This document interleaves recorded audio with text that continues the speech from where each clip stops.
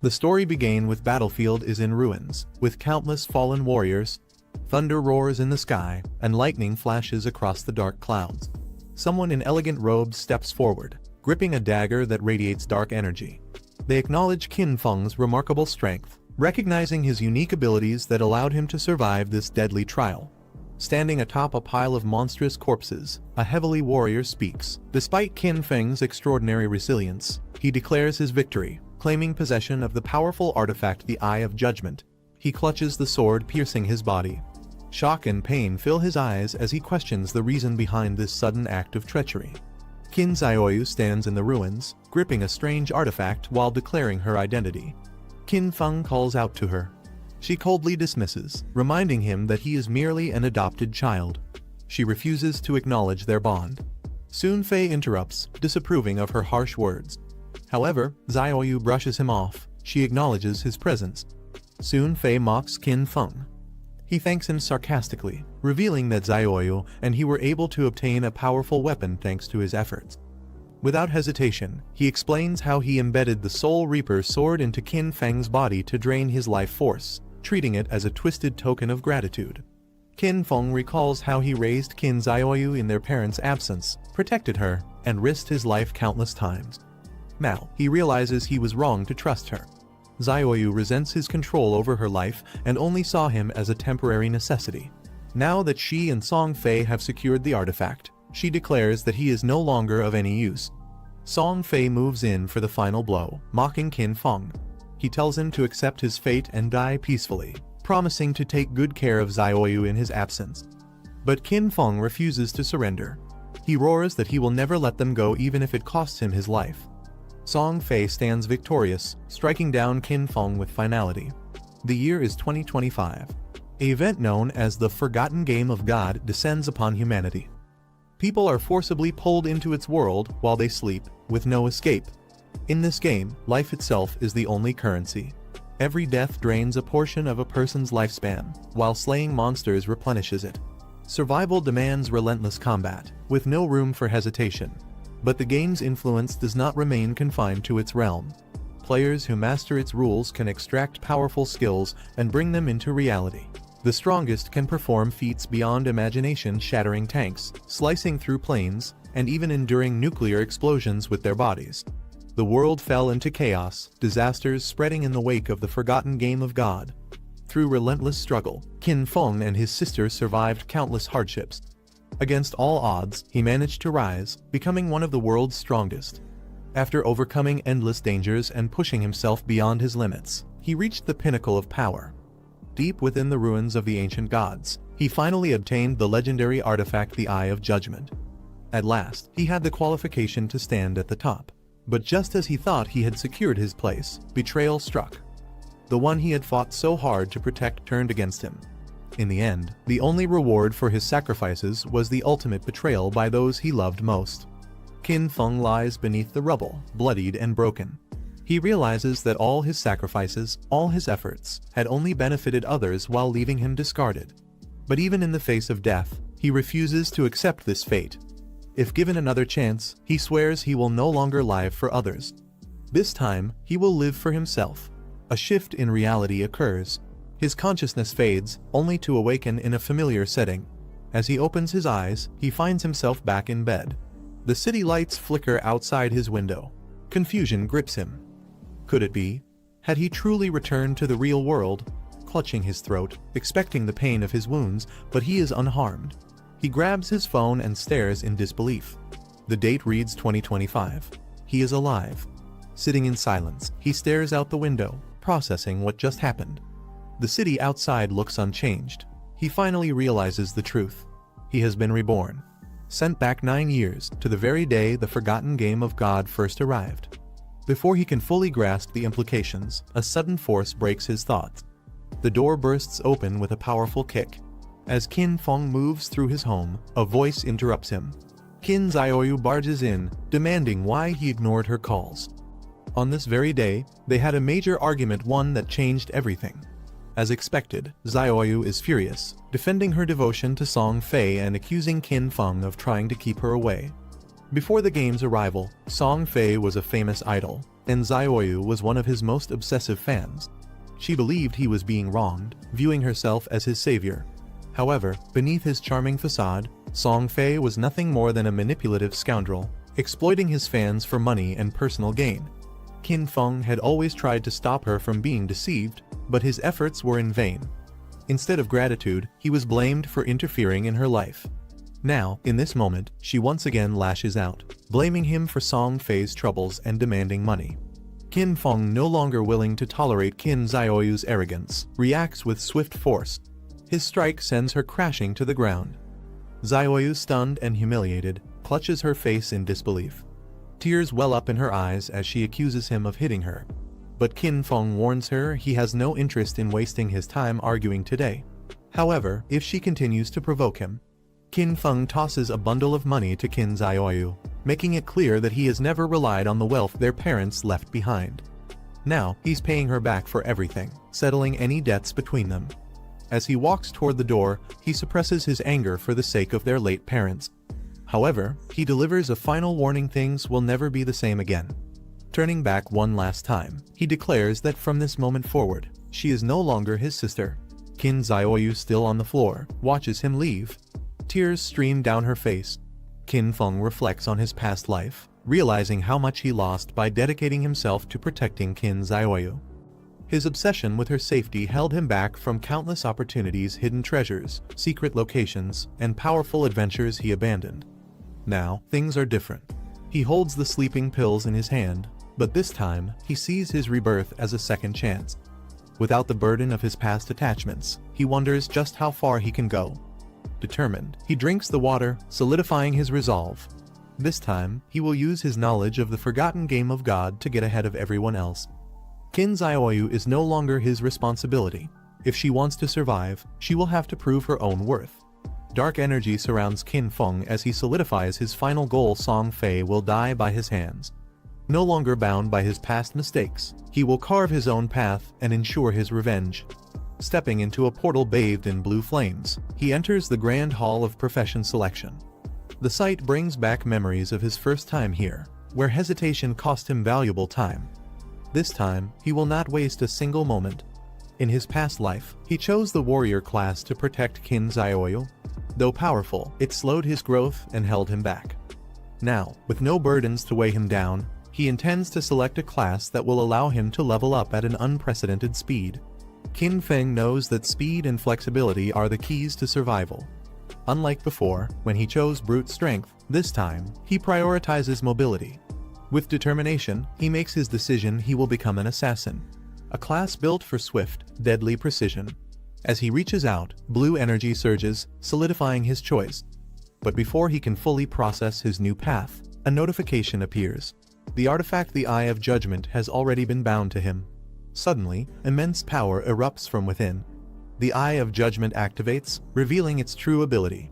A passive trait grants him the highest quality profession and talents upon entering the game abandoned by the gods. Qin Feng clenches his fist, feeling the surge of strength. This time, he won't just survive, he will dominate. Qin Feng realizes the Eye of Judgment has truly acknowledged him as its master. Unlike ordinary artifacts, once bound, it cannot be stolen or used by anyone else. Perhaps, it even played a role in his rebirth. Before he can process this further, dark tendrils burst forth, wrapping around him. A system notification appears: he has unlocked a hidden profession. The shadows consume his form, initiating a complete class transfer. The transformation is complete. A new path, far more powerful than he ever imagined, is now his to walk. The system announces his new identity: he has become the Shadow. Unlike the warrior class he once wielded, this is no ordinary profession. It is the highest tier hidden assassin class, granting him immense power the moment he obtains it. He recalls that hidden professions are only unlocked through sheer luck. Yet, the Eye of Judgment ensured he obtained the strongest one possible. Qin Feng's eyes gleam with realization. The artifact's authority doesn't just enhance his power, it bends fate itself. Just what kind of force is he wielding now? The system informs him that he has acquired the Authority of Judgment, a primordial power that transcends rules and order. However, without divinity, he cannot fully control it, only its passive effect is active for now. Shocked, he realizes this authority has the ability to nullify all established laws. Reflecting on his past life, Qin Feng recalls how the power of order was first discovered in the 7th year of the game abandoned by the gods. A powerful individual had escaped from the Forsaken Earth and arrived at the Land of Order, revealing its existence. However, despite the passing years, no one had managed to obtain it. Now, he understands that he has possessed a power even greater from the very beginning, the original authority that overrides all rules and order. His next goal becomes clear: escape the Earth abandoned by the gods, reach the Land of Order, and obtain divinity. Once he achieves this, he will be able to unleash the full potential of his authority. As the system finalizes his profession selection, a holographic screen appears before him, asking for his game code. Qin Feng finalizes his game identity, choosing a name that reflects his hidden strength, Shadow. The system confirms his code name, marking the beginning of his journey in the Forsaken World.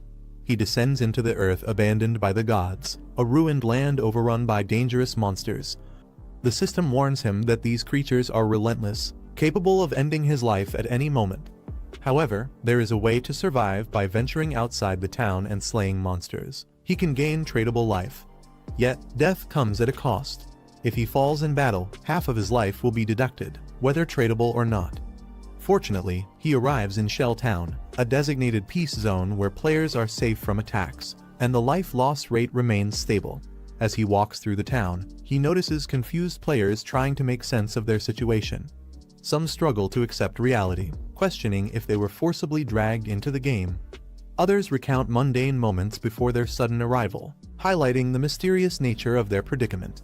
He knows that powerful figures from various nations will soon emerge, shaping the future of this world.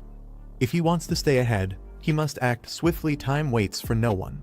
The townspeople eye him with curiosity, noticing the dagger in his hand. Some wonder if he is an assassin, while others compare his abilities to their own, questioning why he seems far more advanced. Suddenly, a shift in energy catches Qin Feng's attention. A bright light flashes, and several players reappear on the town's teleportation circle, groaning in pain. They realize that dying in battle sends them back to town, reinforcing the game's brutal mechanics.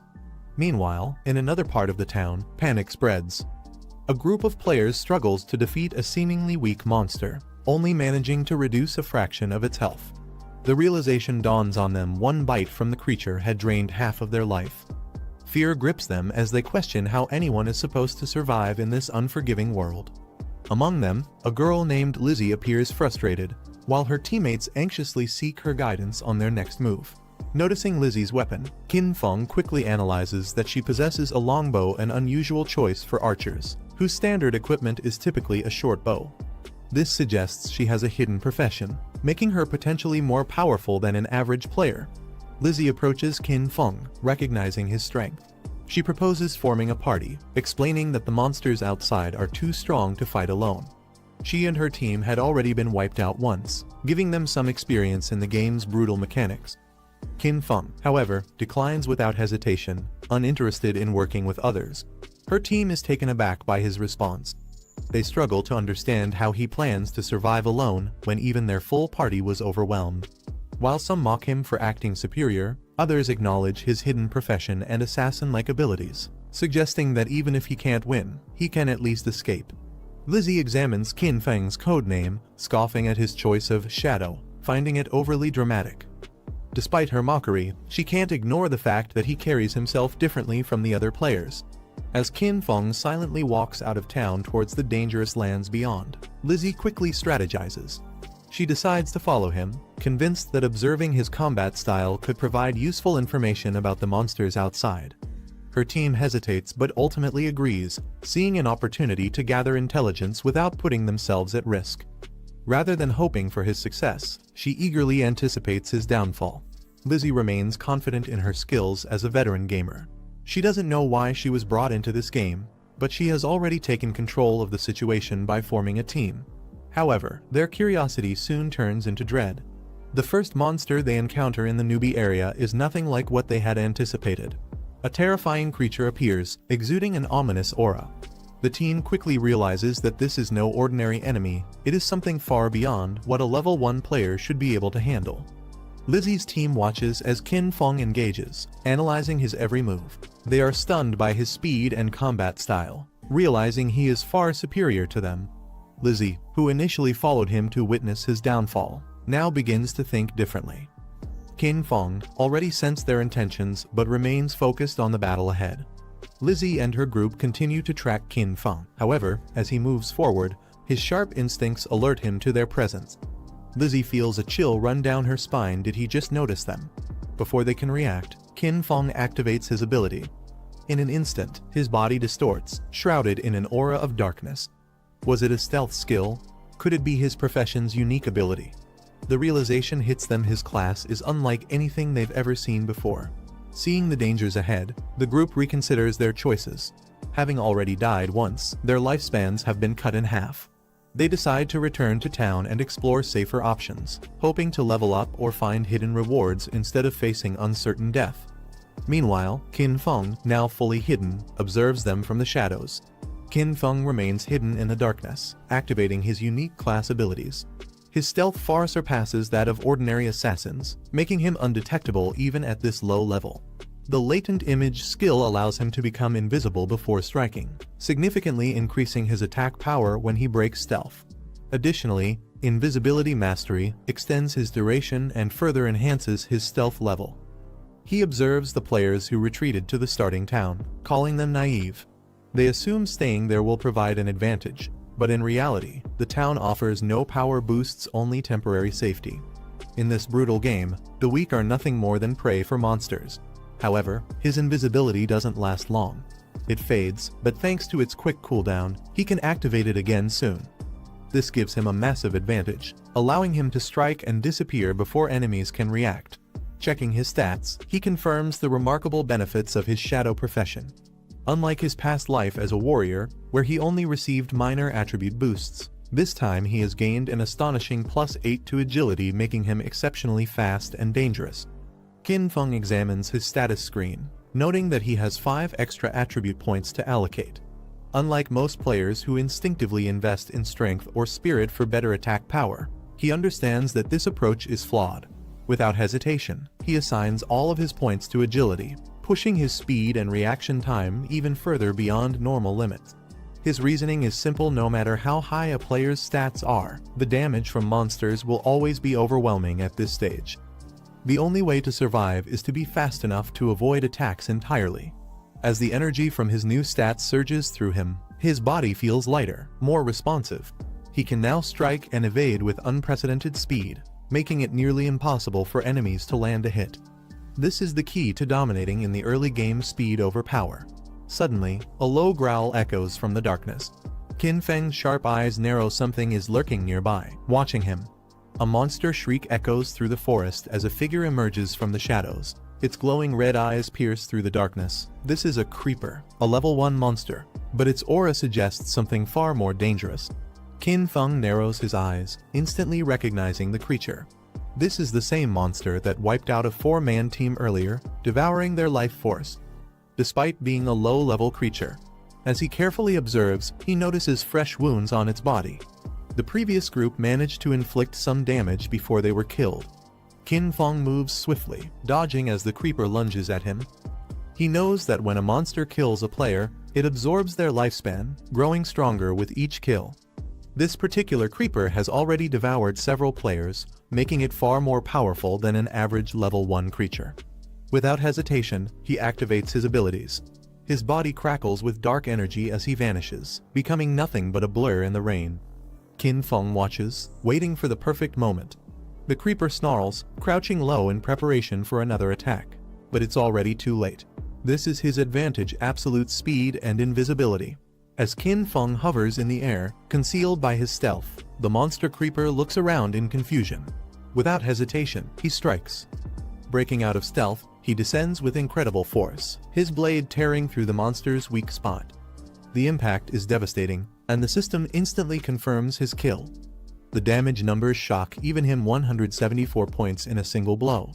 His attack had triggered multiple skills, including backstab, which doubled the damage since the enemy hadn't detected him. The synergy between his abilities makes his offensive power terrifying. As the creeper's body disintegrates, Qin Feng remains silent, analyzing the outcome. Qin Feng recalls his past experiences, remembering how, as a warrior, even a critical hit would barely deal 40 damage. Killing a single creeper had been an exhausting battle, leaving him battered and struggling for survival. But now, with his new class, things were completely different. As the creeper's body disintegrates, golden energy rises from its remains, the life force it had absorbed from the players it killed.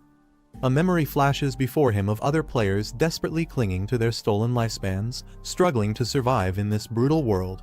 Reaching out, Qin Feng grasps the energy. The system immediately confirms his gain 3 days of transferable life and a staggering 54 years of non-transferable life. This was the reality of this game. Life itself was a resource, and the strong took from the weak. Clenching his fist, he silently acknowledges his advantage. Unlike before, he would not struggle to survive, he would dominate. Qin Feng calculates the life lost by the defeated players. Each had sacrificed decades, adding up to over 100 years. Yet, when he absorbed the lifespan from the creeper, only 54 years transferred to him. This confirms an important rule: lifespan isn't fully recoverable once taken, making it a finite resource in this game. Just as he processes this realization, a sudden burst of energy surrounds him. The authority of judgment activates, unlocking a hidden talent: infinite evolution. A notification explains its effects. When Qin Feng kills monsters in solo mode, he has a chance to earn evolution points, which can be used to upgrade skills beyond their original limits.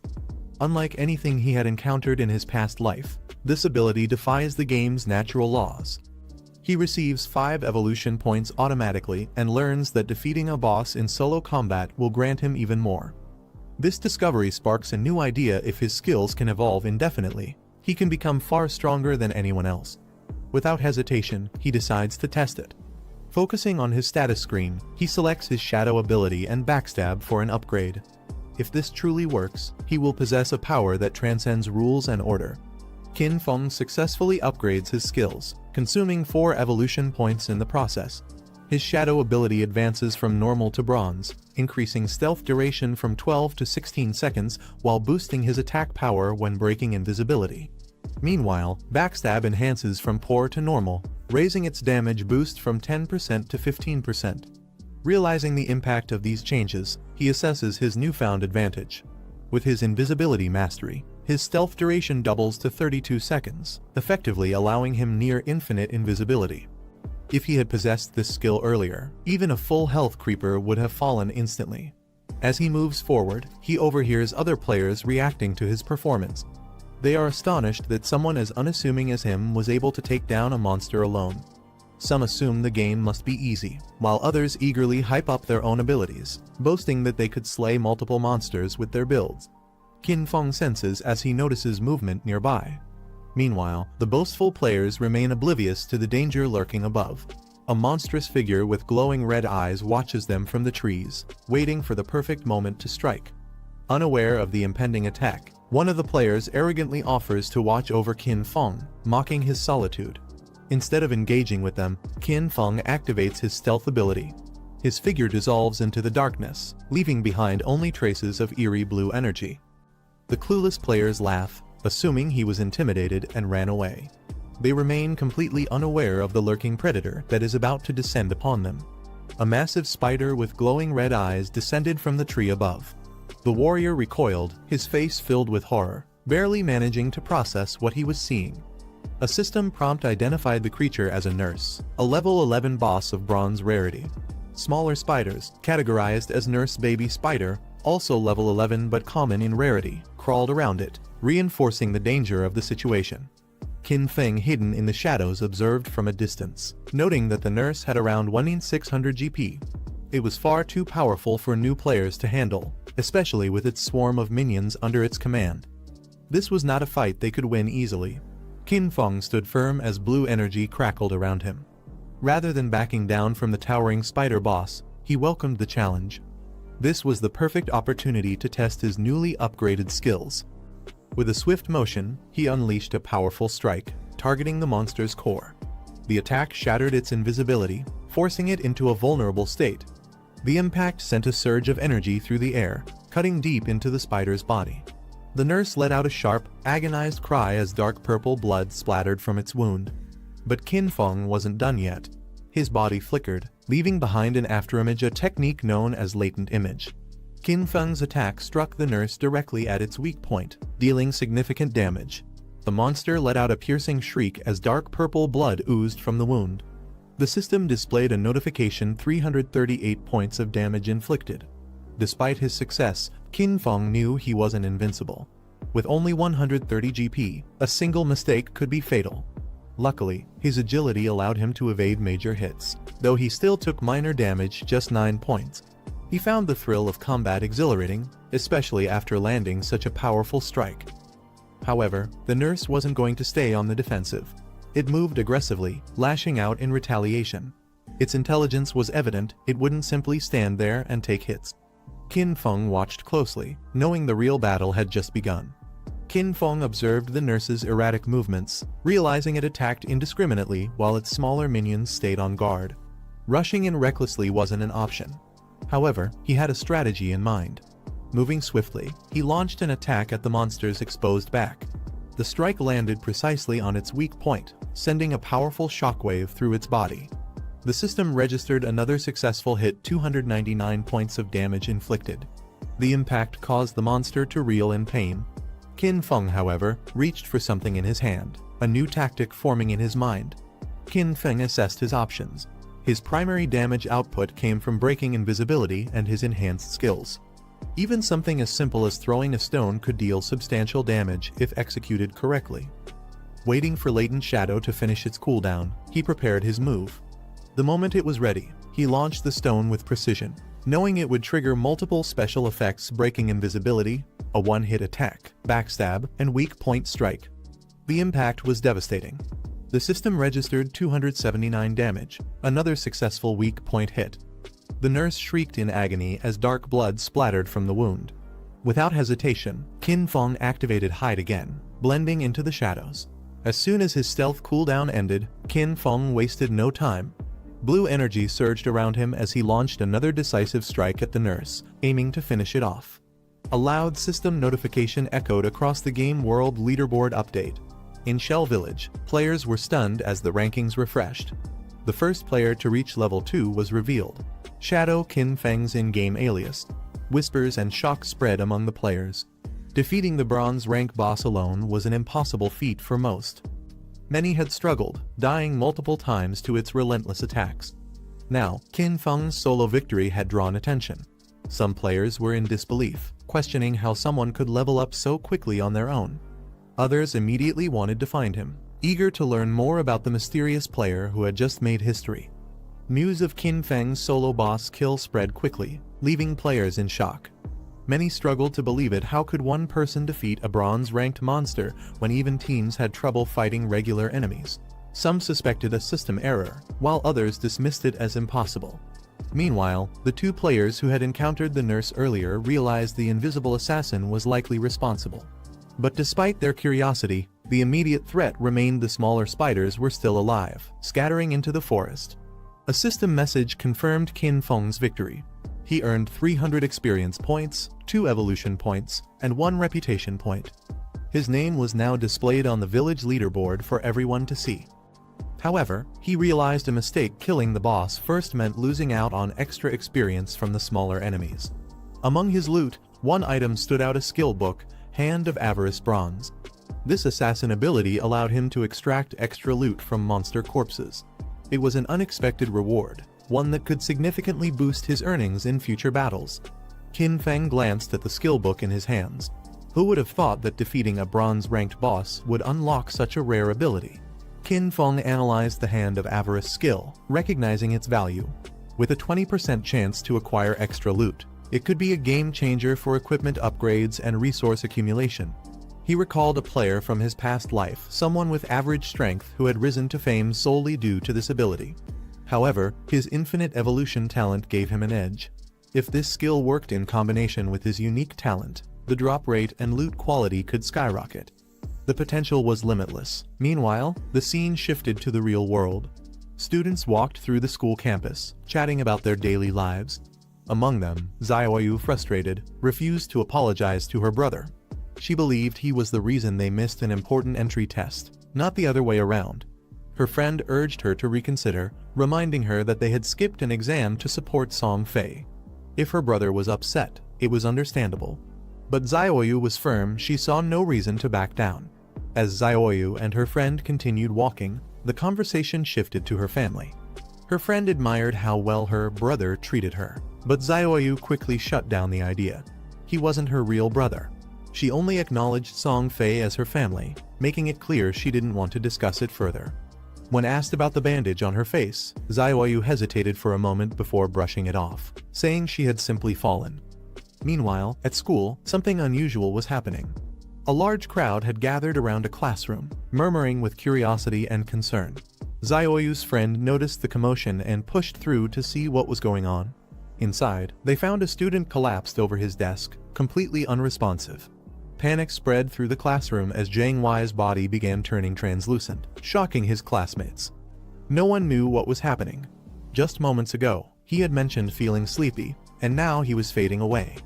News of this strange phenomenon was already circulating online. Reports showed that people around the world were experiencing the same thing, falling asleep and entering an illusory, translucent state with no known cause. Meanwhile, Xiaoyu's friend insisted that she call her brother to warn him, but she refused. Her resentment ran deep. She wanted nothing to do with him. In her eyes, he would be better off dead. Back in the game world, Qin Feng's Hand of Avarice skill successfully evolved from bronze to gold, dramatically increasing his loot drop rate from 20% to 70%. Power surged through him as he unlocked the Hand of Avarice +2, further strengthening his assassin abilities. Qin Feng's Hand of Avarice skill activated successfully, rewarding him with 2 evolution points and 46 transferable days of life. Feeling lucky, he realized he only needed 1 more point to upgrade the skill further. If he reached Hand of Avarice +3, he could achieve 100% extra loot. Equipping himself with the corroded dagger bronze, he noted its significant attack boost and agility enhancement, preparing for the challenges ahead. However, time was of the essence. He predicted that as more people discovered the game's secrets, chaos would erupt in reality. His ultimate goal became clear: reach level 10 and accumulate enough tradable life to extract skills and gear into reality. But killing normal monsters was too slow. He needed to target stronger bosses to advance quickly. As Qin Feng moved through the forest, a sudden shout broke the silence. Someone was in danger. From atop a cliff, he spotted a group of players under attack. Below him, a terrifying level 2 bronze-grade monster, a runner, lunged at its target with razor-sharp teeth. Fireballs streaked through the air as players desperately tried to fend it off. Qin Feng's lips curled into a smirk. A perfect opportunity had just presented itself. Qin Feng's eyes narrowed as he recognized Wang Meng, a well-known player rumored to have formed a team of 6 hidden class users in the game's early days. Wang Meng raised his shield and activated Holy Barrier, enveloping himself in a golden aura. His Sacred Shield warrior profession was far superior to standard warriors, boasting twice the base attributes and an invincible skill. A nearby mage raised her staff, summoning a fiery spell. The mage spell struck the runner, dealing significant damage. Unlike ordinary mages, this prophet class spellcaster had double the attack power and wielded a special prophetic fireball ability.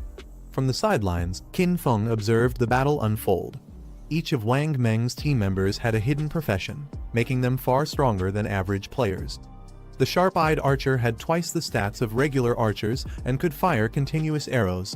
The oracle priest could heal an entire team at once and had double the healing power of a normal priest. With a coordinated assault, the team bombarded the runner with fire, arrows, and holy defenses, overwhelming the monster. Despite their combined efforts, the runner was too fast, dodging attacks and retaliating fiercely. Wang Meng, relying on his Sacred Shield warrior defenses, took a direct hit but managed to withstand it. The oracle priest quickly healed him, keeping him in the fight. However, the archer and healer struggled. Their long-range attacks weren't landing effectively. Wang Meng remained confident, believing they could wear the boss down with sustained attacks, while the healer kept him alive. Qin Feng watched with amusement. Their strategy was straightforward: survive, attack, and slowly chip away at the boss's HP. Qin Feng notes the risk: more monsters are drawn by the noise. Just as expected, 2 contaminators appear behind Wang Meng. Qin Feng identifies them immediately: level 2 monsters called contaminators, known for their dark mud-covered bodies and long-range attacks. One of the players notices the incoming threat and warns Wang Meng, rushing forward to intercept the attack. Without delay, the player strikes back at the monsters. His swift and aggressive attack surprises even Qin Feng, who silently observes. One of the players strikes a contaminator, but the damage is minimal. Its defense proves to be far higher than expected. As the monster retaliates, its body lunges forward, dripping with sludge. Nearby, 2 more players get caught in the monster's mud-based attack. The thick filth clings to their bodies, releasing a foul stench. One struggles to move, realizing their speed has dropped, and they're stuck to the ground. Another mage is caught off guard. A contaminator closes in from behind, and she panics, calling for help as the monster prepares to strike. Just as the mage is about to be attacked, a powerful strike lands on the contaminator, instantly dealing massive damage. The monster collapses before it can land a hit. Nearby players turn in shock, unable to believe what they've just seen. The monster was taken down in a single blow. One player questions if someone outside their group is helping. A contaminator that normally takes several players over 10 seconds to bring down had just been wiped out in an instant. Another contaminator is taken down with a devastating hit. The players are stunned. This was clearly another one-shot kill. Wang Meng asks if anyone saw who did it, but no one knows. Still, he urges the team to stay focused and keep pushing. With only one monster left, the remaining players press the attack. Meanwhile, Qin Feng quietly collects the rewards: experience points, an evolution point, and a rare skill book, Poison Dart. He reviews the new ability. It's an assassin skill that deals continuous poison damage from a distance. Satisfied with its power, he immediately evolves it to the silver level. While the others focus on the last enemy, Wang Meng is suddenly ambushed. A red creature pierces through his armor, dealing a critical blow. The attack lifts him off the ground, and he lets out a cry of pain as blood pours from the wound. His teammates react in panic. One of them calls out to him, while another quickly attempts a healing spell, but it's too late. The damage is too severe, and the spell fails to restore his health. Barely conscious, Wang Meng gives a final warning, urging the others to escape quickly. A high-speed projectile strikes the red monster in the head, dealing massive damage. The force of the hit shocks the nearby players as they witness its health drop drastically in an instant. Despite the hit, the creature isn't down. It roars in rage, green fluid gushing from its wounds, and launches another violent attack. The monster screams, more enraged than ever, its body leaking and trembling with fury. The monster collapses, taking heavy continuous damage from the Poison Dart skill. Qin Feng receives the full rewards for the kill: experience points, evolution points, and over 50 days of life. The damage from his Poison Dart exceeded 90%, securing him the loot. He's impressed that the skill's damage even affects class progression. With stealth and ranged poison attacks, he's confident that no early or mid-stage enemy can match him now. Meanwhile, Wang Meng sits wounded beside the fallen monster. As the loot orb appears, he's shocked by the pain he's enduring. Just as he reaches for the reward, it vanishes before his eyes, taken by someone else. Wang Meng clasps his hands and thanks the mysterious helper, though he doesn't know who it is.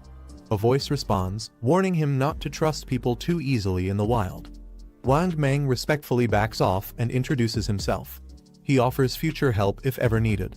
Another player excitedly tries to add the mysterious helper as a friend, but they're urged to leave quickly. Hidden in the shadows, Qin Feng watches quietly. He acknowledges that Wang Meng seems dependable.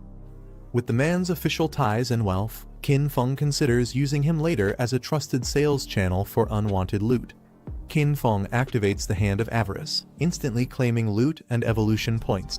He equips a new assassin gear piece: running leather leggings, boosting his defense, elemental resistance, and cooldown speed. Satisfied with his haul, he notes that this wave has yielded plenty of equipment for various classes. Once his backpack is full, he plans to return to town and trade gear for extra life. His growth rate is now far beyond what it was in his previous life. The battlefield remains chaotic, with other players still struggling against the ongoing monster threat.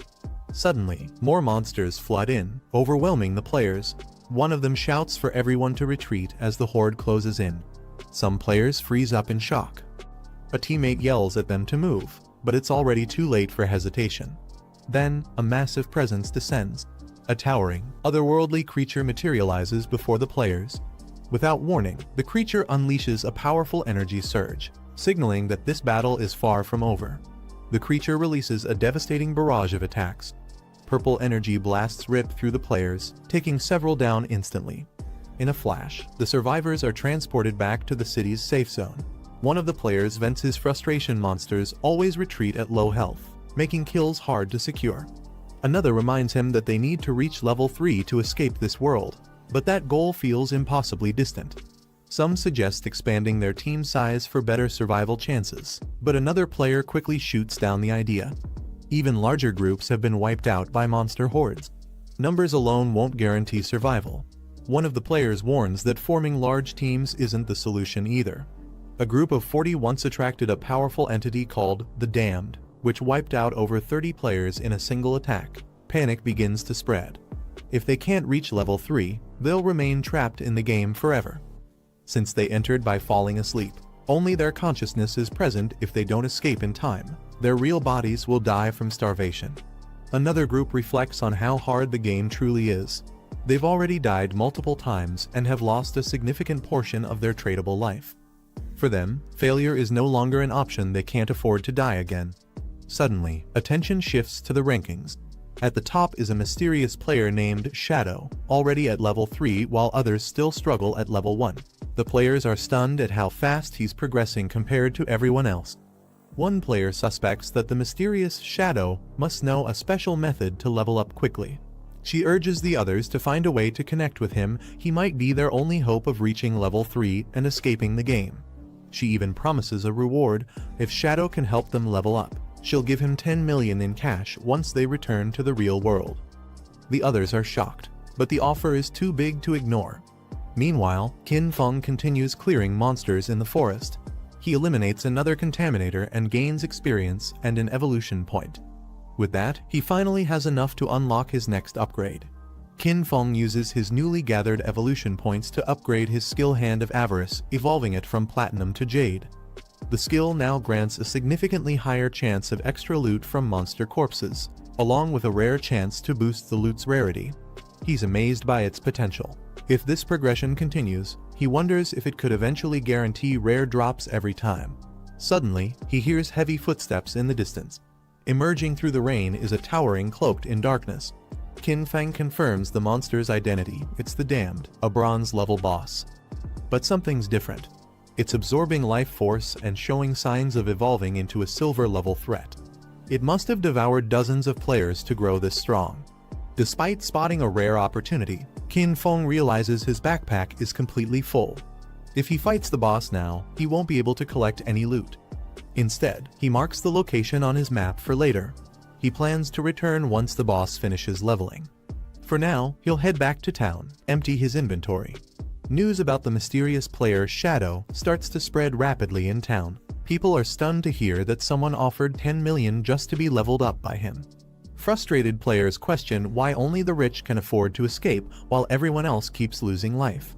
Just then, Qin Feng returns to the city. His sudden appearance turns heads. Without a word, he opens his system panel and begins to sell gear. A message flashes in the air: a limited time equipment and skills sale, only open for 10 minutes. A sudden appearance in the market stuns the players. They're shocked to see someone carrying multiple sets of bronze gear and still offering more for sale. Whispers spread fast. This mysterious player is named Shadow, known for taking down a bronze-level boss and holding the top spot on the leaderboard. Confused about why his face isn't visible, players soon realize he's using the hide face function, which keeps his in-game appearance identical to real life, adding to the mystery. A female mage steps forward, inquiring about a spell's price. Qin Feng responds with a price: 100 days of tradable life. He silently identifies the woman as Grey Rose, currently ranked 11th in Shell Village, another user of the same hide face feature. Grey Rose tries to negotiate the price, saying 100 days is too much.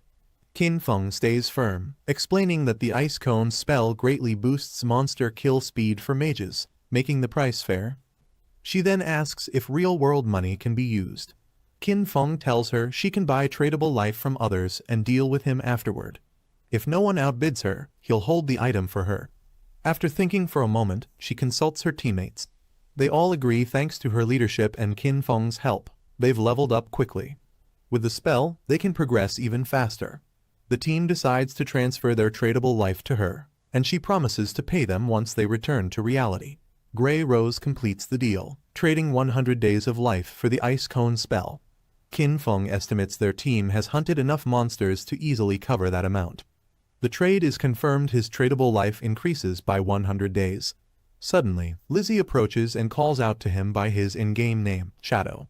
She surprises everyone by offering him a deal, help her reach level 3, and in return, she'll pay 10 million in real cash after they exit the game.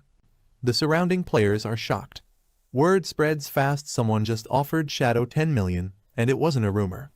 Everyone around is left in disbelief at how easily he just earned that much. Qin Feng recognizes the woman Zhang Lai. In his past life, she led a criminal gang that was eventually destroyed by the authorities. Now, she flaunts her family background, claiming her father runs Dajong Industries and vouches for her wealth. But Qin Feng isn't interested. He recalls rumors of her using money to manipulate players, kidnapping others, and even murdering those who disobeyed her in real life. Disgusted, he rejects her offer without hesitation. Zhang Lai tries to persuade him again, offering luxury and power in return for his cooperation. Qin Feng stating that in this world, only tradable life has value. Cash means nothing.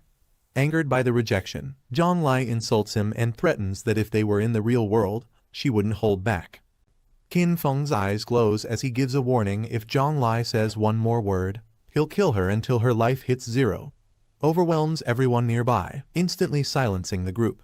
Frightened, Zhang Lai and her team quickly retreat without another word.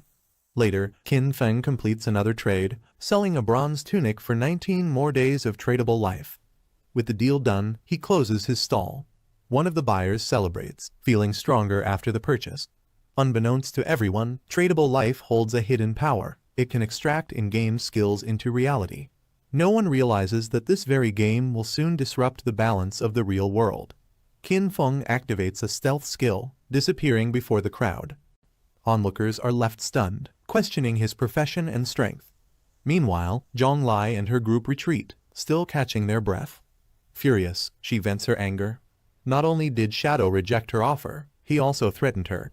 She vows to find him in the real world and kill him. A player greets her casually. He introduces himself as Mao Lijun, also known as Lao Mao, and offers to help her level up in exchange for the million she had previously promised to Qin Feng. Curious, Zhang Lai questions his method. Lao Mao hints he has a trick not many know, but he's willing to share it with her out of respect. He explains that the key is to allocate all initial attribute points to agility. By doing this, their speed slightly surpasses that of the trackers, giving them a vital advantage for survival and faster leveling. Zhang Lai is surprised to learn the game mechanics favor agility over strength in early stages. Frustrated that she already used her points on strength, she quickly accepts Mao Lijun's offer, acknowledging his understanding of the system. Still desperate to level up fast, she offers 5 million to another player, asking him to take her to level 3. He agrees without hesitation. Despite not being as strong as Qin Feng, he sees no reason to turn down the money and mocks Qin Feng's earlier refusal. Meanwhile, Qin Feng is already back in the wild, swiftly moving through the forest. Qin Feng locates a powerful boss monster that's already advanced to silver rank. Surrounded by gray fog, the boss continues to grow stronger with time. Observing its progression, Qin Feng estimates it'll take several more hours to reach gold. Not wanting to wait, he readies his weapon and initiates the attack. He launches a poison dart, followed immediately by a stealth-enhanced strike, dealing a massive critical blow. The boss recoils in pain as poison damage continues to drain its health. Qin Feng activates another skill, latent image, enhancing his movements with explosive speed and precision. Despite the boss being a silver rank, with much higher health than a bronze, he shows no hesitation. The boss begins to power up, summoning a large energy orb above its head, surrounded by violent purple lightning. He understands the mechanics well. 2 or 3 well-placed poison darts are all it takes. He strikes again, launching the final sequence of attacks. The boss, heavily damaged, retaliates with powerful magic-based area attacks. Qin Feng, knowing his low defense wouldn't survive a direct hit, retreats immediately after launching his poison darts. He narrowly avoids the boss's barrage by staying just outside its range. With the enemy still on a rampage, he decides to wait. His key skill, Hidden Shadow, is still on cooldown. He plans to strike again during the boss's vulnerable moment, aiming for a precise finish. As the boss begins to stagger, Qin Feng prepares for the final strike. He knows he must immediately turn invisible again to avoid the next wave of attacks. With precision and timing, he launches forward. This is the chance he's been waiting for. His stealth strike lands a massive critical hit, followed by the ongoing poison damage tearing through the boss's remaining health. The monster lets out a final scream as the damage numbers stack up. The boss begins to retreat. Qin Feng watches calmly, recognizing its desperate attempt to escape. He sees no need to rush. The boss's surrender makes his job simpler. As the monster turns away, he delivers the final blow, swift, precise, and lethal. The attack pierces through, ending the fight in a single clean strike. After killing the silver-ranked boss, the Damned, Qin Feng gains a huge reward: 1800 experience points, 4 evolution points, and levels up twice.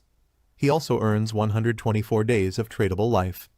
Activating his skill Hand of Avarice, he boosts his rewards even further.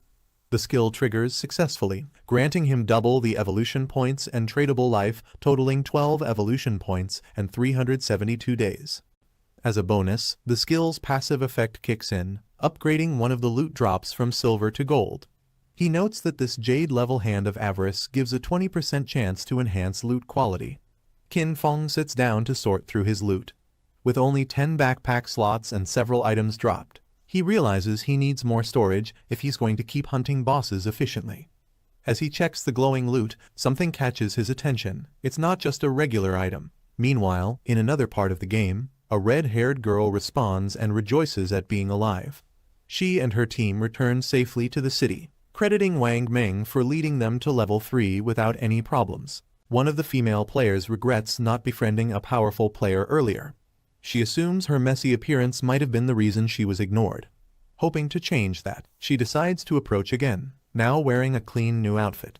Suddenly, a system notification announces a leaderboard update. Qin Feng, under the name Shadow, is now ranked first, having reached level 5. Wang Meng follows in second place, with another warrior in third. The news shocks the nearby players. They're stunned by how quickly Shadow jumped from level 3 to 5. Suspecting he must have defeated a high-level boss or used advanced gear, some players start scheming, hoping to use family members to gain favor with the expert. But others quickly shut down the idea, pointing out how unlikely it is to impress someone moving at that pace. A separate group of players, just now hitting level 3, watches in disbelief. They realize the gap in strength is growing too fast, and they're worried if someone like Shadow will even give them a chance to survive. One of the players steps forward, telling the group to stop worrying about rankings for now. Their priority should be returning to reality and warning their loved ones about the game's dangerous situation. He explains that the real world may descend into chaos, so it's best to prepare their families while there's still time. The group agrees and decides to temporarily log out of the game. Back in the real world, Wang Meng wakes up in a medical facility. Still disoriented, he clutches his head as he regains consciousness. The people around him react immediately, rushing to notify their captain that Wang Meng has finally awakened. They question his condition, worried due to how he had just turned semi-transparent moments earlier. One of them insists Wang should have taken the day off and offers to handle his duties in the meantime. Wang quickly regains focus and calls for everyone to gather. He explains that something critical has happened and needs immediate attention. At the police station, another officer brings up Wang Meng's earlier report how his team of hidden professions was nearly wiped out until someone intervened. Wang confirms it. The one who saved them is known by the code name Shadow. At the time, Shadow was just level 3 like the rest of them, but shortly after the battle, he had already surged to level 5, skipping a full level in between. The officers are stunned by Shadow's rapid level jump. They speculate that he may have defeated a powerful boss and question whether this makes him the top player globally. One of them raises a new concern: if Shadow was already level 3 an hour ago, why hasn't he returned to reality like the others? They wonder if he has no family to inform. Wang Meng admits it's possible Shadow has no one. Another officer jokes, asking if Shadow could be a time traveler. That thought sparks more discussion. One officer points out how time travelers in stories are usually orphans who rise quickly. The female officer, Eniu, playfully insists her theory about Shadow being a time traveler might be true. Her lighthearted comment draws immediate criticism from her superior, who reminds her this is a serious situation and not fiction. The officer confirms that the information Wang Meng shared about the game, abandoned by God, aligns with their recent findings. New reports indicate that several elderly people have died shortly after falling asleep. After cross-referencing data from players who returned to the real world, the pattern became clear: those who died multiple times in the game had suffered real-world consequences. The conclusion is grim. If someone dies in the game, they also die in reality. The situation is declared a supernatural crisis beyond current understanding. Officials believe an unknown force may be invading through the game. In response, emergency orders are issued. Every region is tasked with forming teams to explore abandoned by God and gather information. A professional force must be built immediately. The issue is no longer local. Governments across the world are mobilizing, recognizing the global scale of the threat. Falling behind would mean losing critical strategic ground, so every nation is competing to uncover the truth. In this effort, NU is officially appointed as the leader of Team 1. She accepts the role without hesitation. Wang is appointed as the sub-leader of the team, working alongside NU to select members for the mission. Based on Wang's assessment, Shadow seems approachable. The leadership believes NU's temperament is best suited to investigate him. The mission is clear: uncover Shadow's true identity. NU is expected to represent the government, gain Shadow's trust, and secure the crucial information he holds. Meanwhile, the rest of the force is tasked with maintaining public order as this supernatural crisis unfolds. With everyone understanding their roles, the meeting is officially adjourned. As the sun sets, a group of girls discusses the game's mechanics. One of them shares that players in the same location who fall asleep at the same time appear together in the same starting town. Another girl grows anxious about her parents, worrying they won't adapt well since they've never played games before. One friend advises caution, suggesting they strengthen themselves first, then return to assist their families. Qin Feng's surprised he hasn't reached out. She suspects his pride is holding him back from apologizing. She recalls how he used to calm her whenever she was angry. But this time, instead of comforting her, he actually hit her, something not even her parents have done. The memory still leaves her furious. Still fuming, the girl recalls how her fight with Qin Feng began. She had only skipped class to attend Song Fei's concert, yet Qin Feng hit her during the argument, something even her parents had never done. She swears she won't forgive him unless he apologizes 1,000 times. Despite her anger, she finds comfort in the memory of the concert.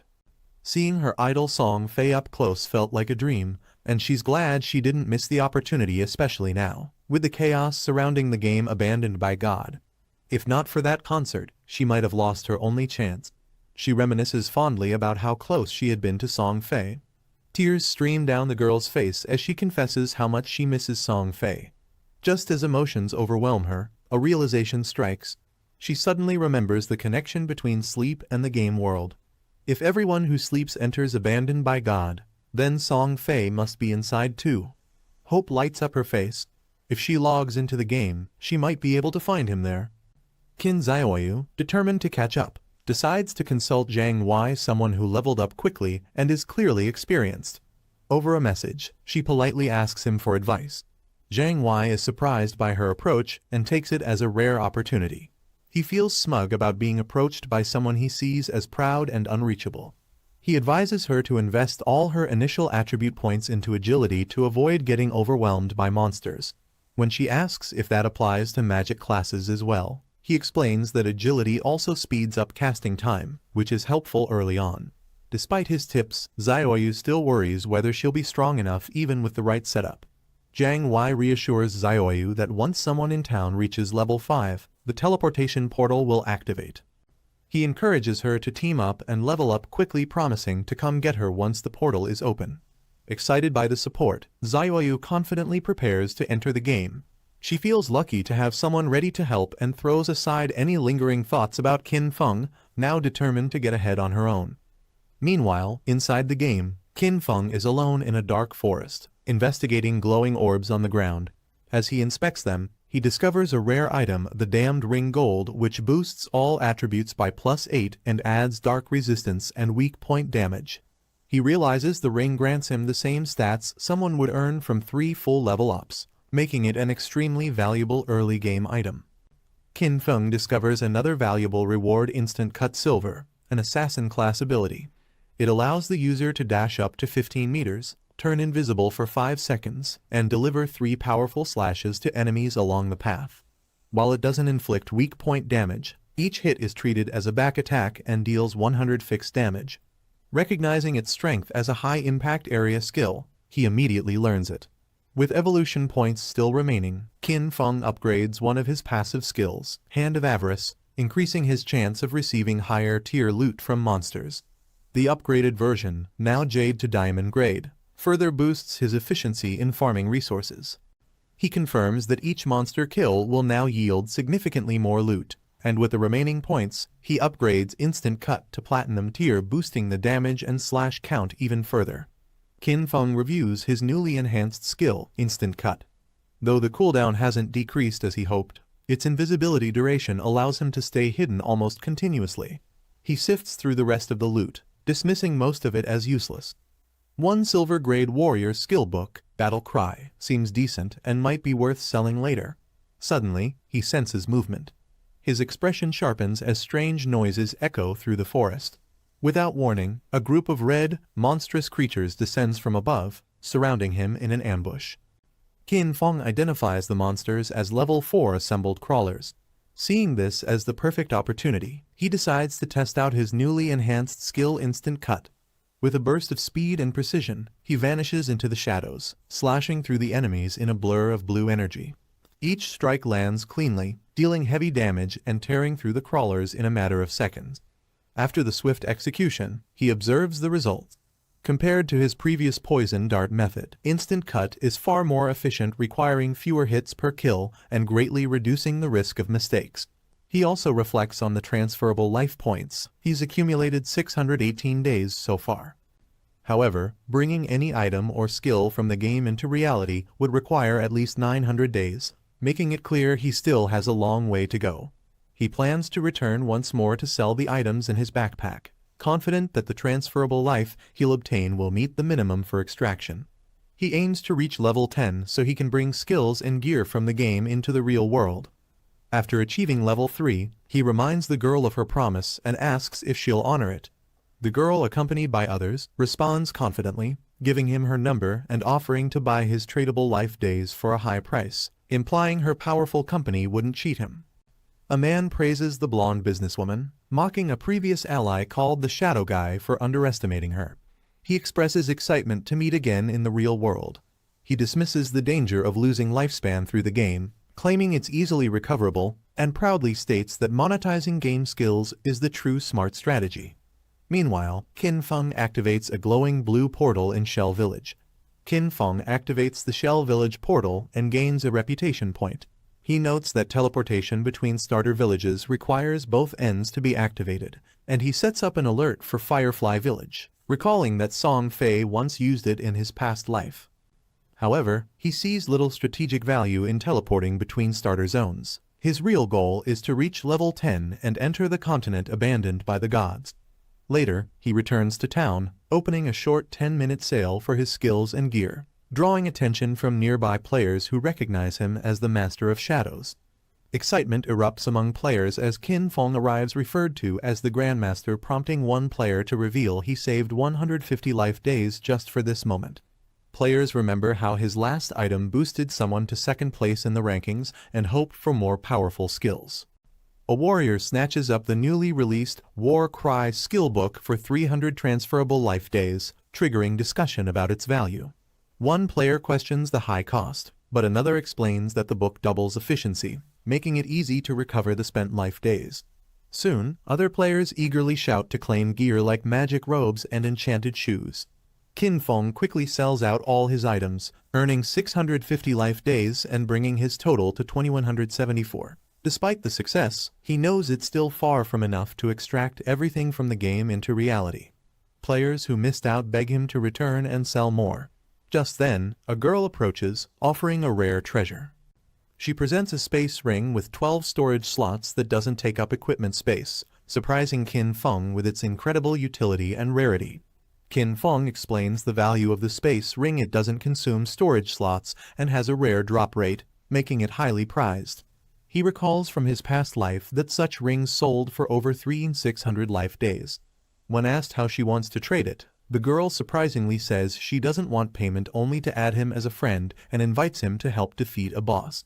Qin Feng accepts, and her friend request is confirmed. She describes the boss as gold level, appearing on a boat in a swamp, too distant and obscured to clearly identify. Qin Feng suspects the rundown boat might be the rare golden ghost ship, a boss known for dropping valuable items and sparking intense competition due to its low spawn rate. Since it's appearing in a starter village, it's likely at its weakest form, making this a prime opportunity. He's surprised it's been found so early and that the girl, possibly tied to Wang Meng's team, obtained a rare storage ring from it. This stirs a memory, leading him to wonder if she's the same girl connected to the legendary golden carp he once heard about in his past life. Qin Feng asks how she found the golden boss, and she explains it was by chance while wandering after re-logging in alone. This reminds him of a rumor from his past life about someone in Wang Meng's team with the golden carp's luck always discovering rare things. He used to think it was just a myth, but now realizes it's true, and she's the one. Surprised, she asks why he's staring, and he brushes it off as nothing. While they walk off together, someone is watching them from the shadows. A boastful man gathers his group, reminiscing about his past leadership and promising riches. When he hears that Qin Feng left with a girl, he mocks him as a typical newbie and rallies his men to follow. Meanwhile, Qin Feng offers to help the girl's team in the boss fight under one condition: any drops usable by them, they can keep. The rest will be his. He justifies it by pointing out that without rewards, some team members would contribute nothing. She agrees but asks if he'd sell any extra gear to her teammates at a discount, revealing her kindness and loyalty.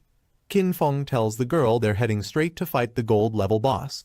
She's shocked, visibly panicked by the idea. She points out that he's an assassin with stealth skills, while she's a mage she wouldn't stand a chance if things went wrong. Calmly, he assures her she won't need to fight and should just watch from safety. Her disbelief grows as she questions how he could take down a powerful boss alone, thinking even for someone like him. The girl is startled as Qin Feng suddenly vanishes into the shadows. Confused and worried, she calls out for him, not knowing where he went. Watching from afar, a gang of thugs assumes he abandoned her. The boss sneers, thinking she's now defenseless, and decides to move in on her, encouraging his men to follow, promising them rewards. Believing she's an easy target, they rush forward with malicious intent, mocking her vulnerability and praising their leader's cunning. Just as the thugs close in on the girl, Qin Feng, now cloaked in shadow, appears and launches a surprise assault. With precise strikes, he instantly eliminates several of them in a flash of blue energy. The system confirms he's earned 12 transactional life days from the kills. He mocks how weak they were, likening them to small monsters. Reappearing beside the girl, she demands to know where he vanished to. He calmly replies that he simply sent their followers back to the village. The girl jokes that she thought Qin Feng had gone to the bathroom, then humorously wonders how his invisibility works for such things, much to his silent annoyance. He quickly changes the subject, urging her to guide him to the boss. Meanwhile, in the game world, a new player, a girl in a purple robe, logs out into the game. She marvels at how realistic everything feels, especially the magical staff in her hands, while nearby players notice her arrival. She is thrilled to unlock the hidden class, Priestess of Life, hoping it will put her on par with Song Fei. However, she grows irritated thinking about Qin Feng, blaming him for being unreliable despite acting like a leader. She decides to move forward on her own, now confident with her new class and support from Zhang Wei. Later, she spots the leaderboard and is stunned to see Shadow, Qin Feng's alias, already at level 6, far ahead of others. Realizing how powerful he really is, she regrets siding with Zhang Wei and wonders where she can find Shadow to team up instead. Wang Meng is frustrated as he fails to contact a teammate named Oscillating with the Wind. The team urgently discusses their next step, knowing they can't proceed without a healer. One of them reminds the group that they aren't skilled enough to manage alone like top-tier players and insists they find a replacement. As they talk, a girl approaches and offers her help. She reveals that she's a Priestess of Life, a hidden class healer. Meanwhile, a ghostly ship appears in the water. Qin Feng recognizes it immediately. It's the Golden Grade Ghost Ship. She told to stay hidden and avoid any surprise attacks. She agrees, leaving the boss fight to the expert. Qin Feng launches himself down at full force, activating his skill at the perfect moment. He notes that the ghost ship's presence has created a rage zone, accelerating time 100-fold. Although the area rapidly drains life energy, 15 minutes here equates to 1 full day. The ghost ship is confirmed to be a level 5 entity of gold grade. A spectral boss stands aboard, and a timer begins counting down. Only 45 minutes and 25 seconds remain. Qin Feng confirms that there's a limited time to defeat special bosses, but with 45 minutes remaining, he's confident it's more than enough. He activates Instant Shadow Slash, striking the boss multiple times and dealing heavy damage. The boss retaliates with Venom Dart, but Qin Feng swiftly dodges. Qin Feng lands a critical hit on the ship using Stealth Break Strike, targeting a specific point with precision. He reveals the key difficulty of this boss. Most players don't know its weakness. Damage appears, but not from hitting the skeleton, it's from striking a hidden part of the ship. He explains the real weakness isn't the skeleton or the ship's body, but the ghost fire bell at the tip. Once it's hit, the boss triggers a powerful response. The boss begins manipulating the surrounding water and prepares a massive area of effect attack, aiming to wipe out everything nearby. A powerful water pillar strikes with extreme force. Even early-stage warriors in silver armor can barely survive it. Qin Feng notes he only dodged because his shadow class has high starting agility. After launching the AI attack, the ghost ship summons 12 decaying water ghosts, adding another layer of danger. Each summoned ghost has silver tier strength. The ghosts attack wildly, overwhelming most parties. Worse, the boss continues summoning one every 3 minutes. If not dealt with quickly, the growing number leads to full team elimination. Qin Feng stays in an invisible state. He waits patiently for the perfect moment to strike.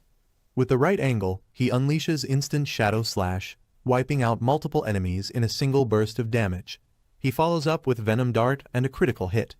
The attacks rain down without giving the boss any time to react. Watching from a distance, the priestess is stunned. She realizes this is the top-ranked shadow. His movements are so fast and lethal that the boss has already lost half its health without a chance to fight back. Qin Feng calmly tells his teammate not to interfere, stating he'll die soon and revive on his own. Confused, she questions why he would say that when he has the upper hand. She also reacts to being called Little Black, unsure what it means. Qin Feng keeps calling her Little Black despite her protests. She clarifies her name is Black Plum Big Plum, not Little Black, but gives in and accepts the nickname. Meanwhile, a man in another area curses his carelessness. Once a legend who defeated many, he now finds himself humiliated struggling against a young girl. One of the players reports to his boss that the girl is near the cliff and Qin Feng is fighting the boss solo below. The boss gathers his group, confident he can finally defeat him this time. Qin Feng targets the ship's fourth weak point, its most difficult one to deal with while still in motion. As the boss's health drops to half, the golden ghost ship activates a large-scale AI Soul Surge, flooding the area with deadly energy. Qin Feng realizes he's vulnerable, unable to move for 5 seconds, and knows he can't dodge the upcoming attack in his current state. The priestess watches in shock. Qin Feng, overwhelmed by the ghost ship's powerful soul surge, braces for impact as energy surges around him. He takes a fatal hit, losing over 1,000 HP. A message confirms his death. System notifications reveal the cost: he loses 326 years of untradable lifespan and 1087 days of tradable lifespan as a penalty for dying in the rage zone. The enemy leader mocks Qin Feng's failure, laughing and calling him arrogant for challenging a gold-tier boss solo. They notice the dropped lifespan orbs and are surprised by how much he had. The boss still has half its health left, so they decide to charge in and finish it off. They're excited at the opportunity not just to defeat the boss, but also to collect a huge amount of lifespan for themselves. Suddenly, as one of them reaches for the orb, a glowing gateway opens above. The leader looks up, confused. In the real world, frustrated players shout in disbelief. They can't understand how the boss became this powerful, or how Qin Feng managed to cut its health in half so quickly. Despite heavy losses, the enemy leader refuses to give up. He urges his team to continue, unwilling to accept defeat. Suddenly, Qin Feng appears near the lifespan orbs, surprising everyone. Qin Feng returns, and the priestess is surprised by how fast he revived. He asks about the lifespan orbs, and she explains a group of players charged in, but were wiped out by a water column. He smirks, saying they overestimated themselves. He recalls that in his previous life, he had also suffered because of this very boss. He explains that the ghost ship only uses its immobilization skill once. After that, it becomes easier unless it gets damaged while at low HP, then it may teleport, making it harder to kill. Without wasting time, Qin Feng activates Poison Dart. He strikes the ghost ship's weak point again, landing a powerful hit with precise timing. The boss retaliates, but Qin Feng continues dodging incoming attacks. He uses instant Shadow Slash, confidently stating he has already figured out the boss's attack patterns. From a distance, the rival group spots Qin Feng battling the boss again. They decide to wait for the right moment to ambush and eliminate both him and the boss. The priestess notices the enemy group returning and gets frustrated they're causing trouble again. She realizes she can't let them interfere while Qin Feng is about to finish off the boss. She begins casting a powerful lightning spell, channeling energy through her staff. Lightning strikes down on the enemies, damaging several of them and taking some by surprise. The enemy leader shouts in confusion, asking who's attacking them. One of his men points out that the mage is behind the assault. The enemy leader gets furious and orders his men to kill the priestess for interfering. She panics as they charge at her. She runs across the cliff, calling for help while the group chases after her with weapons drawn. Meanwhile, two mans quietly observe everything from behind a tree. Qin Feng reflects that the golden ghost ship is nearly defeated, but it's proven difficult even as a level 5 boss. His damage output was too low, which prolonged the battle and drew attention.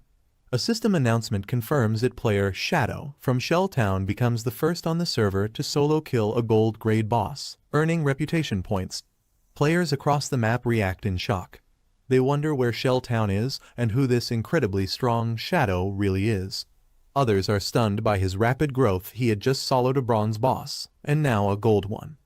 One girl watches quietly, thinking that if she could team up with him, she might finally catch up to her brother. The defeated boss drops a large number of valuable lifespan orbs and items. The rival group notices that Qin Feng hasn't collected the loot, assuming he's hiding with invisibility. They believe he's wary of them and plan to ambush him. One of them, Guang, is told to activate his detection skill and finish Qin Feng off. Guang summons a phantom horned eagle, a beast that can detect invisible targets. He draws his bow, preparing to launch an anti-invisibility skill. Qin Feng realizes their strategy and recognizes the beast's ability. However, he remains calm. His assassin class has a passive +1 invisibility level, meaning basic detection like this won't expose him. The group assumes Qin Feng has fled after seeing their numbers. They relax slightly, thinking he's smart for running. They decide to guard the loot. Since ownership lasts 5 minutes, they plan to wait it out before claiming everything. Unaware of the danger, they casually talk while standing near the loot, believing they're in control. Suddenly, Qin Feng strikes from the shadows with instant Shadow Slash, catching them completely off guard with a devastating ambush. Qin Feng looks around at the loot and wonders where the priestess went, deciding to find her later. He has enough evolution points and chooses to upgrade his Greedy Hands skill from Diamond to Epic before collecting the loot. The upgraded skill gives a 100% chance to upgrade loot by 1 tier, exciting him with its potential. He activates the skill, gathering all the lifespan lights in a swirling golden aura, ready to absorb them with a satisfied grin. Qin Feng activates Greedy Hand, unleashing a powerful golden energy across the forest as it gathers the loot. He gains multiple rewards, evolution points, hundreds of tradable lifespan days, and 2 rare Ghostfire Bells. The Ghostfire Bell grants powerful passives and actives preventing lifespan loss on death, increasing dropped lifespan, and stunning nearby enemies. Holding 2 doubles the effect. As Qin Feng examines the items, he hears the priestess calling for help. Realizing something's wrong, he immediately starts searching for her. He continues searching, calling out for the priestess. He suddenly hears her panicked voice, warning others not to come near. Priestess surrounded by a group of enemies making vile remarks and threatening her, trying to force her into submission. She stays defiant, clutching her staff and refusing to back down. The priestess leaps off the cliff to avoid capture, holding her staff tightly as she falls. She crashes to the ground below, motionless. One of the enemies is stunned by her resolve, quietly admitting she really went through with it. Her spirit communicates with Qin Feng, saying she's already died and returned to town. She mentions that the party's tradable lifespan is safe with Wang Meng. Qin Feng solemnly acknowledges her message and promises to deliver the loot to her soon. Qin Feng reviews his gains: 3,115 days of tradable lifespan and 21 evolution points. A prompt appears asking if he wants to keep evolving his greedy hand skill, now at epic rank. Seeing the high cost of evolution, 210 points, he decides to prioritize offensive skills instead, knowing stronger damage will help him tackle tougher bosses and earn better loot. He evolves Instant Shadow Slash, improving its range, duration, and damage output. Now, even basic slashes deal significantly more. Qin Feng explains that without stealth, he can now deal 3,000 damage, but if he performs a stealth backstab, the total burst can reach up to 6,000, making him even more lethal.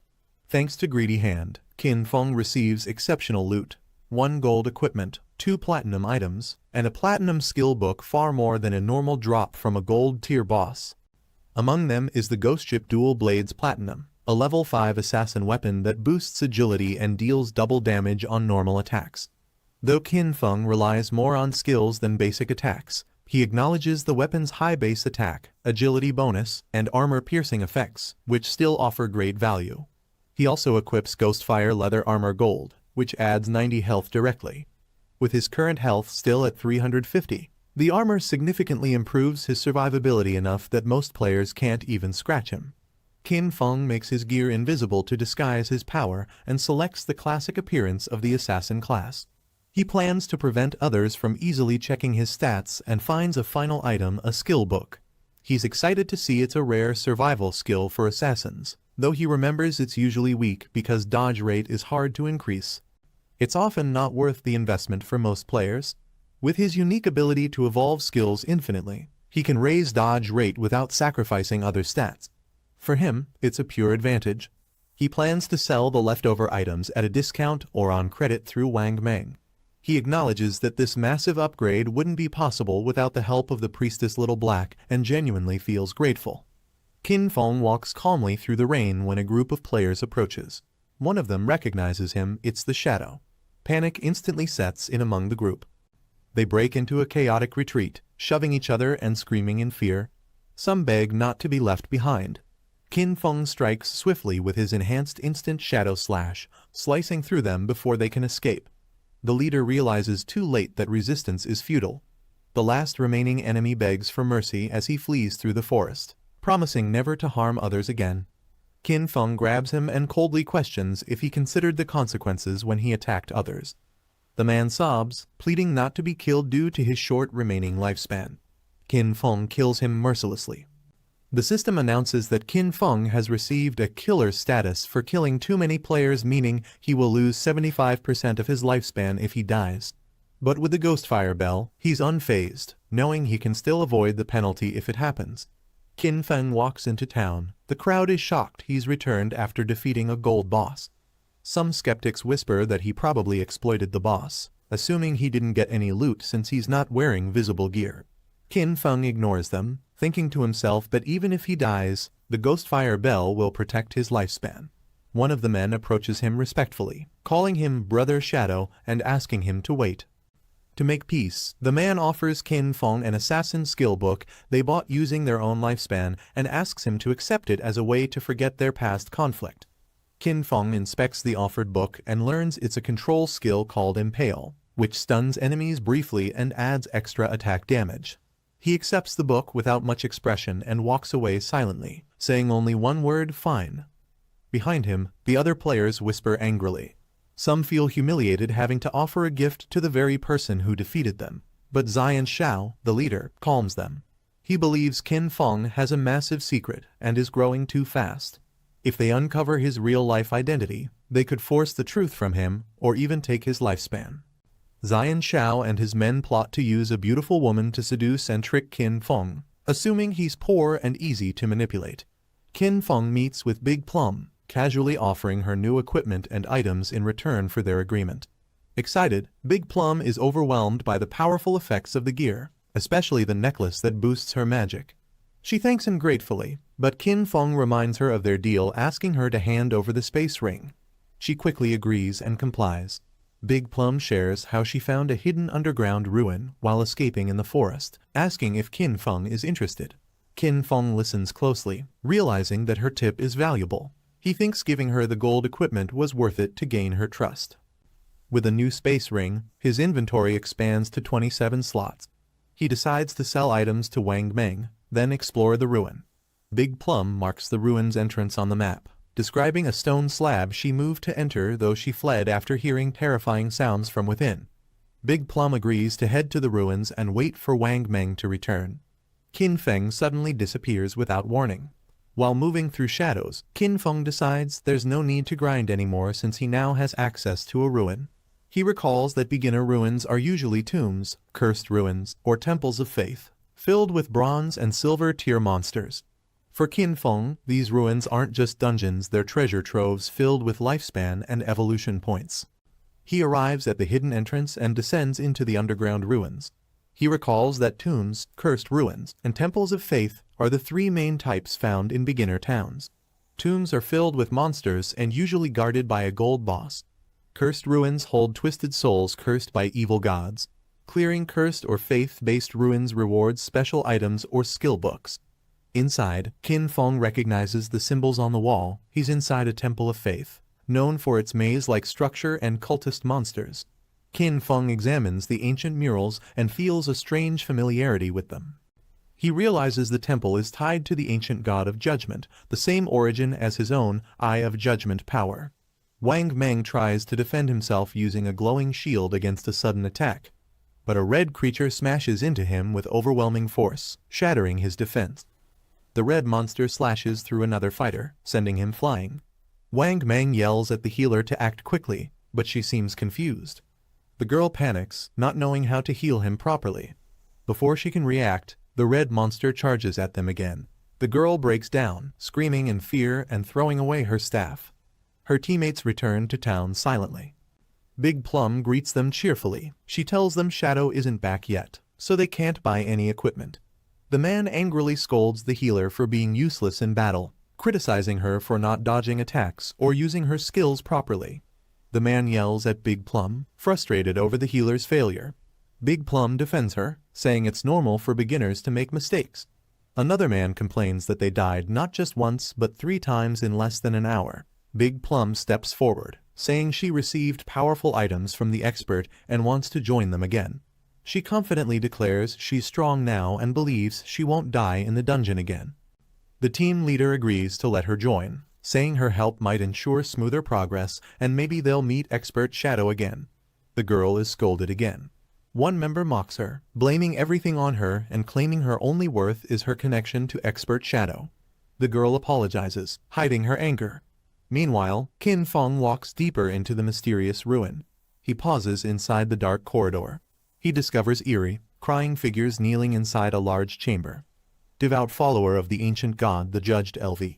10 tier, Silver Qin Feng uses instant shadow slash to ambush the kneeling devout followers. Despite landing a backstab, their HP barely drops. He realizes their combined health surpasses even the Golden Ghost ship's boss. The followers kneel again, facing his direction, though he's still in stealth. He suspects they're reacting to his Eye of Judgment skill. Curious, Qin Feng steps forward and calmly asks, "Do the two of you know the way? Guide me." Qin Feng realizes the devout followers are fully corrupted and have lost their sanity, now only stealing lifespan from humans. He recognizing the threat 2 silver bosses. They try to flee, knowing even one is too much to handle. A girl from the new team is attacked and poisoned, overwhelmed by the silver tier monster's strength. Qin Feng identifies the group Grey Rose, the team of the girl who bought the spike. He notes that while they've found the ruin, none of them are strong enough to venture deeper. He is surprised by the generous loot drop over 100 days of tradable lifespan from the 2 silver tier followers. After inspecting the temple, he finds no traps or hidden treasures and starts wondering if these were just mini-bosses. Frustrated, he decides to kill them off, ending their existence swiftly. The system rewards him with 4,000 XP, 4 evolution points, and 188 days of tradable lifespan, boosting him to level 9. Qin Feng activates his upgraded Greedy Hand skill, triggering a golden loot explosion. He celebrates the epic tier upgrade, gaining massive rewards, 32 evolution points, 1504 days of tradable lifespan, 4 gold tier, and 10 silver tier items. Among the loot is a powerful gold pendant that boosts agility, reduces cooldowns, and can summon a silver follower. Qin Feng calculates the benefits. His stealth cooldown dropped to 19. 25s, poison dart to 3, 75s, and instant shadow slash to 8, 85s. Excited, he notes that this boost will make future grinding far more efficient. Qin Feng stands in the temple center as golden light swirls around him. Suddenly, a hidden mechanism triggers from the floor. He observes it closely, realizing that clearing all the monsters activated this next stage of the dungeon. Qin Feng inspects the strange pillar that emerged from the floor. As it creaks and shifts, he realizes it's a hidden mechanism. The ground opens beneath him, revealing a descending platform. He steps on and identifies it. It's a lift leading deeper into the ruins. He reaches the end of the lift's long descent, estimating a drop of 300 to 400 meters. As he steps off, he surveys his surroundings and realizes he's entered a dark, eerie area. It's not just any room, it's the maze hidden beneath the temple. He explores the maze beneath the temple, aware that hidden traps are scattered throughout. Given his fragile build, triggering even one could be fatal. To stay safe, he uses his Pendant of the Faithful to summon a silver-tier devout follower. He commands it to scout ahead and activate any traps in his place, ensuring his own safety while progressing deeper into the maze. With the summoned lackey scouting ahead, Qin Feng safely explores the maze. He decides to evolve his dodge passive skill first to stay safe, upgrading Ghost Shadow Blur to Epic Tier, giving him a 75% dodge rate and immunity to all damage during dodge activation. He then uses the remaining points to evolve Instant Shadow Slash to Epic Tier, increasing its slash width, damage, and duration. Qin reflects that evolving higher tier skills is more efficient, as Epic Tier skills only need 10 points to reach Legendary, making rapid power growth possible. He explains that even low-tier skills can be quickly pushed to Epic by spending just a few evolution points. He evolves his stealth skill, Shadow Sneak, from Gold to Platinum, enhancing its stealth duration, attack power, and reducing cooldown. Thanks to his cooldown reduction attributes, its final cooldown becomes 3 seconds. Confident, he declares that from now on, all his skills will be Epic Tier or higher. Meanwhile, the summoned follower triggers a hidden mechanism, causing a massive stone to descend before Qin Feng. Qin Feng's summoned follower dies, forcing him to wait for the cooldown before summoning again. Aware of the maze danger, he proceeds cautiously, hoping to find valuable loot. Meanwhile, on the upper layer of the temple, members of the Grey Rose Party confirm that the two monsters have mysteriously vanished. The Grey Rose team is shocked to find their stolen lifespan gone and the Silver Bosses defeated. They speculate that only expert Shadow Qin Feng could have done it. One of them recalls seeing him communicate with the monsters and wonders if he used a mind-controlling skill. Meanwhile, Qin Feng slaughters another enemy and reaches the end of the maze after 3 hours of cautious progress. He reflects that in his past life, reaching this point would have cost hundreds of lives. He continues deeper into the maze, commanding his summoned silver-tier follower to open a mysterious stone door ahead. The follower struggles, pushing with both hands, but the door remains firmly shut.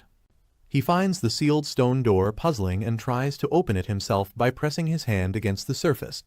Suddenly, blue energy pulses and the door bursts open with a loud force, blowing wind and dust outward. Qin Feng and his follower are caught off guard by the unexpected reaction. Qin Feng cautiously steps forward and finds himself in front of a thorn-wrapped treasure chest guarded by a mysterious NPC. The chest appears locked and dangerous. The NPC, shrouded in a nun-like outfit with an eye symbol on her hat, emits a strange aura. He observes the strange NPC, baffled as all her details remain hidden behind question marks. She speaks in an unknown language, then suddenly begins glowing with golden energy. The thorns around the locked treasure chest also disappear, leaving Qin Feng even more puzzled by this mysterious encounter. Qin Feng observes the now unsealed golden chest, glowing with powerful energy. He suspects the mysterious woman is linked to the Eye of Judgment. Aware it could be trapped or a mimic, he cautiously prepares. Instead of risking himself, he orders the summoned follower to open the chest. He obtains an Epic Tier Assassin skill book, Bestowal of Mercy. Its passive greatly increases damage to weak points and doubles their hitbox size. The active skill Slit Throat applies damage over time equal to the initial strike's power. He analyzes that Slit Throat is especially powerful.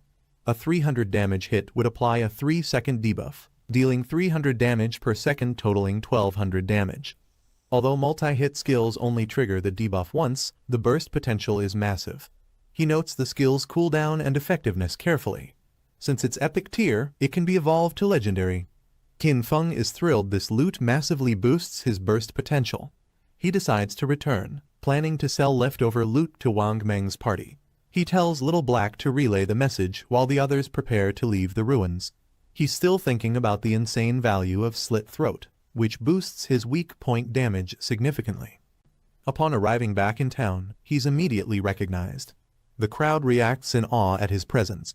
Players shout his name Shadow and rush to interact with him. Some ask to join him, others offer help or try to impress him.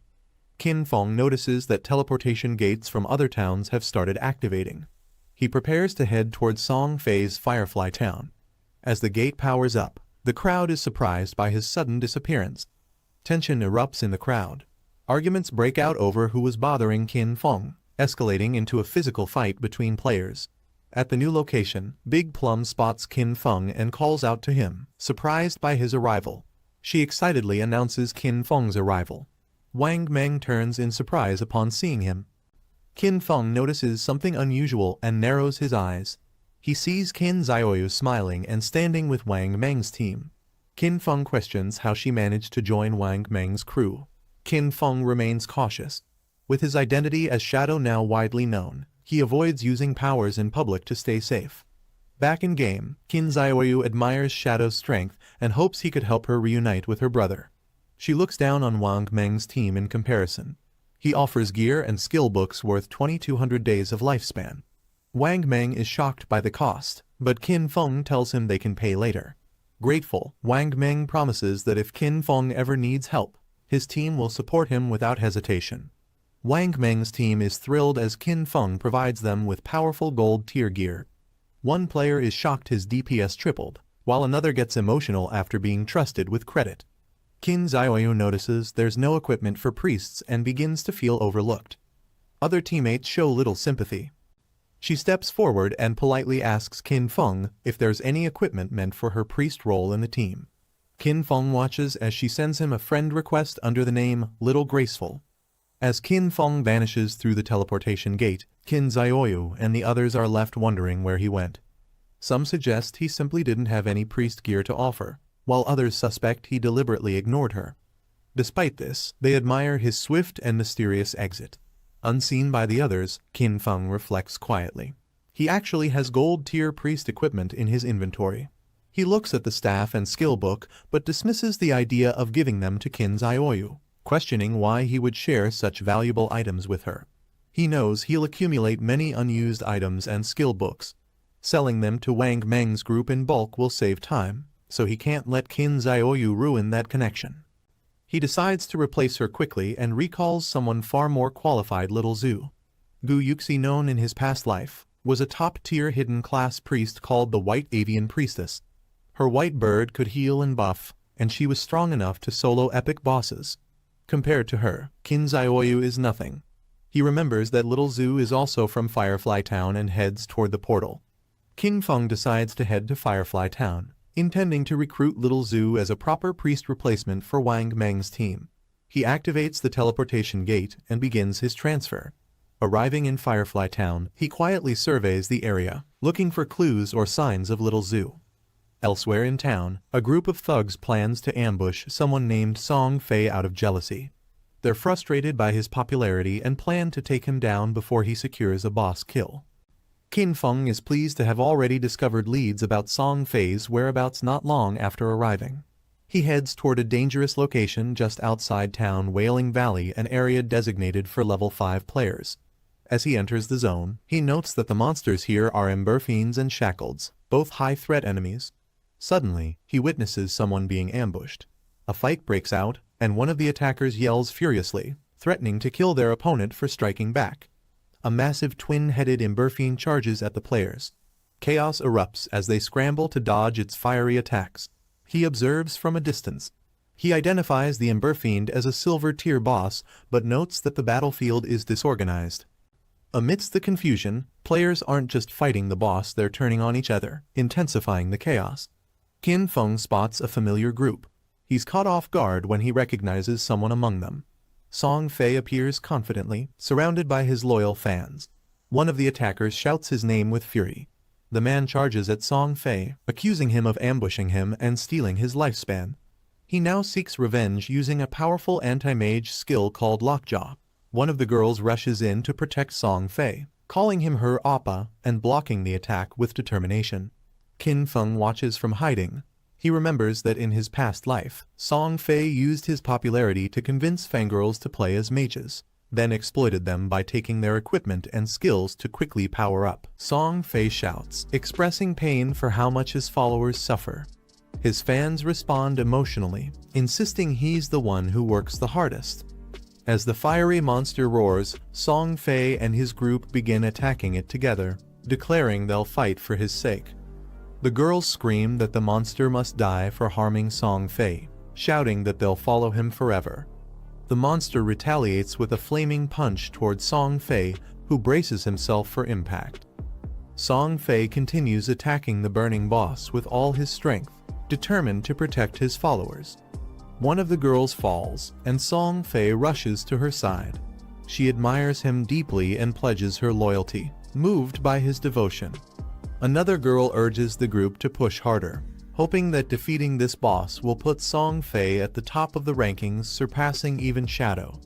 With a burst of energy, she unleashes her magic while shouting a vow to rise alongside Song Fei and shake the world together. A powerful lightning attack strikes the flaming boss, signaling its imminent defeat. Song Fei prepares to land the final blow, excited at the idea of defeating a silver tier boss and leveling up. He doubts anyone could solo a gold tier boss. He believes Shadow must be using some kind of exploit, while Song Fei is still level 7 despite having a whole team. Shadow has climbed ahead too fast. Smirking, Song Fei dreams of surpassing Shadow and becoming the #1 in the game, finally taking the spotlight for himself. Qin Feng descends with a powerful strike, activating instant Shadow Slash as he targets Song Fei directly. The attack lands cleanly, cutting through Song Fei with precision and force, leaving him in shock and pain. His followers scream in panic as they watch Song Fei fall.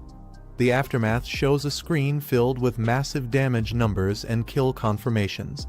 Qin Feng has eliminated multiple players and the boss in a single devastating move. Players are shocked that the boss was instantly killed. One skill caused thousands of damage, far beyond what they're capable of. Qin Feng's AO attack not only defeated the boss, but also wiped out Song Fei and his entire group. Other players begin to suspect it was Shadow behind the strike. Many players cheer, saying Shadow eliminated the toxic group and did everyone a favor. They praise him and offer him the boss drops. Song Fei revives in town, stunned by the death message. He realizes he lost over 1,000 days of tradable life, and even more in untradable lifespan. His fans are confused and panicked. They question how even Song Fei could die and wonder why Shadow would target them. Some fans claim it must have been a sneak attack just to steal the silver tier boss. They label Shadow a coward for catching Song Fei off guard. Meanwhile, a new girl politely asks to join Song Fei's team. But the other girls harshly reject her, saying she's not a mage and her low DPS would hurt Song Fei's rankings. Despite the earlier defeat, Song Fei gathers his fans and tells them to stay united. He assures them that love can still make up for everything. He welcomes the new girl warmly, saying her emotional sincerity matters more than her class. He invites her to grow stronger with them. Overcome with joy, the girl breaks down in tears and confesses her love for Song Fei. More fangirls rush in to join, showing off their new skills. Each one tries to prove their worth just to earn a place beside Song Fei. Song Fei spreads his arms, calling his followers a loving family. He says anyone who wants to join is welcome. The fangirls are overwhelmed with emotion, calling him warm and gentle. They chant about staying loyal to him forever. The group gets fired up, demanding revenge on Shadow for humiliating Song Fei. They plan to trap and kill him as payback. Meanwhile, nearby players wonder what the fuss is about. One casually explains that the celebrity Song Fei just got wiped and returned from outside the town. Bystanders mock how Song Fei died despite having so many fangirls. Someone responds, reminding them his opponent was Shadow. Song Fei smugly declares he'll defeat Shadow in front of everyone and prove that assassins are no match for high-level mages. Shadow activates his evolution skill, Hand of Graceful Escape, glowing with a radiant golden aura. The system reveals Shadow used 10 evolution points to unlock a powerful buff that massively boosts his damage and weak point strike effectiveness. Shadow's skill boosts weak point targeting to 200%, effectively enlarging enemy weak spots and making most attacks deal critical damage. He checks the skill evolution tree and learns that evolving to mythical tier from legendary would require an overwhelming number of evolution points. After spending 8 more points, he unlocks the gold tier skill, Backstab Boost, increasing damage when attacking from behind by up to 40%. Shadow calmly summarizes his gains from the boss fight over 1400 days of tradable life. A rogue girl charges at Shadow with a glowing dagger, aiming for a sneak attack. She strikes fiercely, shouting for Shadow's death. Despite her aggression, every slash narrowly misses. Her attacks are completely ineffective. Confused and panicked, she questions why none of her blows are landing as Shadow vanishes from her sight. He avoids an incoming strike with swift movement, disappearing into smoke. A girl shouts from a cliff, claiming Shadow is surrounded and can't escape now. 2 enraged girls prepare to attack, channeling magic to avenge Song Fei's defeat. Shadow cloaks himself in a swirling black mist, activating his stealth skill while the barren ground glows beneath him. A girl on a cliff draws her glowing bow with sharp aim, smirking as she believes she can expose his position. As she fires, the golden sky erupts with radiant feathers and energy. A girl stands alert as glowing feathers swirl around her on the ground. Eyes wide in shock, she realizes something has been revealed. 2 fangirls yell with clenched fists, filled with rage and passion, commanding others to unleash their strongest attacks on the hidden enemy. The girl leaps forward, body glowing with intense multicolored magic beams as she prepares her full-force strike. An explosion erupts violently at the base of the cliff with flames and shockwaves bursting outward. The angry girl shouts with a clenched fist, her eyes filled with resentment. Behind her, the blue-haired girl looks surprised but agrees, nodding nervously. A ghostly bell rings ominously with glowing energy. The system describes its ability, stunning enemies within 100 meters for 3 seconds. Several girls freeze mid-motion, eyes wide and glowing blue, realizing they can't move. Black shadows wrap around 2 frozen girls' necks, their faces panicked and sweating as they struggle to breathe. Shadow unleashes a rapid shadow slash skill. His body glows with sharp blue light as shadow tendrils slice through the air violently. Victims are lifted off the ground in slow motion, their eyes wide in shock and horror. Shadow blades pierce their bodies as they begin to fall lifelessly. Song Fei peeks from behind a wall, stunned. His eyes are wide, mouth slightly open as he asks in disbelief why the girls all died at once. Before he can process what's happening, Shadow appears behind him silently. Song Fei's eyes bulge with fear as he hears a chilling voice say, "Song Fei, you're already dead?" Song Fei casts a spell while shouting "Magic Shield" with desperation. His body is tense and leaning forward, encased in a glowing circular shield. A green blade pierces his forehead, eyes wide in shock. His expression freezes in terror as blood trails down his cheek. Song Fei's body crashes to the ground, green shadow energy leaking from his wound. The assassin stands tall, calm, and silent, holding his weapon loosely. Surrounded by glowing life essence, the assassin looks down coldly and remarks, "He had over 2,000 days of lifespan on him." He stands silently in a scorched battlefield, golden soul orbs floating in the air. The burnt trees and cracked earth emphasize the aftermath of a deadly encounter. He observes the surroundings, slightly tilting his head in thought. He wonders why none of the girls have any lifespan points left. It's implied Song Fei used them all up.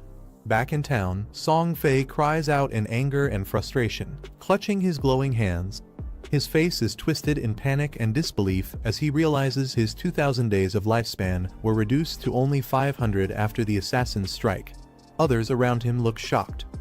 The assassin tracking girl defends herself with a distressed expression, saying she used her skill but only found one teammate. The other girl yells in frustration, fists clenched, suggesting the assassin's stealth skill must be of a higher level than theirs. Song Fei speaks seriously while walking through a busy town. He frowns, concerned about how to defend against Shadow, whose stealth ability is flawless. His follower nervously admits his detection skill is only level 1, meaning he can't see someone with a higher stealth level. Song Fei with a flustered blush and anxious eyes. He nervously touches his face while wondering if the assassin might be jealous of his stunning appearance and could come back to kill him again. He rallies his fanatical followers, who raise their staffs high in a fiery show of devotion. He declares that, for everyone's safety, they'll relocate to level up elsewhere. Meanwhile, Shadow quietly teleports into the peaceful outskirts of another part of the city. He stands calmly in a golden-lit plaza, slightly confused. He wonders where Song Fei and his group have gone. Perhaps they logged off or moved towns. A startled man suddenly rushes up to Shadow, eyes wide in shock and respect. He asks urgently if the person before him is truly Shadow-sama. Pointing anxiously, the man tells Shadow where Song Fei went, begging him to kill him. However, he pleads for one thing: spare his girlfriend, a female hunter named Fei Bayar. Shadow coldly suggests he get a new girlfriend. The man falls to his knees beside a glowing black teleportation portal. Desperate, he begs again not to lose the girl he just found. His hands tremble while Shadow silently prepares to vanish, with cool blue and black energy swirling around. Shadow walks alone through a glowing city plaza. A desperate man pleads behind him, begging for help. Shadow calmly thinks to himself that underground searching takes too much time unless he finds someone specific. Gu Yixu. Shadow suddenly halts. His eyes widen slightly as a girl with long braided hair and a black robe appears. She holds her staff firmly, and a small bird rests on her hand. Shadow approaches her from behind, politely calling out, "Beauty, can I ask a favor?" Gu Yixu turns in surprise, recognizing him and asking, "Are you Shadow?" He offers a glowing golden staff to Gu Yixu, asking her to help locate Song Fei using her class's wide-range search ability. She is surprised and intrigued, staring at the staff with awe. She smiles brightly, her eyes sparkling behind her glasses. She asks who told him she could search such a wide area, but clearly wants the staff. Shadow ignores the question and pushes the trade, saying, "Do you want this golden weapon or not?" She turns around, clutching the staff eagerly. Shadow mentions he's fine with a lower offer, sealing the deal. She agrees to the trade, happy with the discounted price. A glowing, trade successful message appears. Yixu hugs the staff happily, grinning and whispering with joy, "Yay, a golden tier staff." Gu Yixu smiles brightly as Shadow gently flicks her forehead. Shadow sternly tells her to get to work. She nods with determination and runs off, staff in hand, while a small owl follows her. Yixu walks away, thinking about Shadow. She feels an odd sense of warmth despite meeting him for the first time. She wonders aloud if he might be her friend King Fei in disguise, since he somehow knew her enemy.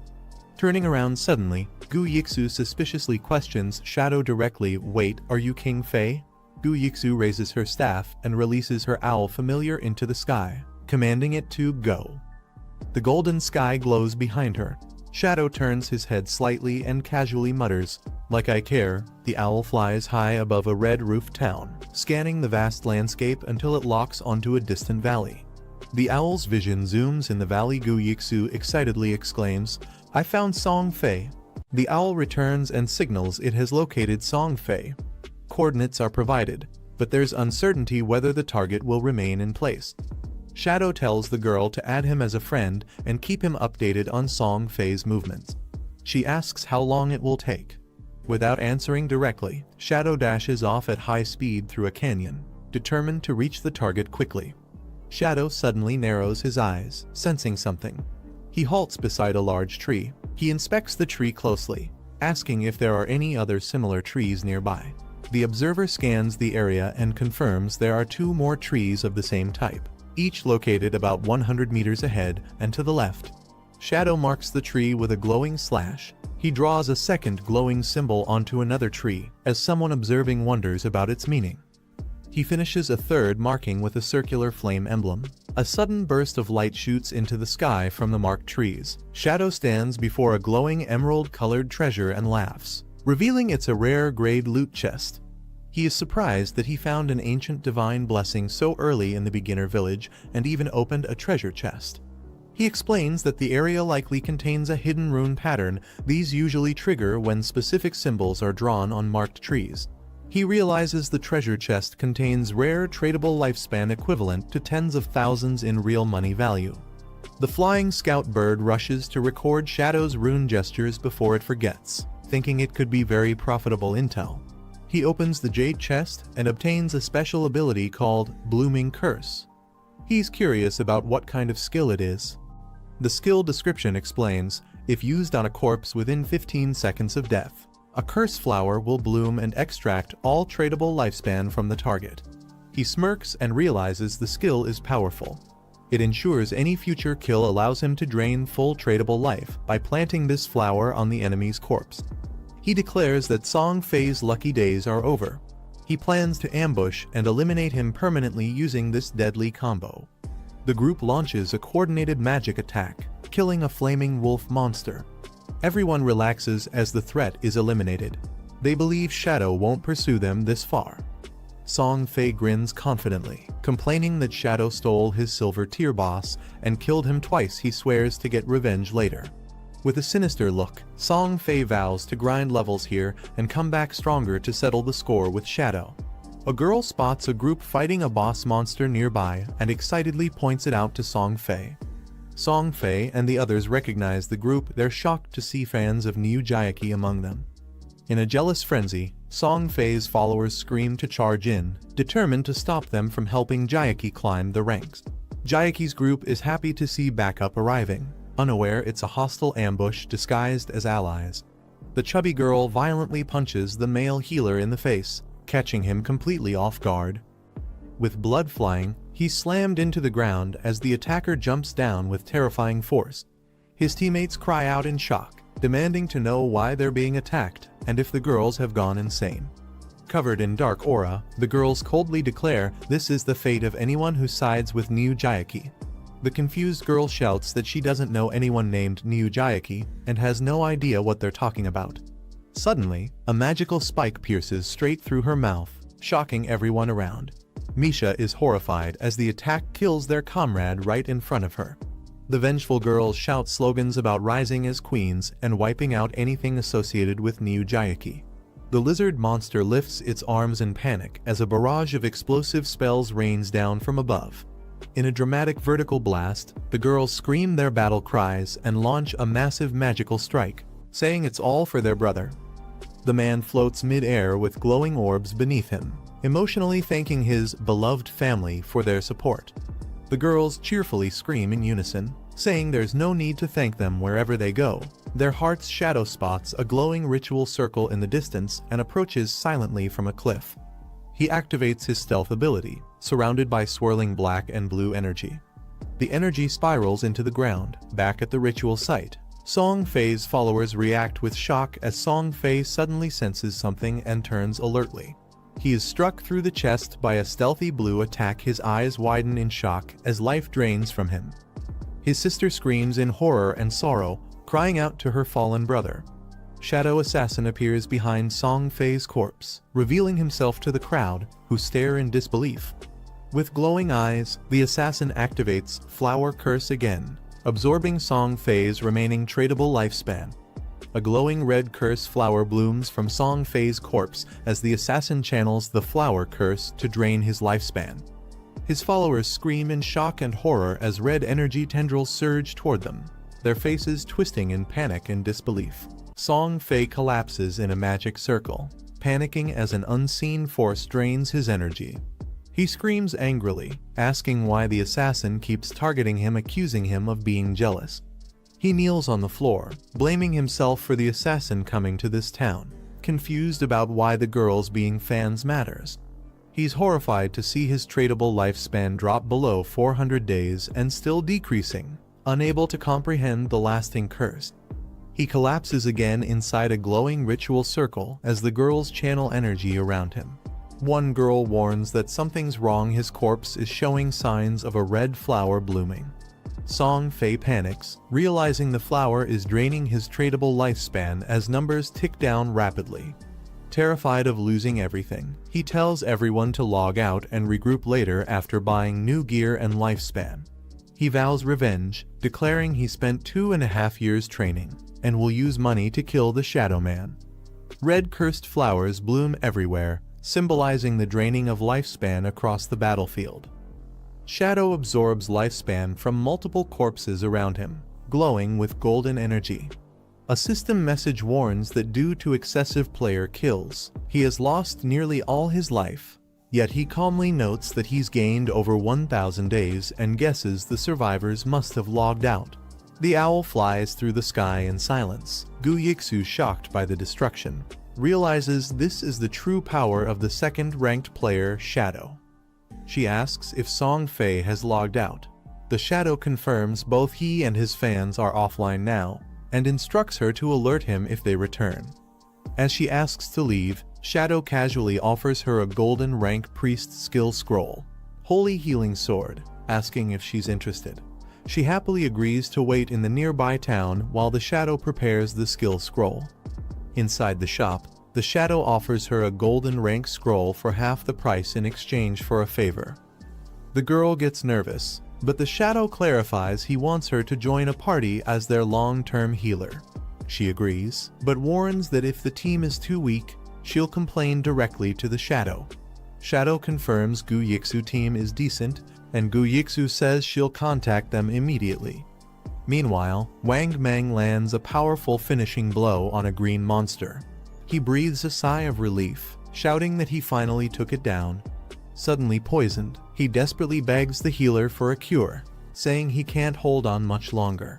The girl gets excited, saying she finally remembers the healing spell and prepares to cast it. She confidently fires the spell at the poisoned warrior, calling out the name Cleanse. The spell hits just not where it should. Wang Meng looks shocked, while a teammate stands silently. Blushing and nervous, the healer apologizes for missing the target. Wang Meng collapses dramatically as the healer's spell misses again, and the team screams in panic. The healer walks back into town while others regroup and discuss future plans. Wang Meng thinks to himself that they must replace the healer and wonders where to find a better one. Meanwhile, the girl happily levels up and believes she's improving fast and will soon be strong enough to meet Song Fei again. Shadow recommends a strong hidden class owl priest to the team, asking if they're interested in recruiting her. The leader agrees immediately, trusting the recommender's word and saying they'll go meet her at the small town to team up. The girl meets the leader happily, but he hesitates and avoids eye contact. The leader coldly tells her they're heading to a higher level area and her current level is too low, so they won't take her along. The girl nervously tries to convince them she's still capable enough to join, but the team quickly rushes off, telling her there's no time and she should stay safe. She realizes they used a fake excuse just to leave her behind and angrily decides she'll prove herself. She runs off determined, saying she'll go find Shadow to team up with him instead. The girl receives 800 days of lifespan in return for past help and equipment, and hands the remaining share to the black-hooded man. Wang Meng wonders if the person mentioned is NU, and Shadow confirms it's time to meet. NU suddenly appears with confidence, shouting that she's here. Shadow is surprised it really is NU, the hidden job class Dragon Swordsman, and a former global top 20 player. NU introduces herself and praises Shadow as one of the top pillars of the Eastern faction. She shakes his hand with confidence. She asks about his incredible speed and jokes that he might be someone reborn or from another world. Shadow receives 500 more days of lifespan, realizing NU must have bought a large amount on behalf of Zhonghai officials. NU assures him that all official survival tokens are with her, and she won't be a threat. She also requests any extra gear he has, saying they'll accept everything. Shadow assures them he's not short-sighted. Working together is the only way both sides can win. NU praises him for being wise and clever. Shadow thinks to himself that every word from Manhwa was a test. She's calm on the surface, but incredibly sharp and resourceful. He internally notes that as someone connected to the Xia Kingdom's officials, she will save him a lot of effort. Kai's female friend stares at her phone in shock, shouting in panic. She just read an official announcement that stuns her. Every bit of lifespan in the God-forbidden game is real. If a player's life hits 0, they will die in real life too. Another girl, furious, yells out in disbelief. She thought it was just a game, but now realizes she traded all her transferable lifespan to her crush Na-Fei. A third girl, filled with dread, looks at her glowing phone. She screams that she only has a few years of life left. The fourth girl recalls having killed many other players, which gave her a killer status. That means every time she dies, her lifespan drops double. After dying 3 times, she realizes she now has only a few years left too. Another girl, panicked, realizes her game role being a frontline tank mage caused her to die multiple times while also killing many players. Now, she's shocked to discover she only has 1 day of lifespan left. She stares at her phone in disbelief, unable to accept that losing all lifespan means real death. She repeatedly denies the truth, trying to convince herself it's all fake. Suddenly, she sees breaking news: Na-Fei is buying up lifespan. She jumps up, determined to find Na-Fei, certain he'll save her. She decides to fully gear up in Na-Fei-themed support clothing. She even tosses on the latest fan-made Na-Fei ultra-thin anti-leak set, convinced it'll help win his favor.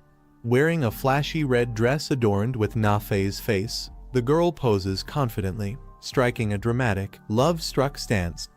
Excitedly rushing off, she shouts that she's coming to see Na-Fei, convinced he'll save her.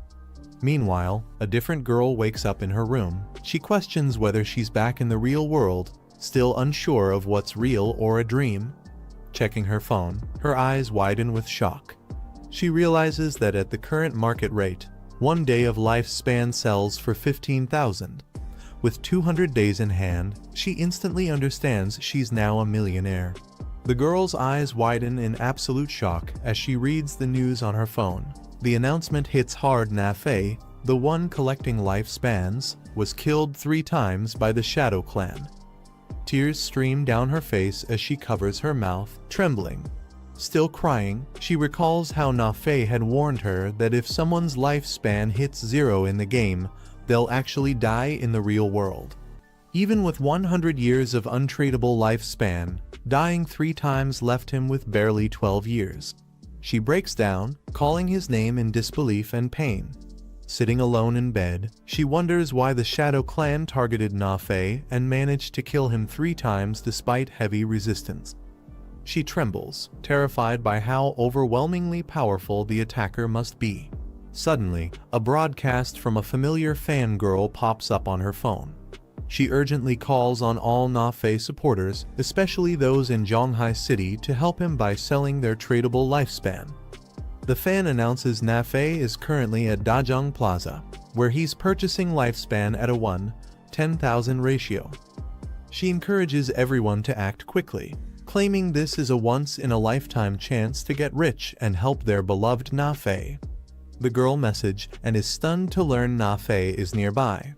Determined not to watch him lose his life, she rushes out, fully intent on going to Dajong Plaza to help him. The girl runs at full speed through the hallway, relieved that the foolish players who targeted her ended up giving her over 200 days of tradable lifespan.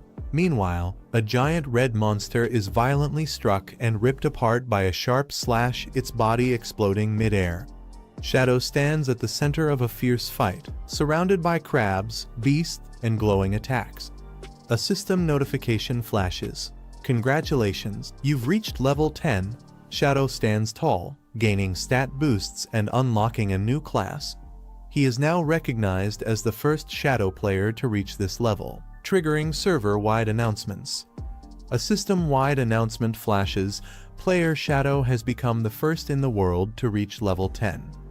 Nearby players are stunned and murmur among themselves, realizing that the mysterious top player is once again Shadow. 2 other players, anxious, talk about how terrifying Shadow has become. One of them mentions hearing that Shadow recently eliminated a minor celebrity multiple times in a row. Elsewhere, a bearded player is shocked to learn that Shadow is actually from Daxia, China. Frustrated, he wonders how Shadow reached level 10 so fast, while even his rare class is only at level 8. He questions why none of their 1.5 billion players can match Shadow's progress. Meanwhile, Shadow stands calmly by the ocean, reviewing his stats. Despite having over 7,000 days of tradable lifespan, he mutters that it's still not enough. His new ability, Backstab Enhancement, boosts rear attacks by 40–50%, and his stats have now fully shifted after using 13 stat points. To leave the starting town and access the Ruins continent, 7 level 10 players must activate the teleportation gate. Unfortunately, the second highest player is only level 7. He realizes he must wait a bit longer. Gazing at the ocean, Shadow calmly notes that the delay works in his favor. He can return to the real world to handle a certain unresolved matter. His digital form begins to dissipate into particles, vanishing from the beach as he initiates the logout process. Back in the real world, Qin Feng now lies motionless on a bed, eyes closed, as if awakening from deep immersion. Lying still with glowing eyes, he receives a system prompt asking if he wants to burn tradable lifespan to bring in-game powers into the real world. Sitting up, he confirms without hesitation. A system interface appears in front of him, listing 5 options: extract class and level, equipment, skills, bloodline locked, and divinity locked. He chooses to extract his class, instantly consuming 1,000 days of tradable lifespan. A surge of energy envelops him as he gains the Shadow hidden class along with significant stat boosts. Next, he spends another 2,000 days of lifespan to extract 2 levels, raising his real-world level to 3 and boosting all his stats once more. His transformation into a real-world powerhouse begins. He stands and prepares for the next step, extracting his skills into the real world. He taps the floating screen with focus. He explains that the higher the skills tier, the more lifespan it consumes to extract. Surprisingly, the cost is based on the skill's original tier, not its upgraded version. Luckily, his Shadow Step skill only requires 900 days, yet grants platinum level strength in reality. Qin Feng burns 900 days for the platinum tier skill Shadow Step, and another 2,262 days for the silver tier skill Blue Soar Flash. With just 1,292 days left, he realizes he can't extract more abilities, but getting high-tier skills at base cost was extremely efficient. His hands tighten into fists, glowing with new energy. He assesses his new physical stats. His body now possesses twice the baseline human strength, and his agility has reached 32 points, exceeding natural human limits. Combined with his teleporting dagger skill, he now has enough power to take down Nafei. He checks his phone and learns that Nafei is currently buying life spans at Dajeng Plaza, likely planning to act after the next game update. The plaza is just 7–8 kilometers away, and with his current speed, he estimates it'll take him just over 10 minutes to get there. Just then, his phone vibrates with an incoming call. The name Hu Kimin flashes on the screen, a notorious supervisor from his former company. As he reads the message, he realizes it's filled with arrogance and threats, demanding an immediate response or face consequences. Without hesitation, he coldly swipes his phone, muttering "scum" as he blacklists the caller. With the call dealt with, his body begins to phase into a shadow. As his glowing eyes pierce through the darkness, he calmly states that people will soon realize the truth, what the real godforsaken game actually is. The crowd is packed, and the stage is lit with glowing purple lights. In the crowd, excited fans scream with joy. They chant the name Song Fei, the person everyone seems to be obsessed with. As the lights brighten, the chant grows louder. People raise their hands toward the stage, overwhelmed with admiration, shouting Song Fei's name repeatedly. Finally, the spotlight reveals 2 individuals seated on stage in grand chairs. The cheers don't stop. Everyone is focused on the man in the left chair. The woman seated beside Song Fei asks if it's true that he was ambushed and killed 3 times in the godforsaken game. She assures him not to worry, her people are already investigating the true identity behind the shadow assassin. Song Fei responds calmly, asking for an update on the investigation's progress. She reveals that her team has already contacted someone in a small town called Firebud. They're about to offer him a deal too tempting to refuse. She smirks, saying that once he shows up to take the money. With a sly smile, she finishes her thought: once the target arrives, they'll ambush him, and Song Fei will have the chance to take revenge personally. Song Fei reminds the woman to inform him when the plan is set. He then shifts the topic, mentioning he heard her company, Dajang Industries, is already using this method to control players and force them to work for free. She dismisses it, saying the players they've captured are weak and barely offer any lifespan.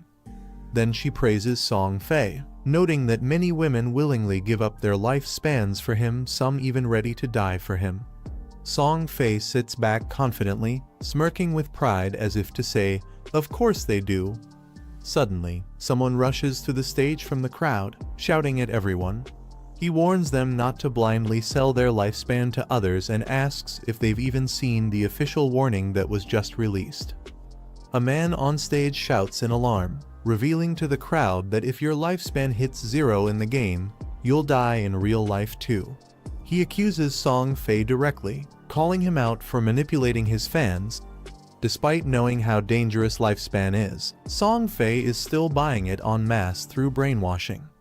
The man declares that this is a crime against humanity and urges the crowd to hold Song Fei accountable. Song Fei leans back. He mutters to himself that someone finally came to cause trouble just as expected. He calmly gets up and addresses the crowd. Introducing himself as Song Fei, he pretends to acknowledge the public concern. He states that while buying lifespan, he used some public resources, which caused inconvenience to others, and offers an insincere apology. A girl in the crowd shouts emotionally, rallying others. She insists that Song Fei doesn't need to apologize because he hasn't done anything wrong. Song Fei holds the mic with sincerity and expresses gratitude for the overwhelming support and love from his fans. He urges everyone to channel their admiration in a healthy and positive direction. He explains that while the nation is affected by the godforsaken game, he's been actively cooperating with the authorities and doing his best in-game. He justifies using his personal wealth to buy lifespan in hopes of becoming a role model, a positive influence worth admiring.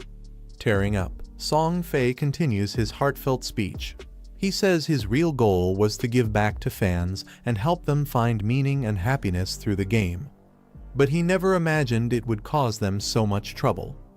As Song Fei begins to apologize sincerely to the audience, saying he never meant to trouble anyone, some fans tear up emotionally.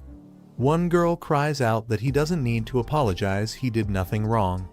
The crowd becomes overwhelmed by emotion. Fans scream out in admiration, calling him gentle and selfless. A heated argument breaks out. Supporters of Song Fei shout at the man who tried to expose him, calling him names and defending their idol fiercely. They insist they volunteered to help Song Fei and accuse the critic of being disrespectful. Another fan screams passionately, warning others not to believe the false rumors and outside propaganda. A fan storms the stage and yells angrily at the doubters. She insists that only idiots would believe the game could affect real-life lifespan and fiercely defends Song Fei. She passionately declares she has died the most for Song Fei in the game, and even if she has only 1 day of lifespan left, she's proud to stand there for him. She adds that anyone who isn't ready to die for Song Fei doesn't deserve to say they love him. Her emotional outburst wins the crowd over. Fans start crying and cheering. They agree with her, shouting things like, "You're right," and "Song Fei, I love you." In a frenzy of loyalty, fans start offering their own remaining lifespan to Song Fei. One shouts they'll give 20 days, another says 17, someone else offers 3. The crowd erupts in offers of self-sacrifice, showing just how far they're willing to go for their idol. On stage, Song Fei opens his arms and declares that he's overwhelmed by the fans' passion.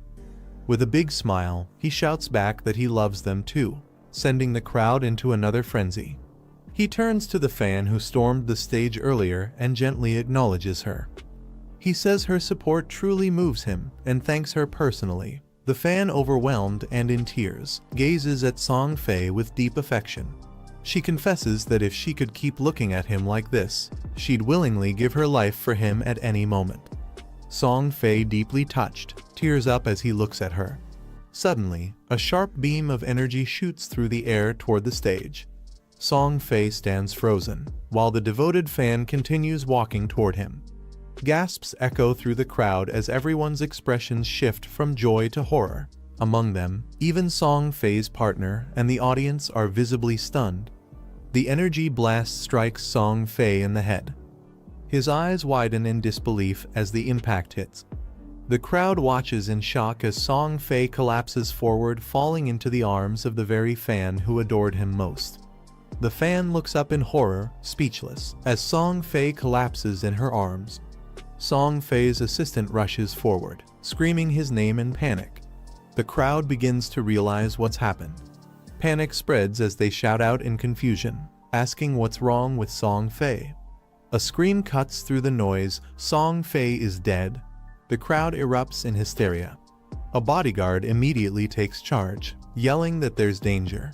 He orders the team to protect the young lady and evacuate her from the area. The crowd descends into panic. People cry and shout, urging each other to run. The fear spreads quickly, and everyone rushes to escape. Song Fei's assistant shouts with urgency. She saw a life force orb appear over Song Fei's body right after he died. But then, that orb suddenly vanished. She concludes someone must have taken it. She puts the pieces together and realizes the assassination and the disappearance of Song Fei's lifespan orb were skills from the godforsaken game. Shocked, she questions how someone could use in-game abilities in the real world. But in her mind, only one person is capable of such a feat. Just as the assistant tries to reveal the identity of the killer, a deadly beam of energy strikes her from above, piercing straight through her body before she can finish her sentence. Her eyes widen in terror as the attack lands. Her guards shout in shock, screaming her name. In the distance, a Qin Feng stands in the dispersing crowd, surrounded by blue lightning. Qin Feng attacker is finally visible, calm, and completely enveloped in swirling energy. As the sun sets over the towering city skyline, a shocking report breaks out. Celebrity Song Fei has been found dead in Dajong Square. One of Song Fei's obsessive fans sacrifices herself in a twisted ritual, believing she can inherit his life by fusing with his corpse. The police confirm that Song Fei died due to supernatural powers. The evil sister read the news on their phone, shocked. She breaks down in disbelief, tears streaming as she recalls how they had just attended Song Fei's concert the day before. The other girl begins connecting the dots, mentioning stealth and teleportation abilities seen in the game Divine Abandon. She suspects a player named Shadow might be behind Song Fei's death, referencing his repeated in-game kills of Song Fei. Still shaken, the evil sister questions how game abilities could appear in real life. The idea that fiction is crossing into reality leaves both of them stunned and speechless. Sitting silently, she replays it all in her mind. The abilities match too well: stealth, teleportation, classic assassin traits. With growing certainty, she concludes the killer must be Shadow. As the taxi moves through the city, the girl mourns deeply. Her world has lost its light ever since Shadow killed her brother. But the pain soon transforms into determination. She resolves to get close to Shadow, no matter what it takes. Her goal is clear: she must become stronger, strong enough to confront him. When they arrive, her friend calls out to her in concern. But the evil woman stands firm, declaring that from this day on, her life has only one purpose. Her eyes burn with vengeance as she vows to kill Shadow and avenge her brother Song Fei, no matter the cost. Qin Feng calmly enjoys a bowl of noodles outside a restaurant. As he eats, he reflects that even while in a so-called invincible state during the Divine Abandon game, energy still depletes in the real world. He still needs food to refuel. Suddenly, his phone vibrates on the table, interrupting his meal. He checks the notification. It's from his workplace, warning him that he's on the verge of getting fired if he doesn't return soon. With a sigh, he mutters the name, Yang Zioya. Qin Feng receives a message about a girl with a gentle nature who often gets taken advantage of. In his past life, she was also part of his guild. Instead of working, he decides to enter the Divine Abandon game again. A conversation in the game chat reveals that many players are running out of lifespan quickly. Qin Feng is advised to boost agility at the start, and when asked how much time he has left, he responds that nearly all of it has already been used up.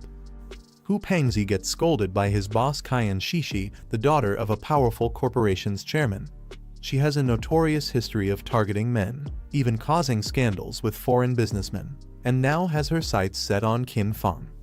In the game's previous cycle, Qian Shishi didn't just act arrogantly. She moved to North America and built one of the top 3 guilds there, constantly opposing Daxia and creating countless problems for his guild.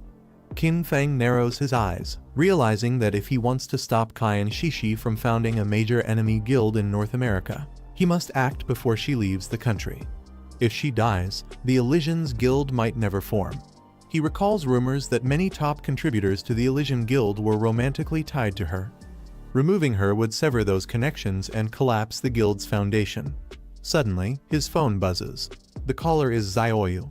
Qin Feng answers casually, surprised to be contacted. Zioyu, on the other end, mocks him for not being dead in the game. She announces she's made enough money to buy her own place and no longer needs his help. Qin Feng casually ends the call with Zioyu. She emotionally declares that she wants to cut all ties with him. Unbothered, he responds with a simple okay before putting his phone away. Finishing his meal, Qin Feng gets up and prepares to leave. He knows he must return and continue leveling up. Soon, players will reach level 10, and when they realize that powers can manifest in the real world, everything will change. Looking at the skyline filled with birds, Qin Feng mutters to himself, once that happens, the world will never know peace again. While walking through a European-style town, Zioyu's friend questions whether cutting ties with her brother was too harsh.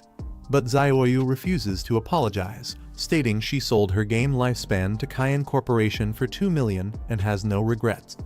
Proud of her decision, Zioyu boasts she even bought a house for herself and her mother. She's confident that once she meets Shadow, her brother will become irrelevant.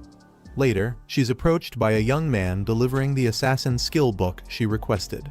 He greets her cheerfully, unaware of her true motives. Feigning kindness, she promises to repay his favor once her plans are fulfilled. Internally, however, she looks down on him, vowing to discard him the moment she meets Shadow. Zioyu approaches a player named Wang, sweetly offering him a high-quality assassin skill book. She asks if he can check whether Shadow needs it, offering to gift it to him.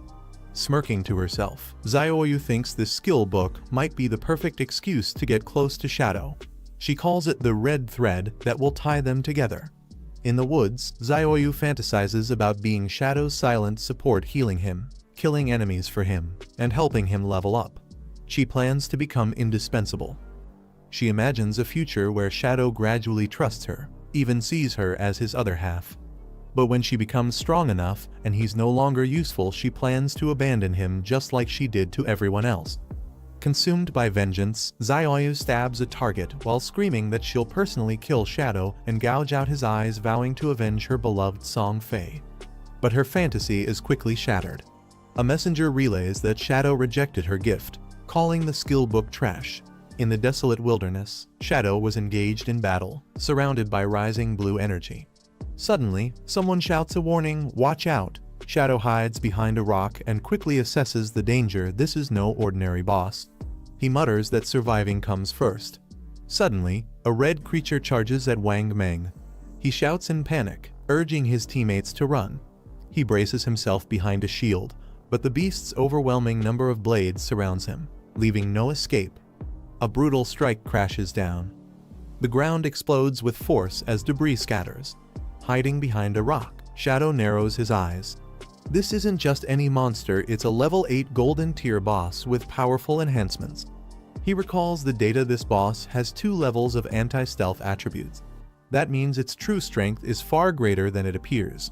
He realizes something crucial. The monster can completely negate stealth abilities. As the monstrous boss charges forward with glowing eyes and deadly blades, Shadow acknowledges the danger his usual tricks won't work here. As the creature with red limbs and multiple blades roars furiously as it charges forward, Shadow leaps out from behind a rock. In a flash, Shadow strikes.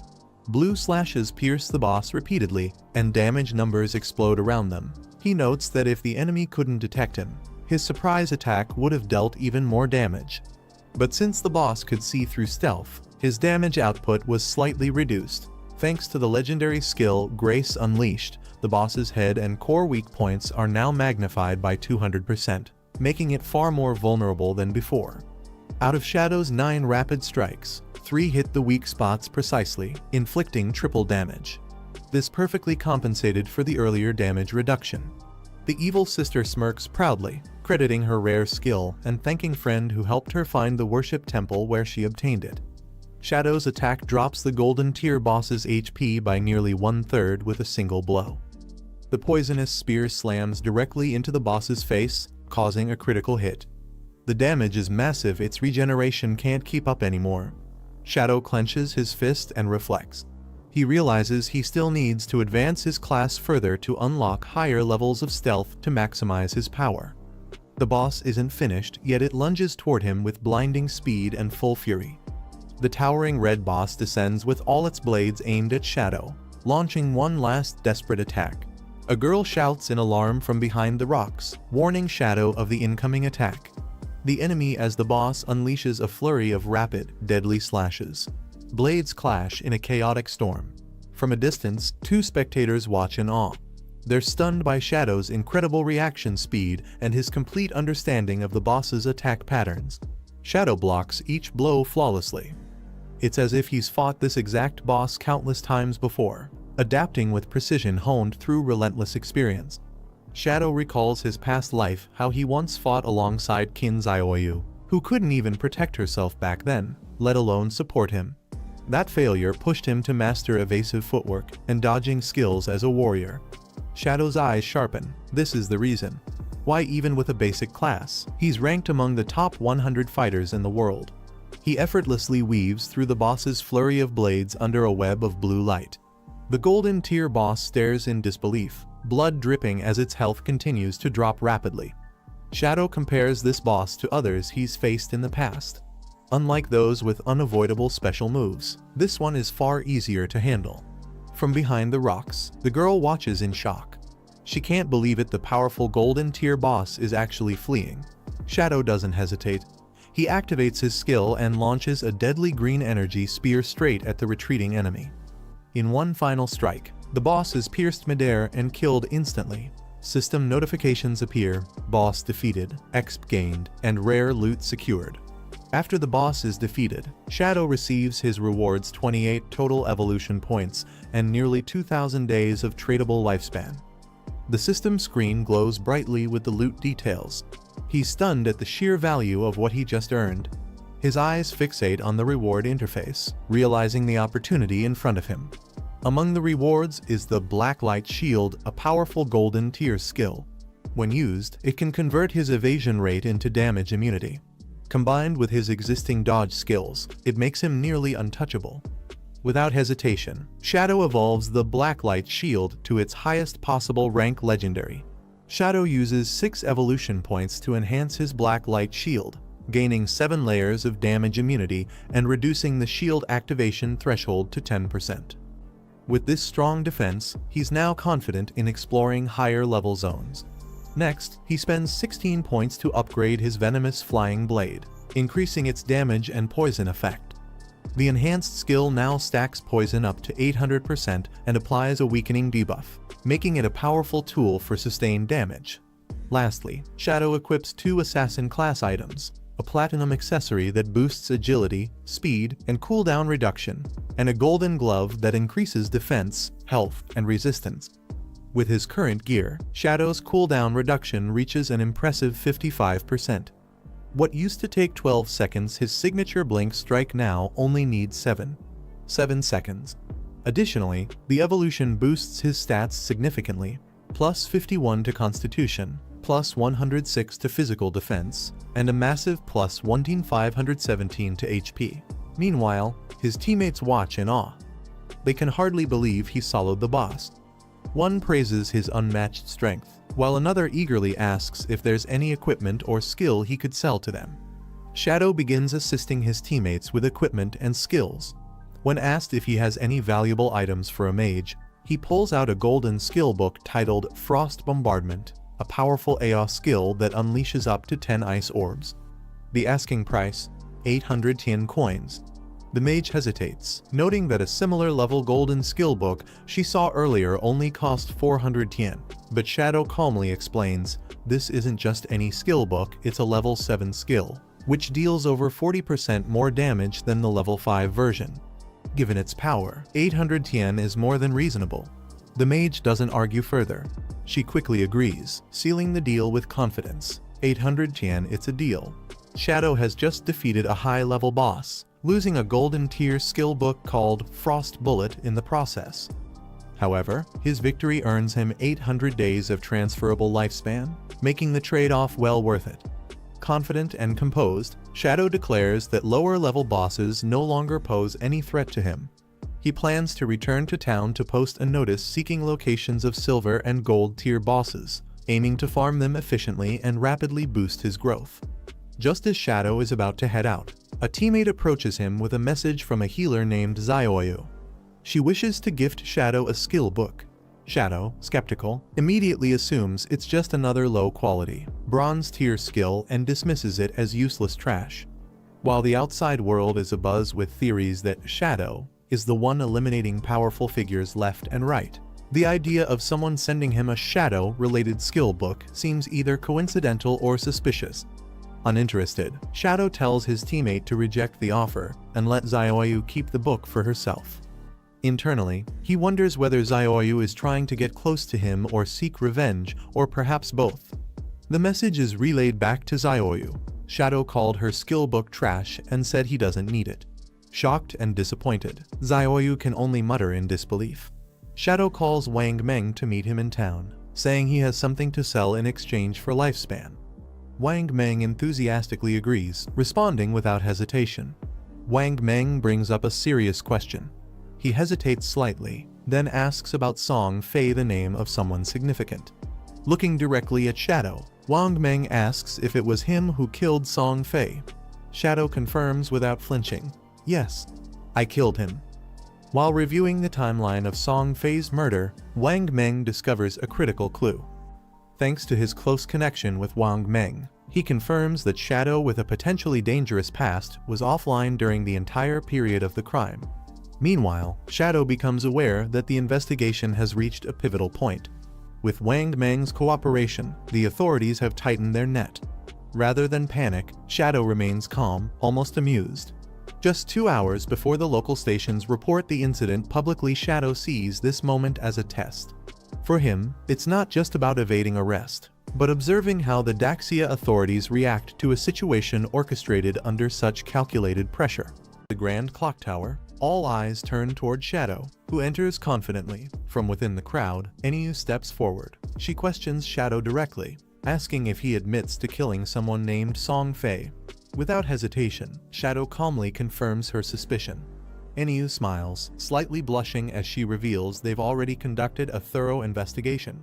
She concludes that Shadow is indeed their prime suspect. While Shadow stands firm, a member of the Wang Meng group speaks up, acknowledging that both Song Fei and Zhang Lai were plotting against him. She also reveals that their company had been illegally detaining and abusing players, forcing them into labor. In that context, Shadow's act of killing them is viewed as a justified defense. Shadow reflects silently. He realizes that because they can't uncover his true identity, the group has no choice but to cooperate with him for now.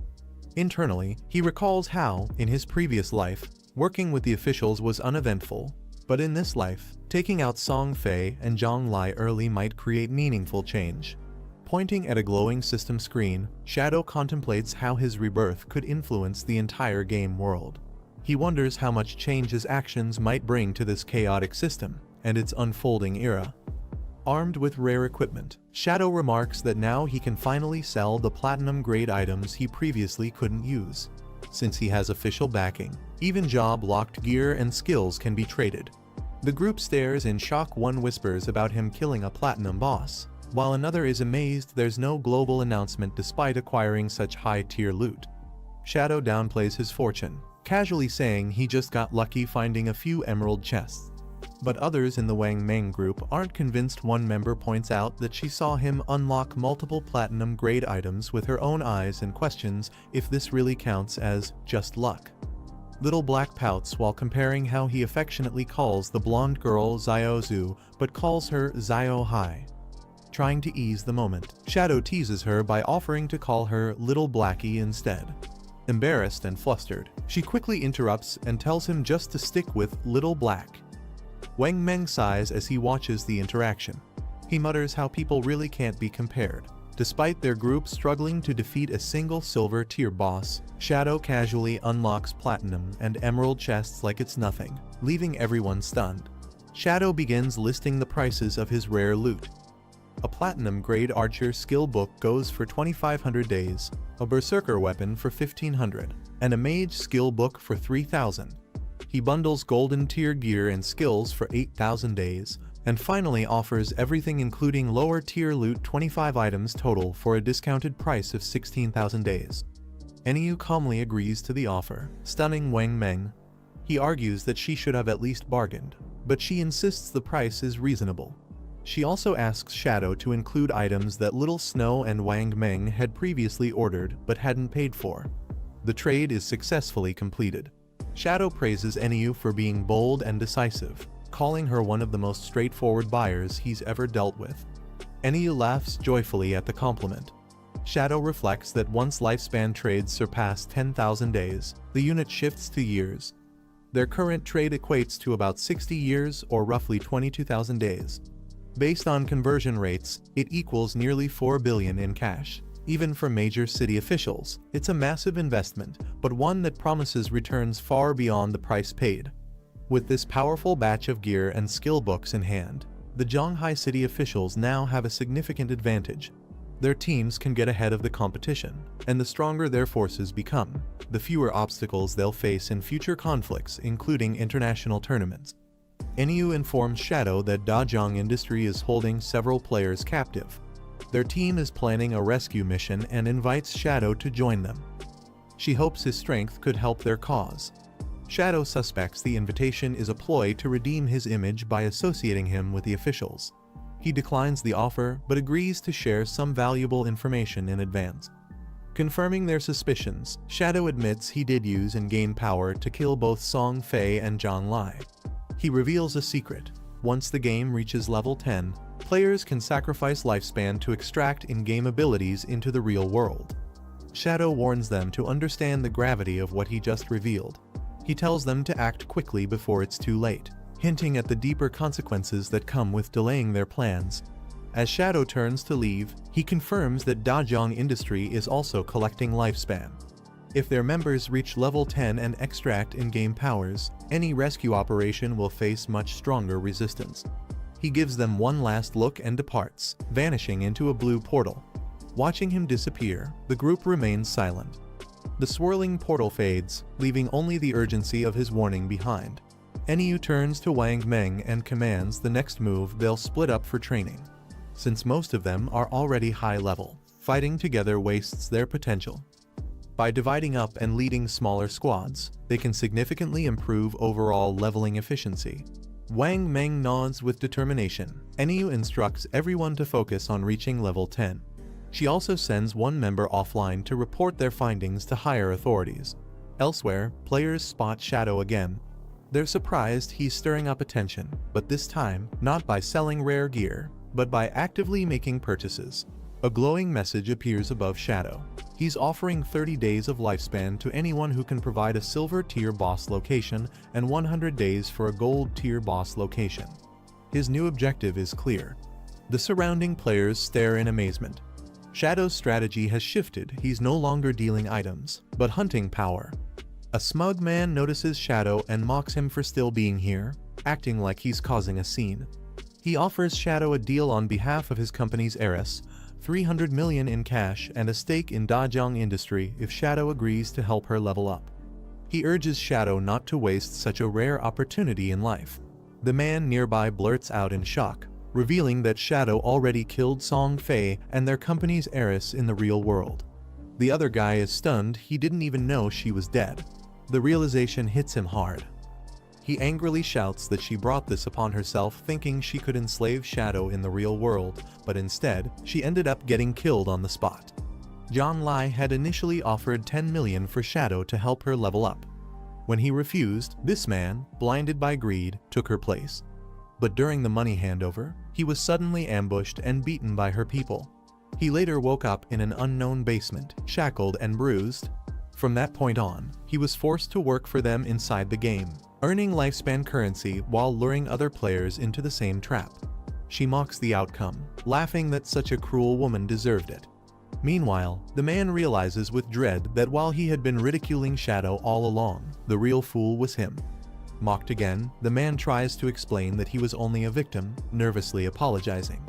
Shadow says nothing, but another voice coldly tells him to step aside, his fate will be settled by the official authorities. A player approaches Shadow and offers information about a silver-tier boss. Shadow calmly responds, confirming the deal: 30 days of lifespan in exchange. Elsewhere, players spot a new arrival, Black Peach. Whispers spread that she's the heiress of the powerful Cayenne group. Others warn to stay away, claiming she's killed multiple players by stealing their lifespan. Black Peach stands confidently with her elite squad, radiating power. She arrogantly dismisses the game's difficulty. With just a bit of money, she bought top-tier skills and equipment. Her strategy is clear: stay ahead in combat power, then kill other players and steal their lifespan whenever needed. Black Peach stands atop a fallen player, casually absorbing his lifespan. Her method is brutal but effective: kill and take what others have earned. Later, she vents about how the game made her miss her flight. She complains that she should be in North America by now, enjoying luxury with rich elites like Biggs, Marcus, and Fox. In her fantasy, she imagines herself surrounded by foreign men, indulging in pleasure. Now stuck in Daxia, she can't even leave the country, and her resentment grows stronger. Looking down on local men, she mocks them for being weak and disgusting. In contrast, she praises the masculinity of the Western men she admires, openly expressing her disdain for those around her. Cayenne Shishi blushes with excitement as her foreign companion praises her for recognizing real strength. He assures her that their side is far superior to the local men, and once they return to reality, she'll get to truly experience it. As they walk, another man casually asks if the weakling Song Fei is really dead. The silver-haired foreigner mocks him, saying Song Fei lasted less than a minute with her before just pure trash. Cayenne Shishi licks her lips and smirks. She's turned on by the idea that someone powerful killed Song Fei. Even if Shadow is a Daxia native, she's suddenly eager to test him herself. She reasons that if Shadow could kill Song Fei, then killing a random nobody should be even easier. This might be the perfect excuse for her to approach him and get a closer look at his strength.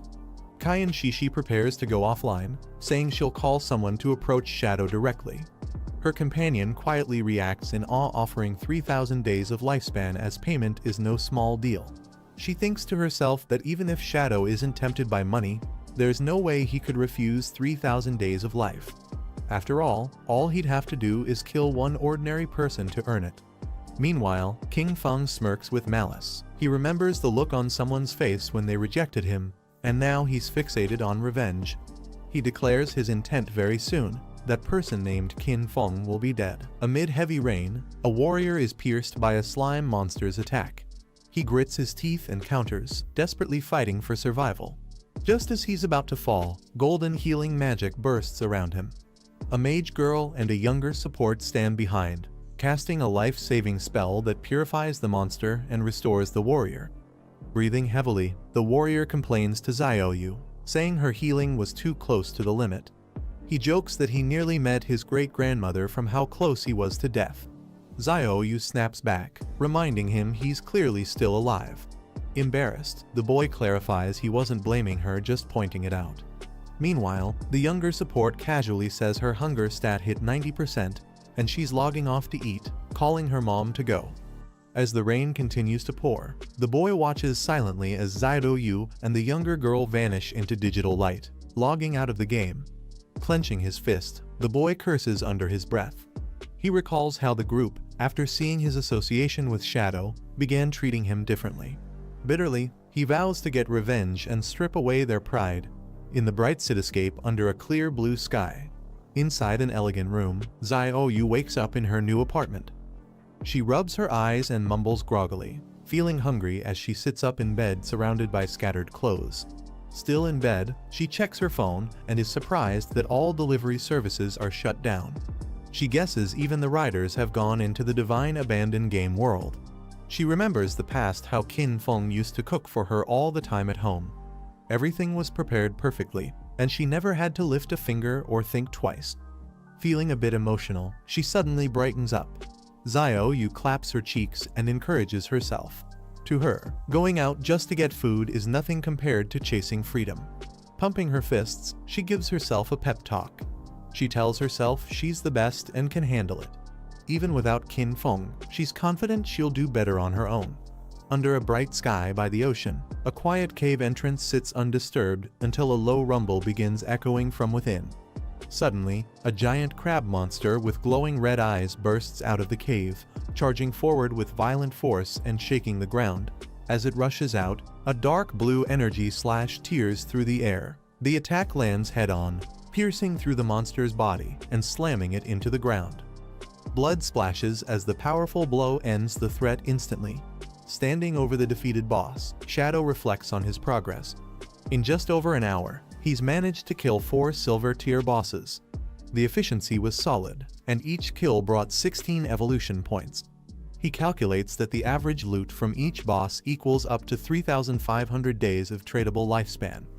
Now, all his gear has reached gold tier or higher, with cooldown speed boosted from 55% to 75%. Shadow's attacks are much faster. His main skill's cooldown dropped from 12 seconds to 6.8, allowing a massive spike in damage output. Since there are no platinum tier bosses outside towns, his current gold tier gear is top level for now. Looking at the X-bar, Shadow notes that to face future platinum bosses each with at least level 2 hidden class counters, he must advance his class. To do that, he needs to reach hidden class level 3, but he's still 2 million experience short. Shadow knows that reaching hidden class level 3 is critical. Only then will he minimize risks when facing platinum tier bosses. In his past life, defeating such a boss required a perfectly coordinated team of 20 elite players. He decides to return to town first and plans to contact an official trader to sell all the loot he collected from recent boss fights. Eyes sharp with determination, Shadow vows to move ahead of everyone. He's set on being the first to solo kill a platinum tier boss and claim the achievement for himself. As he arrives back at town, the system displays he now holds 105 years of tradable life. A trader excitedly asks for future deals. Shadow notes that with nearly 40,000 days of tradable time, he can acquire many rare resources going forward. A man peeks out from behind a pillar, calling out to Shadow. He is excited and confidently guesses that Shadow must be the infamous Dark Shadow. Without hesitation, the man offers him an assassination job. He says the task is to kill someone in real life and promises a generous reward for completing it. Shadow ignores him completely and walks away. The man is left speechless and confused by the silent rejection. Desperate, the man chases after Shadow, offering a name Qin Feng and insists it's just a normal person. He tries to tempt Shadow by reminding him he even killed Song Fei, implying this should be easy. He can't understand why Shadow would refuse free money. Shadow silently processes the name Qin Feng. Hearing the target's identity, the man assures Shadow the reason doesn't matter. He just needs the job done and promises a reward of 3,000 tradable days of life upon completion. Shadow calculates the offer's market value, it's equivalent to 50,000 credits. He finds it suspicious, wondering who would place such a high bounty on him.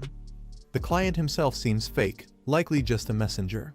The real mastermind must be someone else with a grudge against Qin Feng. Shadow recalls that during his past life, he only encountered such high-level players late in the game. If someone is moving this early with such resources, it must be a powerful enemy from the pre-cataclysm era, someone he once crossed paths with. Kyan Shishi appears in Shadow's mind. She's rich, powerful, and ambitious, one of the few who could possibly have both motive and means to target Qin Feng. He acknowledges that with the Kyan family's resources, they could have taken him out before the Divine Abandon game ever started. That means this job likely hides a deeper intention. He suspects the real goal isn't just eliminating Qin Feng. Instead, Kyan Shishi might be using this bounty to establish contact with the mysterious Dark Shadow identity he's now assumed. Smirking, Shadow agrees to take the job, but on his terms. He demands half the payment up front and insists that the timing of the kill will be decided by him, not the client. The agent hesitates at the demand for a half upfront deposit. Nervously, he says he'll need to confirm with his higher-ups before proceeding. He sends a message through a system interface. Shadow silently waits while both sides interact through their digital transaction panels. After a brief exchange, the agent agrees and transfers the advance. Shadow receives 1,500 tradable days. With a smirk, he accepts it as a deposit and internally warns Kyan Shishi that her time is coming. The agent sends over the target's full location and details. Shadow glances at the info and is surprised it's a familiar place from his real-world residence. As Shadow walks away, he tells the group to just wait. Meanwhile, one of the agents mutters internally that Shadow's attitude isn't that special, he's still doing Miss Kyan's bidding, just like the rest of them. Suddenly, a confident woman stops Shadow and calls out to him. She gestures with a raised hand. She casually mentions she heard he's been collecting boss coordinates. She offers him a location for a gold-tier boss and asks if he's interested. She proposes a deal 100 tradable days upon confirming the boss's presence. Then she adds it's located at the north edge of town and offers to guide him there since the road is a bit far. Shadow asks for the boss's name. The woman casually replies it's called the Plague Ring Controller. Hearing the name, Shadow recognizes it as a real gold-tier boss. She warns him that it deals poison-type damage and asks if he needs a healer. He declines, saying he only needs directions. As they walk, Shadow confirms to himself that the Plague Ring Controller is indeed a gold-tier boss. He mentally prepares for the challenge ahead. The woman explains that the boss creates a poisonous aura. Anyone inside its range continuously loses health over time. She points toward the direction they're heading and notes that to defeat the boss, one must finish the battle quickly. For her, that challenge is nearly impossible at her current level. Girl leads Shadow to a cave entrance surrounded by rocky cliffs and trees. She explains that while her team cleared out the minor monsters, they couldn't defeat the boss inside. She offers to guide him through. Inside the dark tunnel, Girl walks alongside Shadow, who moves ahead confidently toward the source of light deeper within. They reach a cliff edge inside the cave.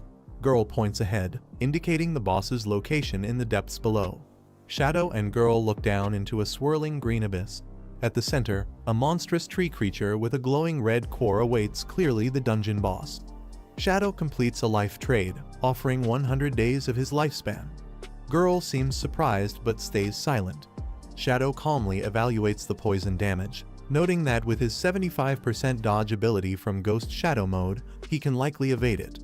Girl nervously calls out to Shadow and says she needs to warn him about something important.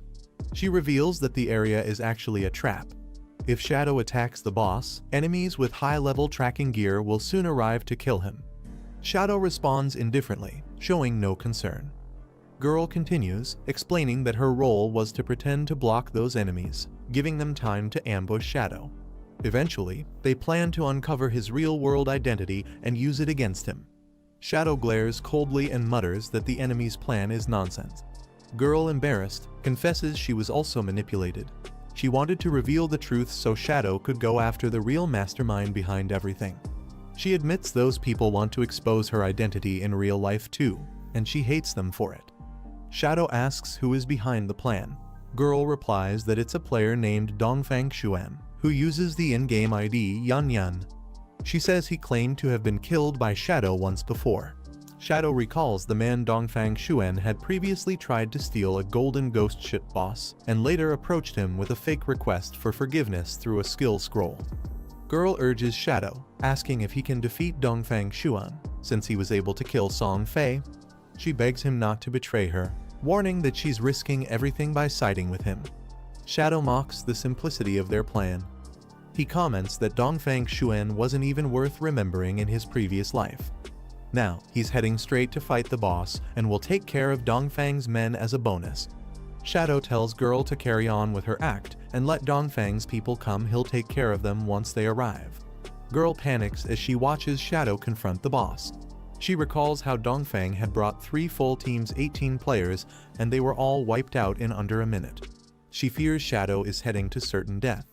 The boss's toxic aura overwhelms the battlefield. Girl remembers that previous teams couldn't even reduce 50% of the boss's health due to the continuous poison damage. She realizes Shadow must find a way to escape or he'll die like the others. Shadow swiftly activates his escape skill, slipping through the air with lightning-like precision to dodge the boss's deadly attacks. The boss's weak point is exposed, glowing red. Shadow times his strike precisely, triggering multiple skill effects, weak point burst, and throat slash. Shadow continues his high-speed assault through the shadows. Shadow unleashes a powerful skill, slashing the boss repeatedly. Damage numbers explode across the screen, thousands with each hit indicating devastating impact. The boss's health bar drops rapidly, with nearly a third of its total health wiped out in a single burst. The scene shows the aftermath of the brutal combo. Girl watches from above, stunned and covering her mouth in shock. She can't believe what she's witnessing. She gasps in disbelief. Shadow has dealt over 80,000 damage in one strike and cut down a third of a gold rank boss's health. She questions if he's even human. Shadow calmly retreats as the boss roars. He knows the fight isn't over yet, he's using this moment to recover while waiting for his skill cooldown to reset. The cooldown for his escape ability is normally 25 seconds, but with a 75% reduction boost, it's already down to 3 seconds. Shadow holds off on killing the boss to let Dongfang's team arrive and fall into his trap. Meanwhile, deep in the tunnel, Dongfang's men arrive. A leader shouts at his team to get ready, they're going in to kill the boss. With aggressive energy, Dongfang's squad charges forward. They are ordered to show no mercy to anyone who tries to block their way. One of Dongfang's men is shocked to see Girl again. He accuses her of siding with Dongfang. Despite his doubts, he acknowledges that their plan was to use her as a decoy to stall the team. He questions if she can truly hold back over 10 attackers alone. Girl raises a massive golden shield with intense focus. The enemy soldiers charge and slam into the shield, only to be stopped in their tracks. One of them realizes it's a golden grade shield and finally understands why she was chosen for the role.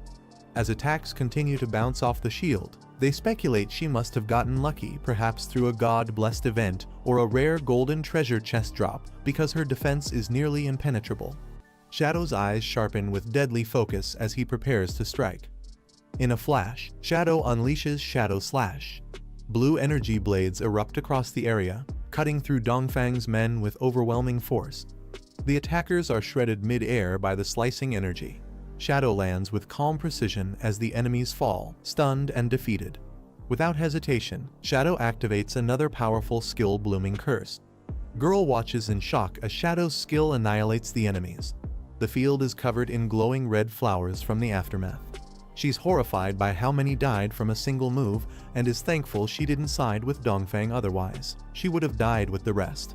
She quickly tries to build rapport with Shadow, asking to add him as a friend. She promises to share Dongfang's real-world location if given the chance.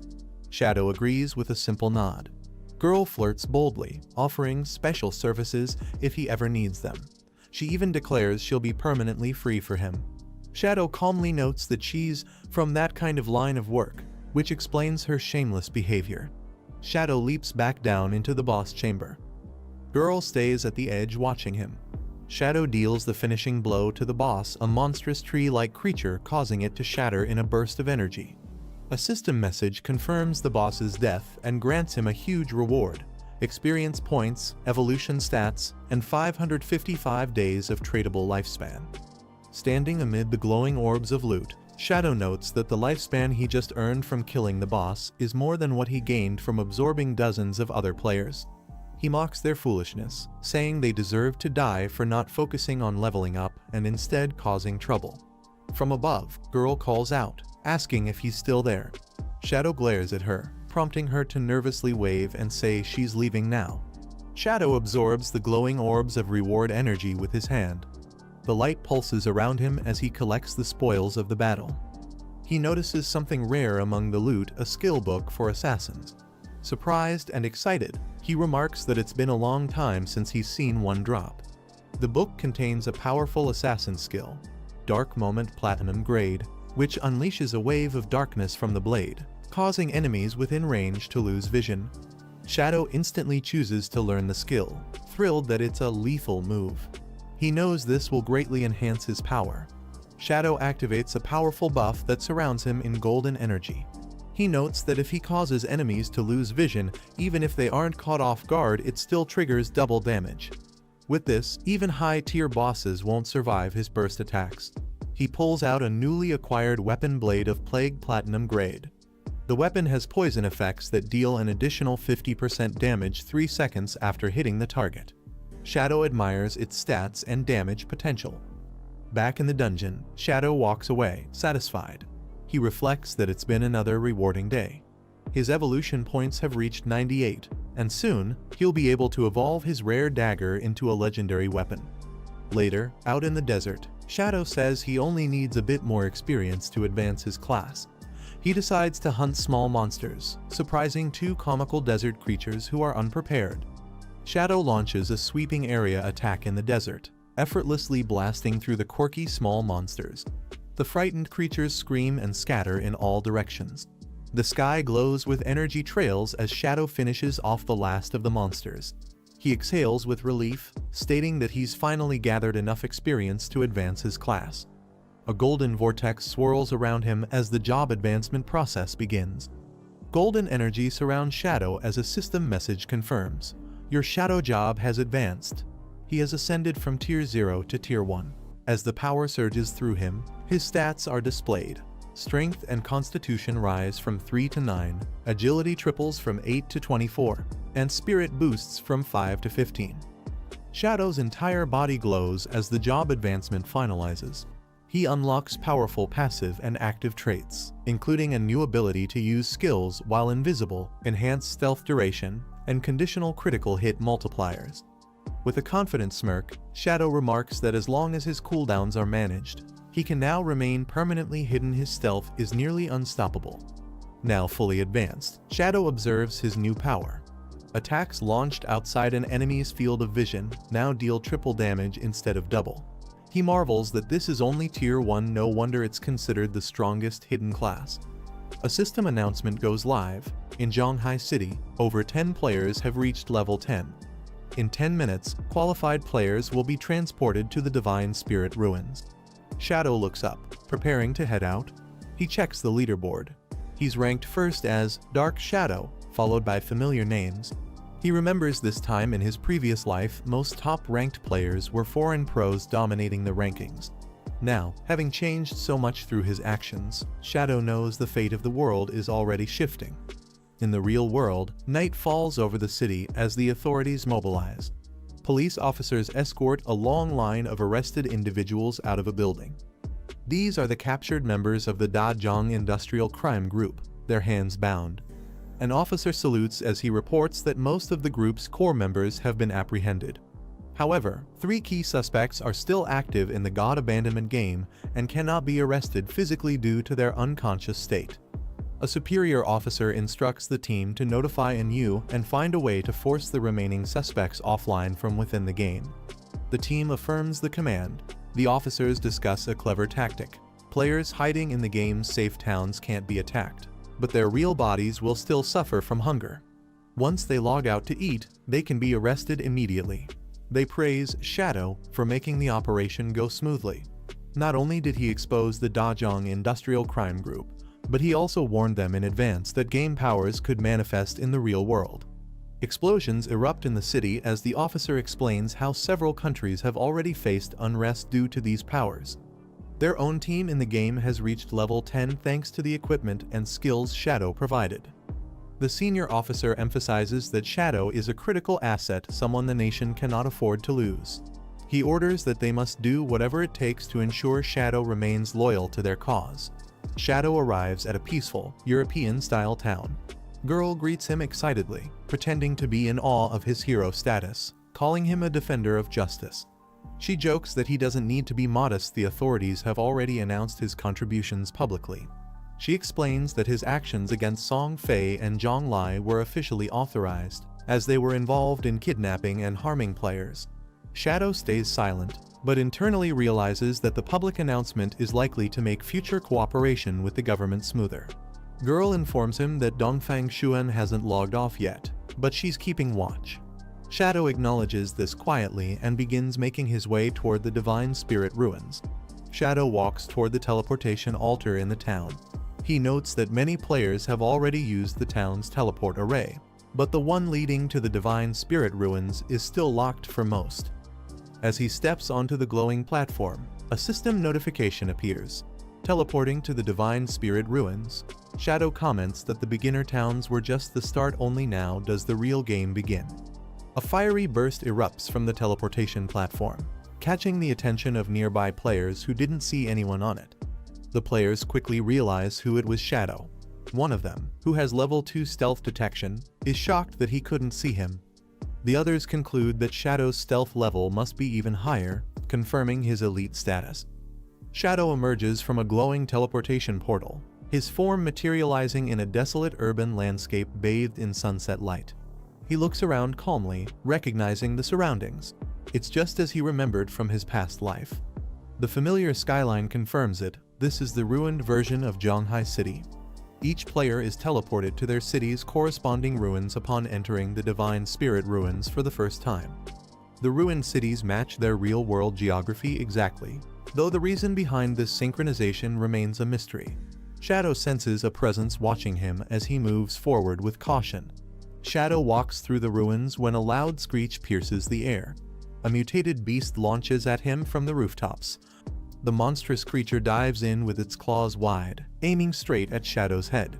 A devastating blow crashes into the ground, but the attack misses. Shadow's figure flickers and vanishes. Using his Ghost Shadow Blur skill, Shadow evades flawlessly. The word miss appears as the enemy's strike fails completely. Shadow unleashes his skill, Instant Shadow Slash, in a sweeping arc of blue energy, targeting the monster. The slash lands cleanly, splitting the level 11 creature with a burst of light and dust. Shadow instantly eliminates the foe, but suddenly, more tentacles erupt from the ground. Shadow flips backward mid-air to avoid being pinned by the ambush. Red energy surges around him as he activates Graceful Escape, breaking free from the surrounding trap just in time. Shadow unleashes another Instant Shadow Slash, tearing through the mutated monsters with blinding speed and precision.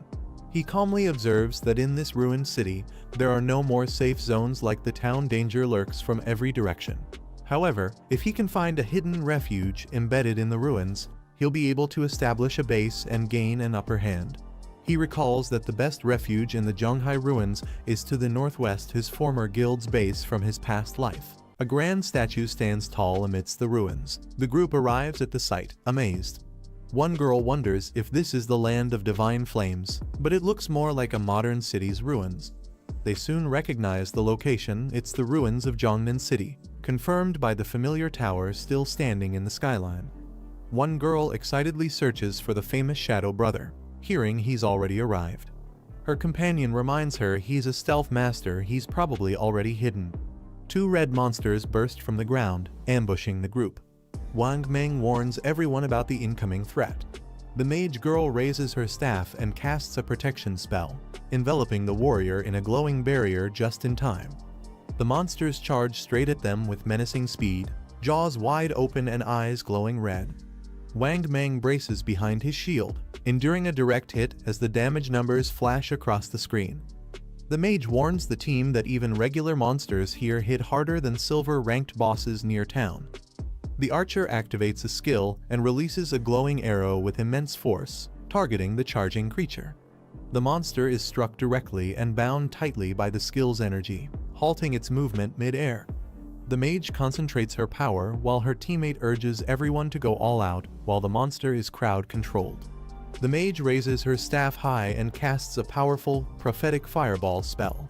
Two massive fireballs explode directly onto the monsters, engulfing them in intense flames. The team celebrates their victory as the monsters fall. The impact was strong, and their teamwork paid off. The leader tells Xiaoxu to send her owl to scout the area from above, and she calmly agrees, readying her staff. Xiaoxu's owl surveys the area from above and sees a horde of monsters flooding the streets. There's no sign of any safe zone nearby. The group is shocked to hear there's no safe area. One member remarks how this continent feels more like a brutal survival game now. The girl urgently asks if the owl can find the shadow boss.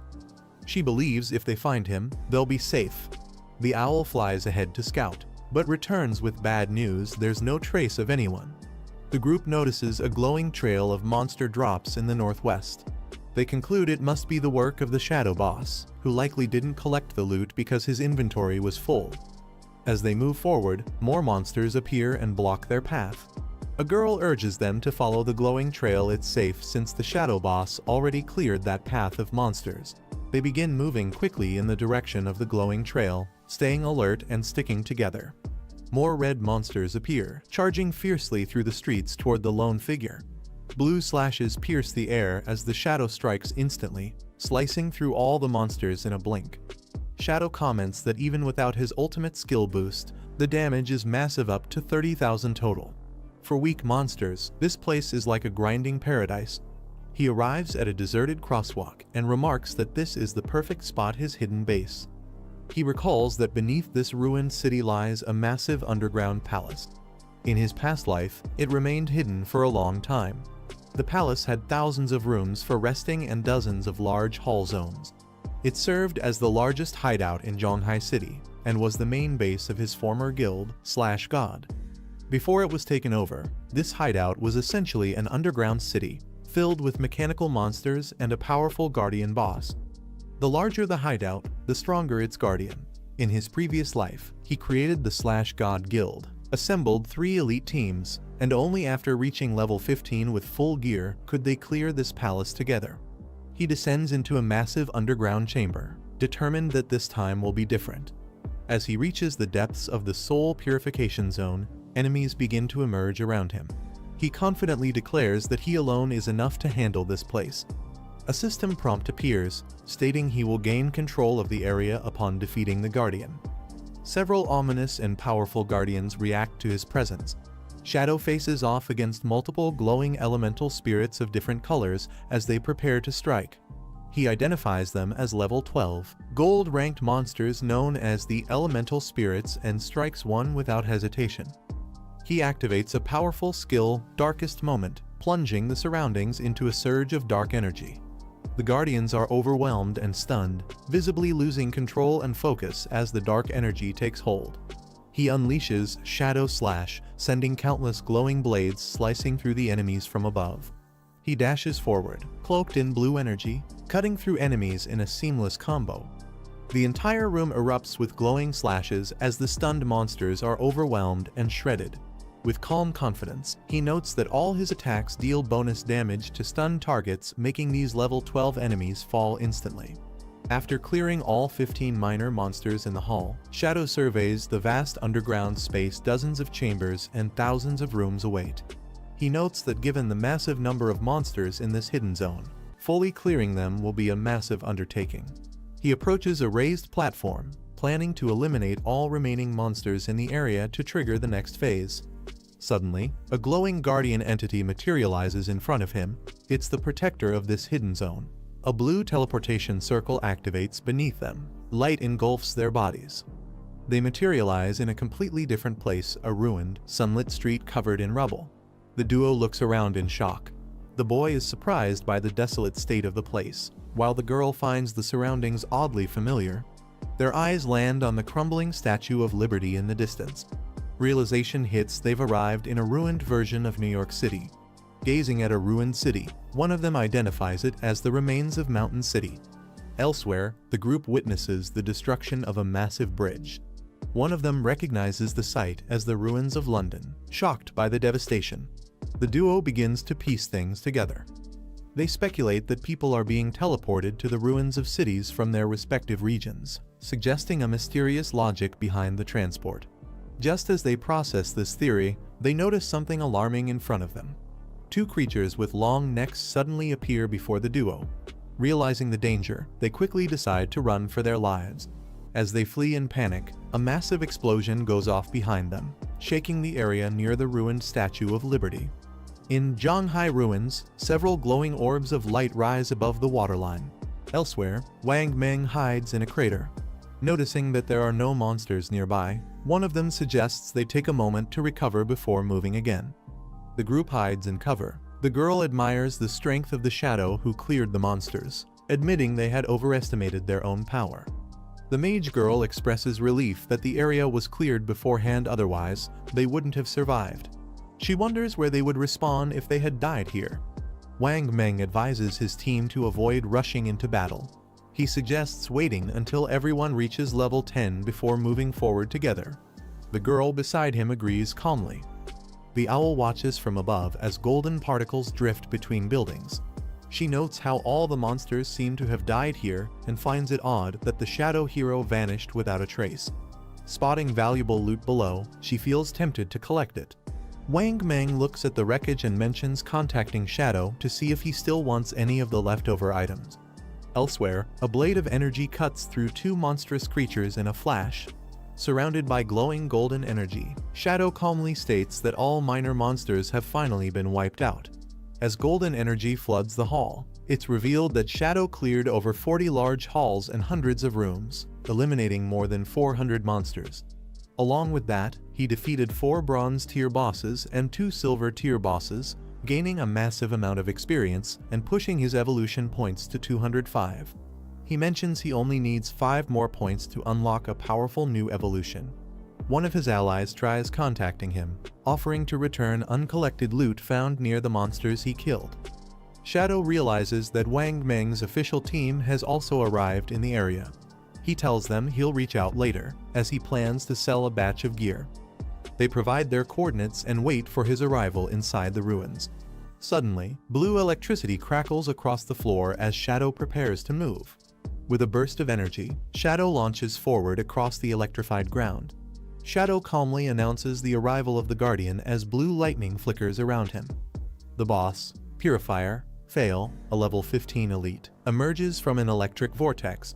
It's introduced as the highest tier guardian of the ruins, and defeating it would grant ownership of the domain.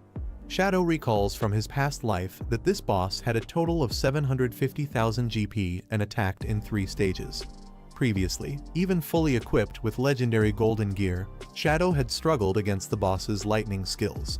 But now, he boldly declares he doesn't even need to defend against its single target attacks. Shadow activates his skill, Shadow Slash, instantly surrounding the Guardian boss with a flurry of electrified blade trails.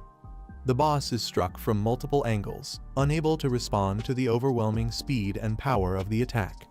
A powerful slash pierces straight through the boss's chest, causing it to stagger as dark energy bursts from the wound.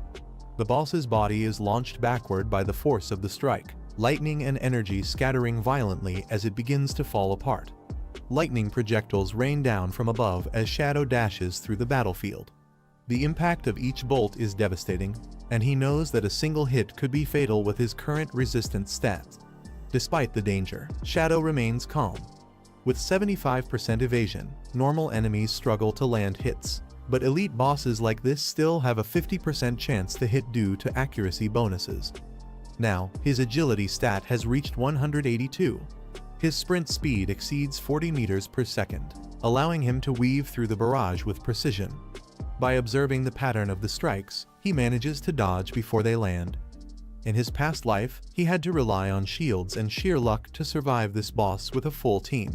But this time, his sharp eyes and speed prove that things will be different. Shadow closes in with blazing energy, landing a critical strike using a combo of his blade skills. His attack shreds 250,000 GP from the boss in an instant. He declares that he won't give the boss any chance to fight back. The boss enters its second phase.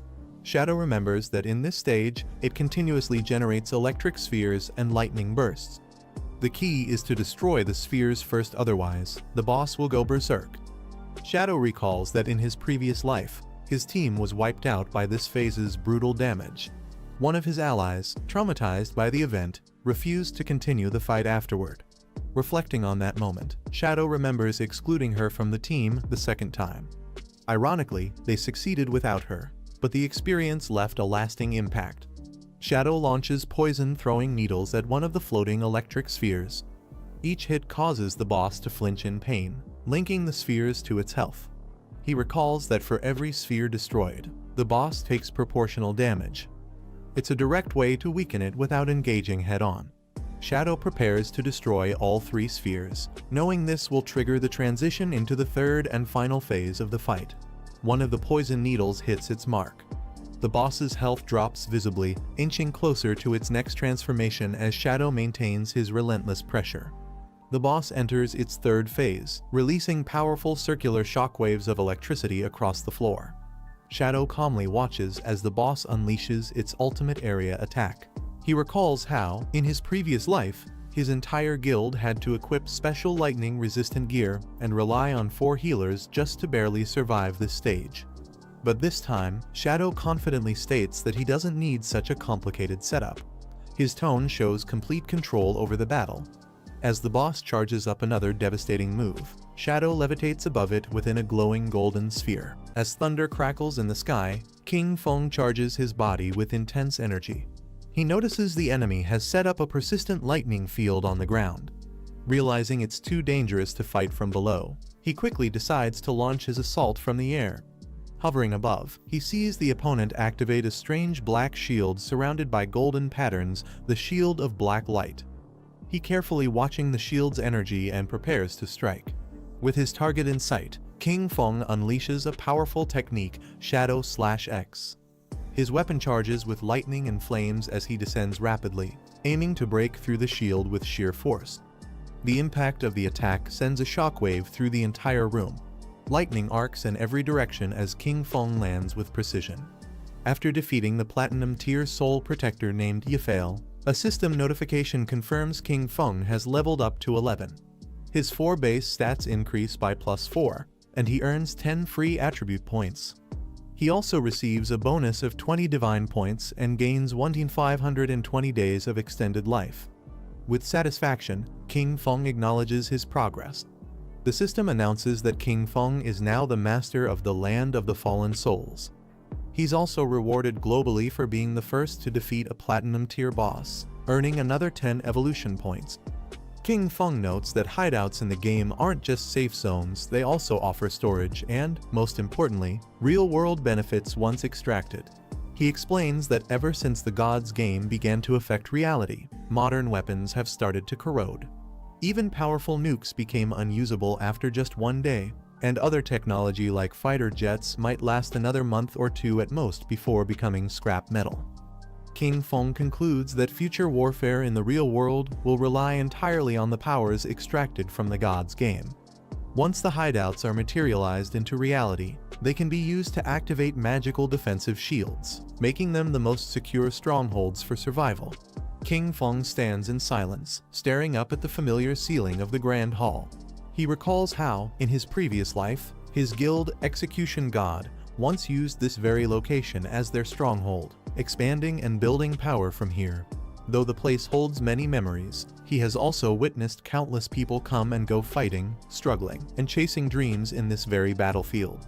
Determined, King Feng clenches his resolve. This time, he won't walk the same path as before.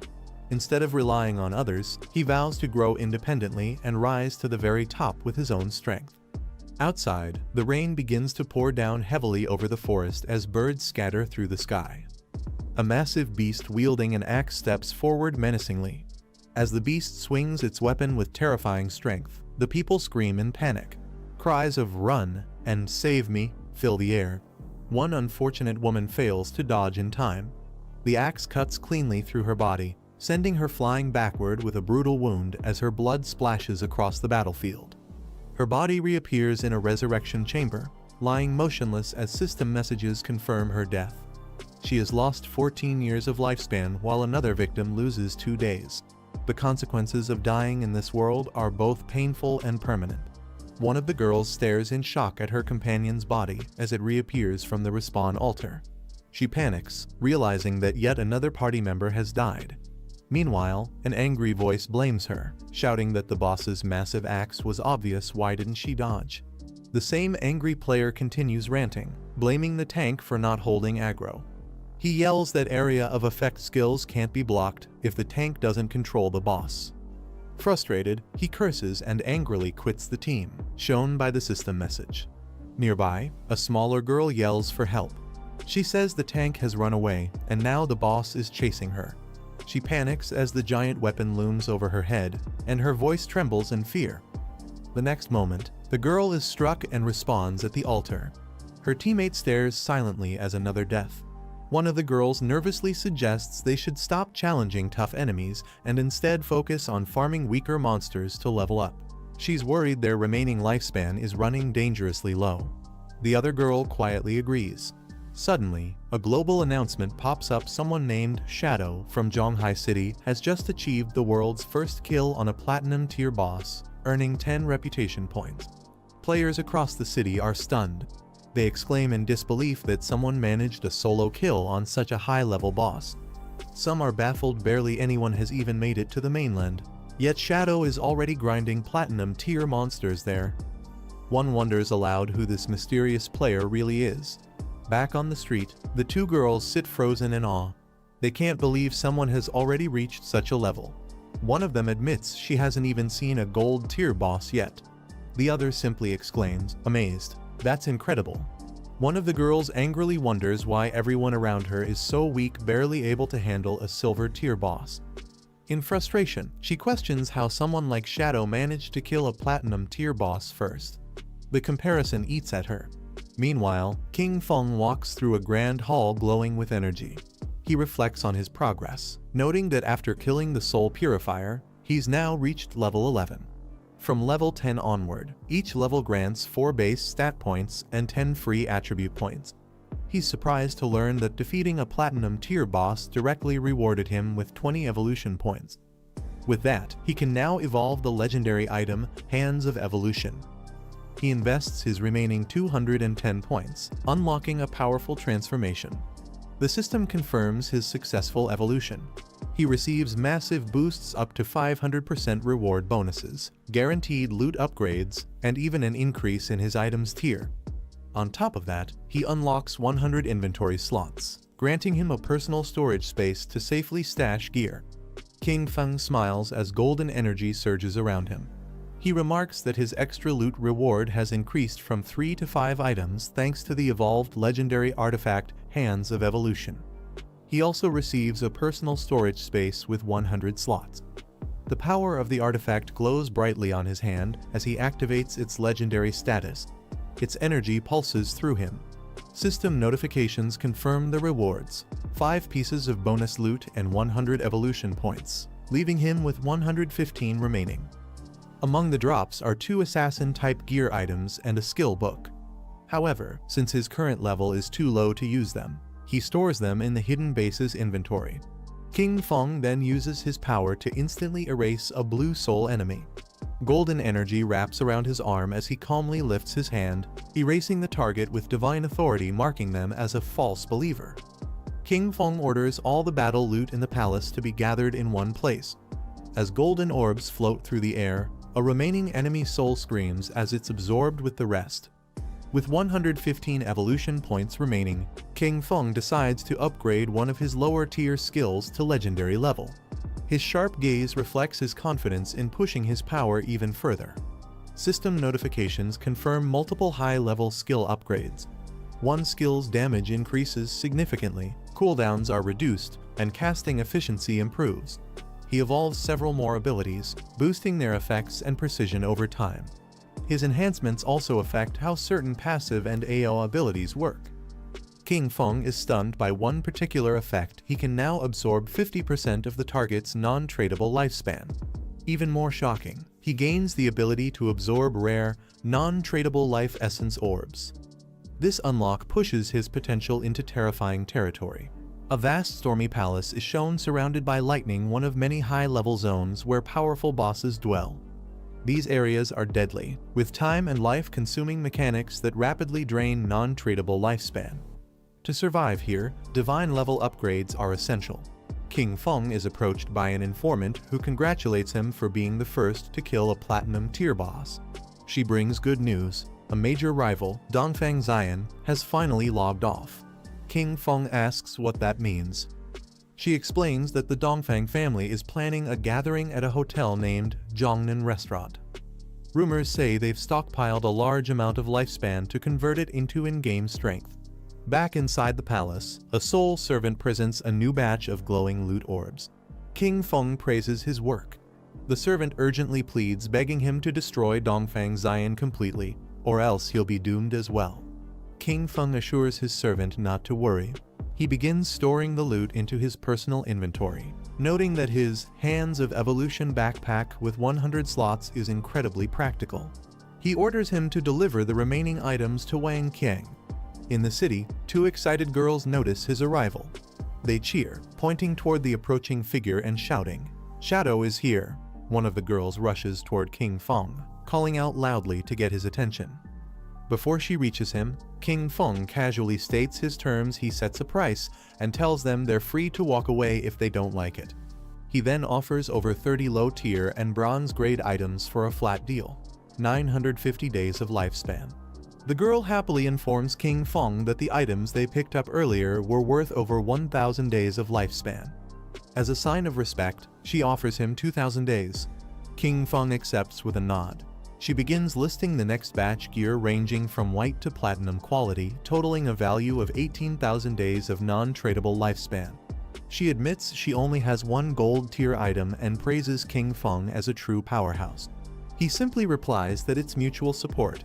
The other girl is shocked by how many backpack slots King Feng has, joking that it feels like something out of a dream. King Feng warns them that their backpacks are now full and reminds them of a staircase under the statue ruins leading to a teleportation circle that returns them to the beginner town. As he turns and walks away, he gives one last warning. Returning to that zone will cost 500 days of lifespan. If they head back now and die again, they'll have nothing left. With that, he simply says, "I'm leaving." The girl excitedly claims she was right all along. King Feng must be a reincarnator. She argues that only someone reborn could know such hidden mechanics in the game. The others look uncertain, and one teammate nervously asks her to calm down. Getting bolder, she strikes a provocative pose and jokingly asks if she should go seduce King Feng to lure him in. Her teammates are left speechless, reacting with awkward expressions. Meanwhile, King Feng walks silently through the ruined city streets. He opens his status panel and reads a system prompt asking if he wants to consume non-tradable lifespan to extract power into the real world. He confirms, initiating a sync in level and class progression between game and reality. King Feng spends a massive 72,000 days of lifespan to fully synchronize his real-world level and class rank with the game. Surrounded by golden energy, he remarks that the next step is skill extraction far beyond the basic stealth he previously unlocked. System notifications begin pouring in as he extracts and upgrades several skills, each costing hundreds to thousands of days of lifespan. From powerful abilities like Shadow Explosion and Flying Lotus to boosting his stealth to level 10, he systematically strengthens himself across the board. He highlights one particular skill, Faithful Descent, which doesn't just reduce cooldowns but summons silver-ranked believers, making him nearly unbeatable in reality. After using most of his resources, he has only 486 days of tradable lifespan left, but now his strength in the real world rivals his in-game power. Though drained, King Feng knows he's close to total fusion. He vows to earn more lifespan before logging off again so the next synchronization can be completed in full. Blue energy wraps around him as he silently walks through the empty city streets. He sits silently on the edge of his bed, shrouded in a dark, ominous aura. He thinks about his current situation. Since someone named Kayanshishi knows his address, it's best to leave immediately for safety. Extracting the land of purified souls will cost over 1,300 years of lifespan, so he must first find temporary shelter. With resolve in his eyes, he sharpens his focus and raises his hand, activating his power. Golden light explodes around him. He activates the Hands of Evolution. The room is engulfed in radiant energy, with furniture and items flying as he prepares for an intense transformation. King Feng stands in his room, surrounded by golden light. He laughs to himself, impressed by how convenient the storage space provided by the Hands of Evolution is. With a simple thought, all his belongings are absorbed directly into his inventory. Without hesitation, he jumps out the window, leaving his apartment behind. Perched outside another window, he checks his device for information. It shows that Dongfang Xian is currently at the Zhongnan Hotel, about 15 kilometers away from this residential area. Glancing up at the night sky between the tall buildings, he calculates the distance. At his current speed, closing that gap should be no problem. Moving swiftly through the night, King Feng leaps from rooftop to rooftop, his form nearly invisible as he travels with shadow-like speed. He estimates it will take just 10 minutes to reach his destination. With a burst of force, he lands on the street, leaving a faint crater behind him. He arrives at the Zhongnan Hotel, where the lights glow warmly from within. Inside, members of the Dongfang family hold a formal gathering. One of the elders praises the progress made so far, noting that abilities and lifespan from the game can now influence reality. He declares that Dongfang Xian has successfully begun establishing their power in the New World Order. Dongfang Xian sits confidently at the family dinner table, responding humbly that everything he's done was simply his duty. The old patriarch praises Dongfang Xian's growth, expressing his satisfaction. He acknowledges that the recent purchase of vast amounts of tradable lifespan has been used entirely to acquire powerful equipment and skill books. He instructs the family's core members to reach level 10 as quickly as possible. Their goal is to secure a head start and expand the Dongfang family's influence in the real world through their power in the game. Another family member voices even greater ambition, believing that through this dual-realm growth, the Dongfangs can dominate a region and perhaps even establish an eternal dynasty. Becoming a family of emperors is no longer just a dream. Dongfang Xian thinks to himself with a dark grin. He's acquired immense resources and influence, all while hiding his true intent. Once he rises to the top of the rankings, everyone who looked down on him will pay the price. At the dining hall, one of the elders asks about the plan they previously discussed to deal with King Feng, aka Shadow. He wants to know how the preparations are going. Dongfang Xian assures him that everything is under control. He's already arranged for a reliable woman to approach Shadow and extract his identity. They should be hearing results soon. The elder gives one strict command: Shadow must be captured alive. He plans to make Shadow work for the Dongfang family, turning him into a tool that brings them great benefit. Dongfang Xian nods in agreement, replying with a calm yes. Outside the Zhongnan Hotel, a group of Dongfang family guards toast to their clan's dominance. But before they realize it, they're suddenly taken down one by one.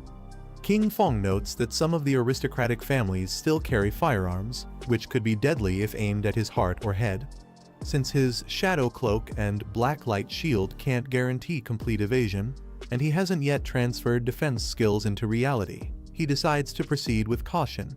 He summons a divine class minion using the Faithful Descent skill. The golden energy engulfs the corpse, turning it into a glowing servant. King Feng knows that in situations involving guns, it's best not to take chances. The undead obeys his command, prepared for battle.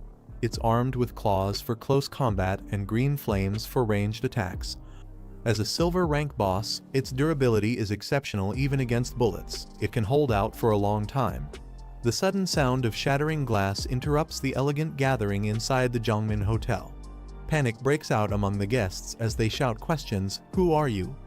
What's going on? With a monstrous growl, the undead lunges forward, claws extended and glowing eyes locked on its targets. One of the guards shouts in disbelief, realizing it's a monster from the godforsaken game. The undead charges forward as bullets rip through its body, but even after being shot multiple times, green flames erupt from its arm, surging forward like a wave. The nearby guards scream in fear as the flames engulf their formation in a sudden burst of chaos. One of the guards is struck directly by the green fire and collapses, his body convulsing. The undead follows up with a brutal strike, clawing through the enemy's defenses. Dongfang Xian watches nervously from a distance. His men fall one by one, consumed by the creature's relentless assault and the strange green aura that leaves them powerless. As the undead grabs the old man, he stretches out his hand in desperation, crying for help. With panic on his face, Zion kicks away a table and charges forward, ignoring the chaos behind him. He sprints down the hallway, repeating to himself that he must escape and log into the game. That's his only way to survive now. Zion believes that if he reaches level 10 in the game and extracts those abilities into the real world, no one will be able to threaten him again. Just as Zion attempts to escape, dark tendrils and blue lightning swirl around him. His body gets engulfed in glowing energy and flips uncontrollably as if being pulled through a portal. Suddenly, his consciousness wakes up, his eyes wide in confusion, finding himself lying on a surface with blood around his head. Zion sees his own body fading like smoke. Above it floats a translucent version of himself, his soul separated, watching from above. The man lying on the floor coughs blood and barely utters dark shadow before his vision fades. Suddenly, red flowers bloom violently around him as black tendrils surge outward, spreading across the floor. At the center stands King Feng, surrounded by death energy and petals. A system message confirms thousands of life days absorbed. With a slight smirk, he looks at the chaos and calmly remarks, "It was quite a harvest." Shadow stands at the center of a crimson ritual, surrounded by swirling red energy and ominous symbols. He calmly praises the effect of the curse skill he just used. It not only wiped out corpses and bloodstains, but also allowed him to absorb their remaining life force without wasting a drop. He checks his status and notes that his untradeable lifespan has now accumulated to over 2,327 years. With this boost, he feels confident even when entering the most dangerous zones. Suddenly, someone nearby hears gunfire and screams coming from a package room. They panic and shout to report the incident, unaware that Shadow is already aware and calmly observing.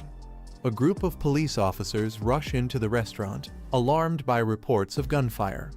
They mention the Dongfang family was having a gathering here and fear a deadly shootout may have occurred. As they enter the dining hall, they're stunned by the eerie silence. One officer gasps, finding the scene suspiciously empty. The room is a mess, showing clear signs of a violent battle, but not a single body remains. Confused and panicked, the officers wonder where everyone went and if anyone saw someone leaving. Outside, Shadow calmly walks away from the scene. Meanwhile, the officers are left puzzled, questioning how the entire Dongfang clan vanished without a trace. Shadow walks through the neon-lit city streets. He sets his sights on a new objective, the Cayenne Corporation. He recalls that the corporation's headquarters had already relocated to North America before the game-like world descended. However, the CEO's daughter, Cayenne Shishi, is still trapped in the Magic City district. Realizing that traveling over 300 kilometers on foot wastes too much time, Shadow reflects on how it already took him 2-3 hours to get here. He knows he needs a faster solution. Now seated in a dimly lit room, he calmly decides it's time to secure a proper means of transportation. He materializes on a glowing teleportation circle as the system message welcomes him back into the divine game world. He surveys the area calmly and considers clearing out more silver and gold tier bosses still lurking within the ruins. Suddenly, a girl's voice reaches him with excitement. She claims to have good news and urgently calls out to him. She reports that Zio Hai found the entrance to a hidden tomb. However, a gold tier ghost is guarding it, and they can't defeat it on their own. Shadow is intrigued and wonders how she managed to discover the tomb's location. The girl explains that while returning to the starter town, they took a detour to avoid monsters. During the walk, they suddenly stumbled upon someone who had fallen into a pit. It turned out Zio Hai had accidentally stepped into the pit. After struggling to pull him out, they realized it was the entrance to a tomb. The area disrupted team chat and communication due to its special nature. As they ventured deeper, they encountered a level 12 gold tier boss with glowing red eyes. Fortunately, they managed to escape unharmed and have now returned to town. Shadow is shocked. He mutters that even a random step in the city ruins could lead to discovering a tomb. He acknowledges how rare such tombs are, comparable to divine blessings or cursed ruins, wild encounters that usually appear only by chance. Shadow accepts the coordinates and tells them to send the marker. The girl jokes that if he finds any loot he doesn't need, he better sell it to them. Shadow agrees, noting that she's quite clever. He arrives at the marked location and gazes at a large old well. Surprised that this is the tomb entrance, he finds it unbelievable someone could accidentally fall into something so obvious. He mocks the situation, wondering how Zio Hai managed to stumble into such a massive well. He quietly praises the woman for noticing something so obscure. Without hesitation, he leaps into the dark abyss below, beginning his descent into the mysterious tomb. He lands silently in the depths of the tomb. A system message flashes he has entered the grave of resentment, and all communication functions are now blocked. He moves cautiously through the dark corridor, pausing as two glowing red eyes appear in the shadows ahead. A massive figure steps forward, a grotesque level 12 gold tier ghost clad in a butcher's apron, radiating hostility. Shadow recognizes it immediately. Though he hadn't faced this boss in his past life, its brute appearance suggests it relies on powerful physical strikes and high offensive stats. As the ghost swings its cleaver, Shadow reflects on why the others fled in fear. The gear and skill books he bought from them clearly lacked defensive stats. One strike from this boss could easily have a health bar. Shadow dodges swiftly, realizing that if he gets hit even once, it would mean instant death. Activating Graceful Escape and his skill Shadow Slash, he delivers a rapid flurry of blue strikes, targeting weak points with lethal intent. Though the boss's defense is high, Shadow's throat slash lands cleanly, piercing its flesh. Despite the blow, the boss can't recover quickly enough to stop the bleeding damage from stacking. Just as Shadow prepares to reposition, the ghost boss suddenly lunges with its massive arm. He quickly summons a defensive skill to shield himself. The ground erupts as the boss's claw smashes down, sending debris and energy flying. The impact is devastating, shattering the earth around Shadow's last position. Shadow leaps back just in time, narrowly escaping the crushing blow. Shadow warns himself just in time the corpse is about to explode. Thanks to his passive skill Phantom Flicker, he narrowly avoids death. He recalls how, in his past life, some teams rushed to loot after defeating unfamiliar bosses only to be wiped out by post-death explosions. It was a brutal trap, usually seen with gold tier bosses and above. He activates Hand of Fate and absorbs the remaining essence. A system prompt shows he earned a rare skill book, points, and a gold tier armor drop. Not only did the kill drop a skill book and armor, but both are gear he can actually use, truly a perfect haul. He unlocks the skill Dark Knight Ring Blade, a gold tier assassin ability that deals dark elemental damage in an area around him. He notes that the skill scales with the spirit stat, making it perfect for him since his assassin class boosts spirit-based output more than strength. After evolving the skill to epic tier, its range extends from 5 meters to 12 meters, and damage increases from 500 to 1300 dark damage along with a short cooldown. Shadow evaluates calmly, while its damage doesn't match his Phantom Slash for single target burst. It's ideal for clearing out mobs efficiently. He compares Phantom Slash and Dark Knight Ring Blade. While Phantom Slash is a straight line skill, Ring Blade is circular, making it more effective when surrounded. He equips the new Golden Grade Wrath armor, which significantly boosts his defense, resistance, and HP, replacing his previous Ghostfire armor.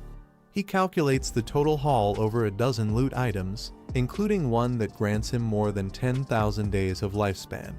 He enters the tomb, hoping to find better rewards inside.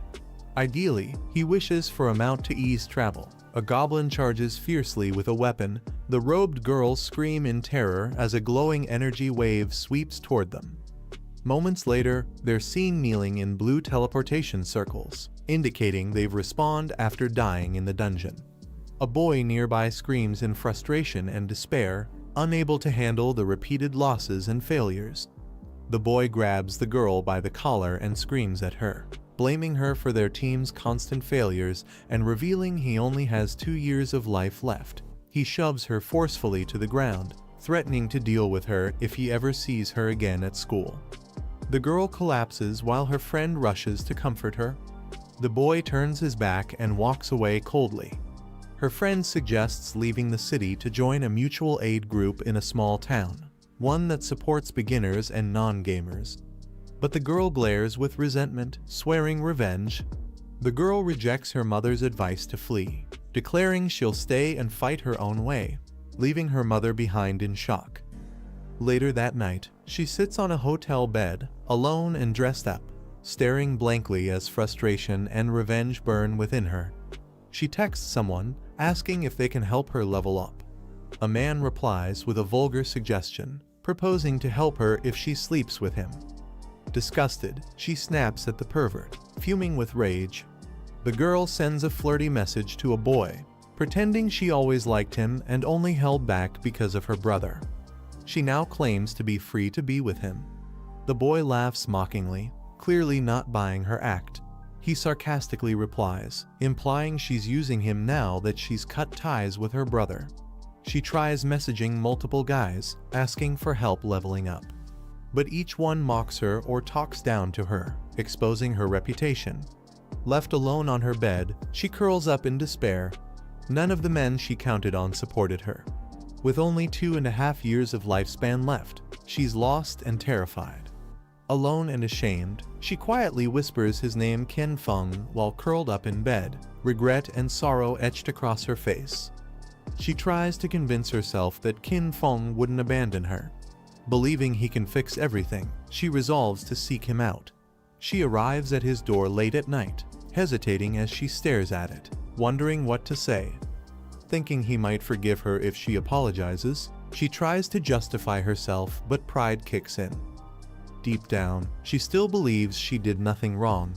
She steels herself outside the door, convincing herself to act humble. If she plays along, she'll get what she wants, an upgrade, and later, she'll break ties on her terms. Blushing with false confidence, she knocks gently, thinking once she levels up, she won't need him anymore. For now, she pretends she's still his favorite. She repeatedly calls his name sweetly, knocking again and again, each time louder, trying to coax him to open the door. When the door stays shut, she finally loses it, furious. She kicks it hard and curses, revealing her true nature behind the sweet act. She enters the room confused, everything is gone. The bed, table, clothes vanished. There's no sign of him left. She dials his number, but only hears a cold automated response saying the phone is turned off. Still staring at the empty room, she murmurs his name and wonders aloud where he could have gone. Meanwhile, deep within the cursed tomb, a fierce battle rages. Blue energy blades slice through monsters as he fights alone in the dark. Shadow arrives at the end of the path and spots a large sealed sarcophagus. He explains that after killing over 200 monsters and several elite bosses, he's nearly reached level 12. Opening this will summon the final tomb boss, hopefully of platinum rank. One of the team members rushes forward to open the coffin, pushing with effort as creaking sounds echo in the air. Suddenly, dark energy bursts out violently. Dark tendrils burst violently from the sarcophagus, swirling with chaotic energy as he watches cautiously. A grotesque arm reaches out from the dark mass, dragging out the remains of the white-silver boss that was instantly annihilated. Shadow realizes the true threat, a golden tier boss called Death Mist, a formless entity immune to physical attacks. He curses his luck for triggering such a nightmare. He remembers this exact boss being released in his past life, where it rampaged straight to a nearby stronghold, causing massive destruction. The deadly black mist spreads across the city, engulfing unaware civilians who scream in agony as they fall, most having no idea what hit them. He realizes that unless someone has teammates to disperse the mist or special class abilities, anyone touched by it will surely die. But then, his eyes lock onto something, its true body. Shadow unleashes his skilled Dark Knight Ring blade, slicing directly into the swirling mass of darkness, aiming for the hidden core. At last, he spots it buried within the toxic mist. A grotesque parasitic core pulsates with eerie life. A strike tears through the parasitic core, cutting right into the hidden heart of the Black Mist boss. As the golden energy from his attack bursts forward, the boss lets out a final screech before collapsing. Shadow confirms it was a gold-tier boss, dangerous, but not unbeatable.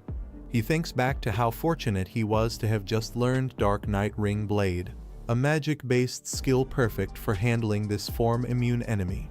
With the dungeon cleared, he activates Hand of Poverty, absorbing the loot. Though he hoped for a platinum tier reward, the golden tier drop still satisfies him. As the golden light fades, a rare item materializes in his hand, a mount summoning bell. Surprised and excited, he realizes he's actually obtained a rideable mount, something he had been hoping for all along. Shadow lifts his hand as a glowing rune ignites. He activates a summoning skill that conjures a powerful night shadow wolf as a mount. He remarks that Lin Liu was right about this being real. The night shadow wolf emerges with a fierce aura. Its stats and battle traits are displayed: enhanced movement speed, stealth ability, and devastating physical attacks. Shadow examines its abilities, noting its potential as both a mount and a combat companion.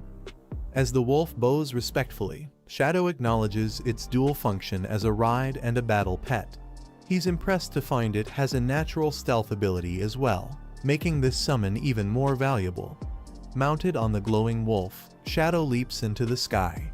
The wolf charges upward with incredible speed, leaving behind a powerful surge of energy as they soar past the rooftops into the night. Shadow charges through the night, riding the night shadow wolf across rooftops at incredible speed. The city lights blur beneath him as he makes rapid progress toward his destination. He calculates his plan, first reaching level 15 quickly while conserving the wolf's stamina. Once dismounted, he'll be able to dive directly into dungeons and deal fatal blows without hesitation. He heads toward the Zhanghai Arena, a massive battleground with multiple underground layers. It's densely populated with monsters and offers rapid respawn cycles perfect for fast leveling. Shadow continues dashing across buildings. With determination in his eyes, he declares this place as the most suitable zone to quickly power up. A female warrior lands a decisive blow on the golden armored beast, striking with a blazing sword. She stands confidently over the defeated monster. Her teammates cheer, celebrating their victory. One of them calls her amazing and notes her overwhelming damage output. Another praises her hidden class, Dragon Swordsman, and is clearly infatuated, calling her the woman he's been looking for. He's revealed to be the spoiled son of Zhanghai's local bureau chief. Despite her strength, some team members belittle her achievement. They mock the idea of a lone assassin secretly defeating a boss. One even claims that with his background, winning her over would be effortless since she has no backing. The girl confronts the arrogant boy, sarcastically questioning if someone like him couldn't defeat a boss even more easily. He becomes defensive and accuses her of hiding her true capabilities. He criticizes the hidden class Shadow as morally corrupt and claims to know a demon hunting officer who ranks at level 3 in anti-Shadow authority. His words are filled with suspicion and bias. He then suggests the group uncover the Shadow user's real-world identity and control him, claiming people like that must only serve official use to be trusted. He warns that events like what happened with Zhanghai shouldn't be allowed to repeat. His speech leaves the group silent, but the girl casually brushes off his accusations with a confident laugh. The girl reminds Ma that they now need the Shadow user's cooperation, not the other way around. She stresses that if someone can solo global gold and platinum bosses, they must form an alliance with him. Others in the group agree, while Ma is frustrated and embarrassed. Furious, Ma refuses to accept the reasoning. He belittles Shadow, claiming he's just a sneaky assassin who can be easily controlled with higher authority. Ma throws a tantrum, outraged that someone without background dared to scold him. He vows to expose and capture Shadow, imagining himself as the hero forcing an apology in front of everyone.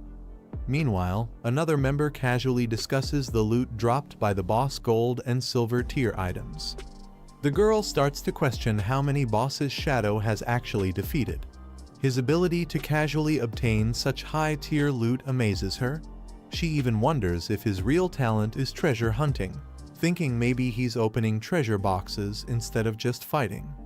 A young man hesitantly speaks to the team leader. While he agrees with her reasoning, he admits to having lingering doubts about Shadow's true character. He brings up a recent incident at the Zhongnan Hotel, where an entire family from the Dongfang clan mysteriously disappeared during a gathering, implying Shadow might be involved. The woman considers the possibility. She questions whether they should really cover for Shadow if he turns out to be a ruthless serial killer, pointing out that they know nothing about his real personality yet. He calmly responds, acknowledging the case has caught serious attention and is rumored to involve Shadow. However, he emphasizes that there's currently no evidence directly linking Shadow to the incident. The girl smirks and states her stance clearly. Even if Shadow was behind the incident, she would still choose to cooperate with him. She adds that if no one else will protect his reputation, she'll personally do it, even if it means getting close just to defend him. Her squadmate is confused, but she brushes him off with a playful comment suggesting no one would pass up the chance to stick close to someone like Shadow. Suddenly, another team member rushes over, reporting a scene ahead. A nearby battleground is littered with corpses, with not a single monster left. He's shocked by the sheer power of the unknown group that cleared the area. Without hesitation, the team leader raises her fist and commands the group to move out. The team arrives at the battlefield and is stunned by the sheer number of glowing loot drops. They estimate that hundreds of monsters must have been defeated in this area alone.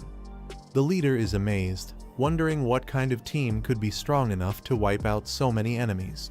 She guesses it must have been the legendary Shadow and suggests they search around, maybe they'll spot him nearby. Ma jumps in, questioning why they're so sure Shadow was responsible.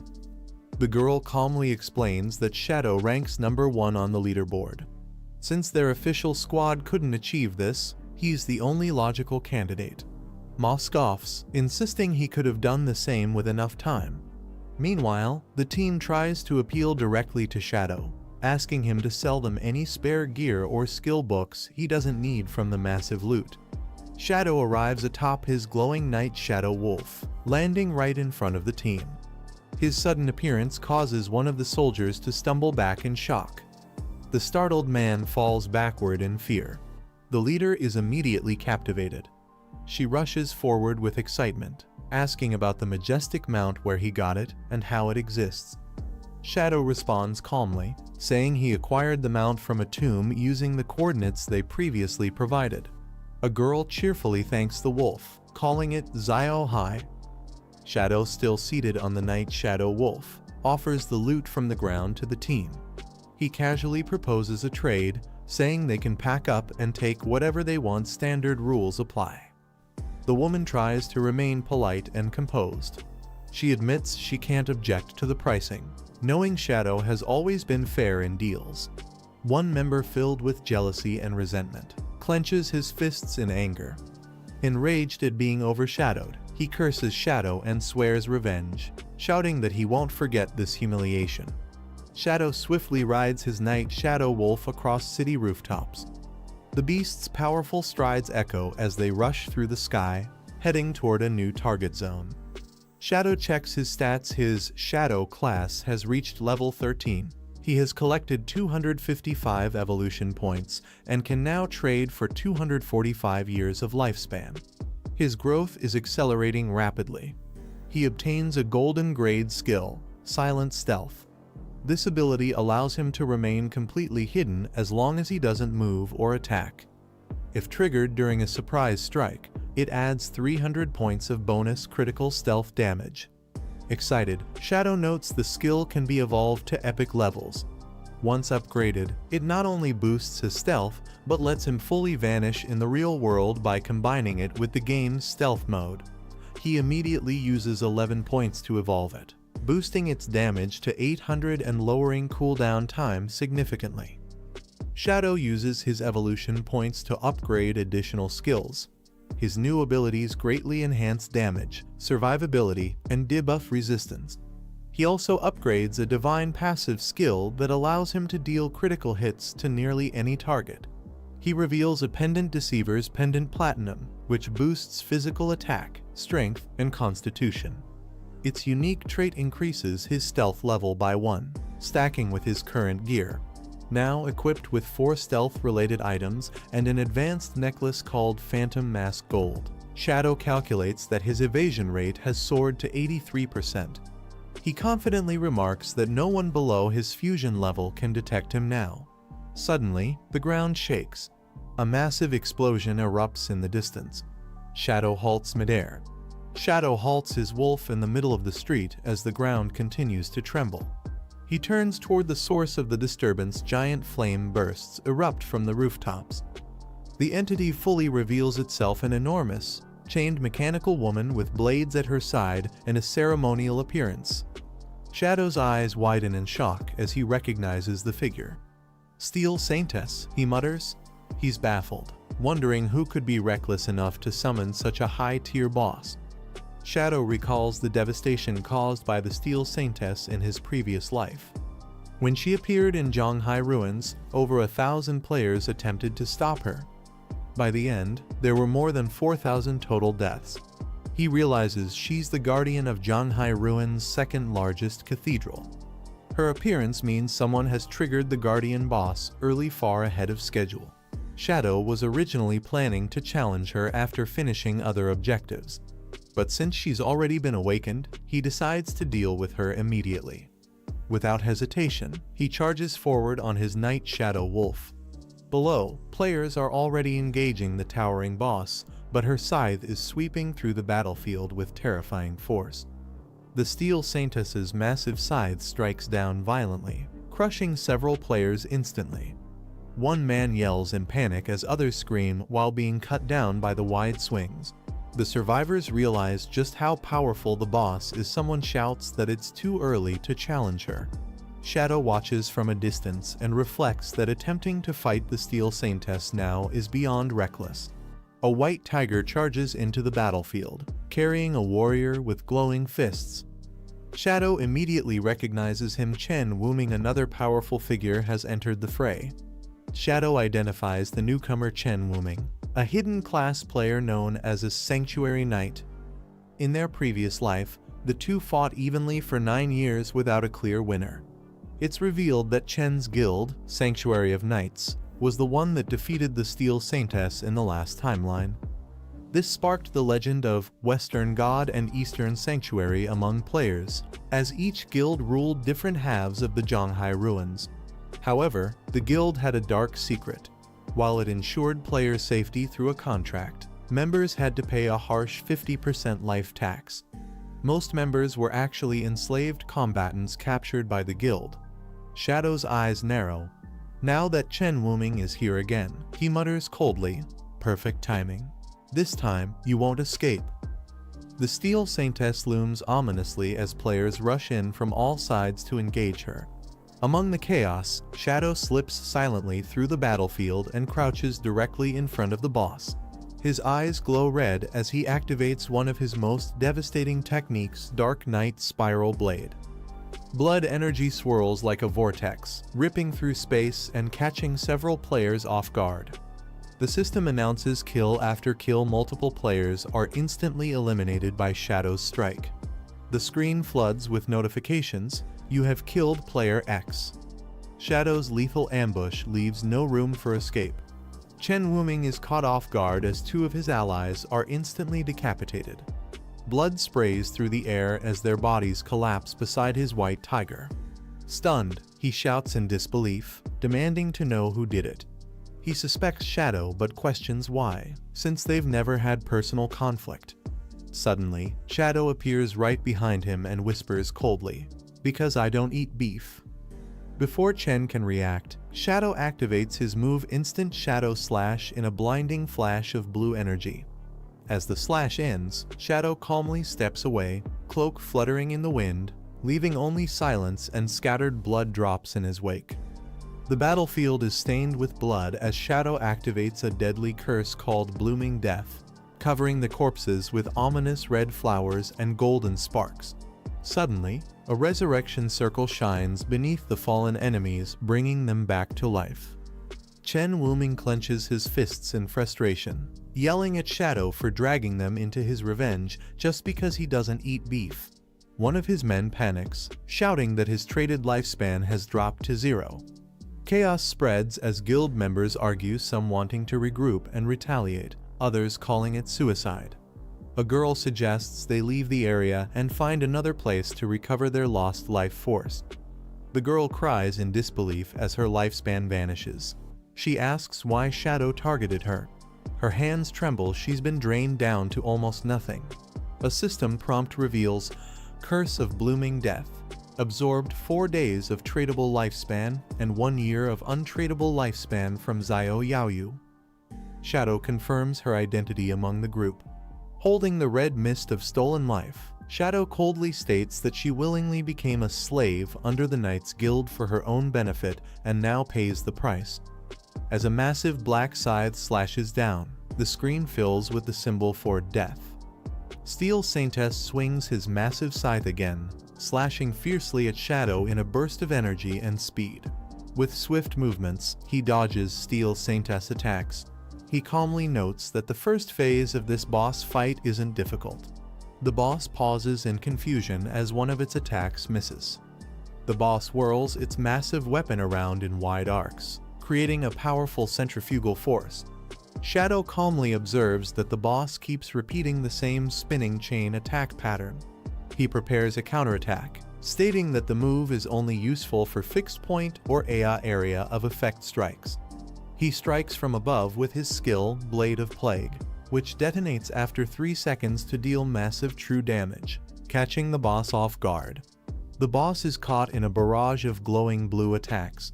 Numbers rain down rapidly, each strike dealing critical damage as the player unleashes a combo assault. With a swift motion, he lands a deadly blow aimed directly at the boss's throat, causing it to stagger violently. Blood bursts out as Shadow slices clean through the boss, leaving a deep, gushing wound across its chest. Despite the massive damage, the boss starts laughing menacingly. He explains that the reason this monster became a guardian is due to its terrifying second phase. As it activates its second form, dark energy erupts from its body. Any damage dealt to it now reflects back on the attacker, making every move a deadly risk. Legends say that inside the demon's stomach is a teleportation gate. Those swallowed are sent to an unknown place, rumored to be the depths of a volcano. However, no one has ever returned. He suspects someone foolishly merged a game mechanic into this reality. From a rooftop, 3 observers watch the intense battle below. One of them expresses surprise, noting how powerful Shadow's dark attack is. It only took a single skill to push the boss into phase 2. Another is in disbelief, questioning whether this was really Shadow's doing, since the opponent is a platinum tier boss. One soldier says he saw everything from beginning to end and confirms that this boss usually bursts out with a surprise attack. As the next dark skill hits, the boss's health instantly drops to half.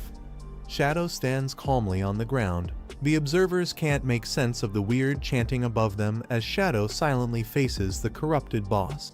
He notes that although the Iron Saintess in her second phase is dangerous, she has one key weakness.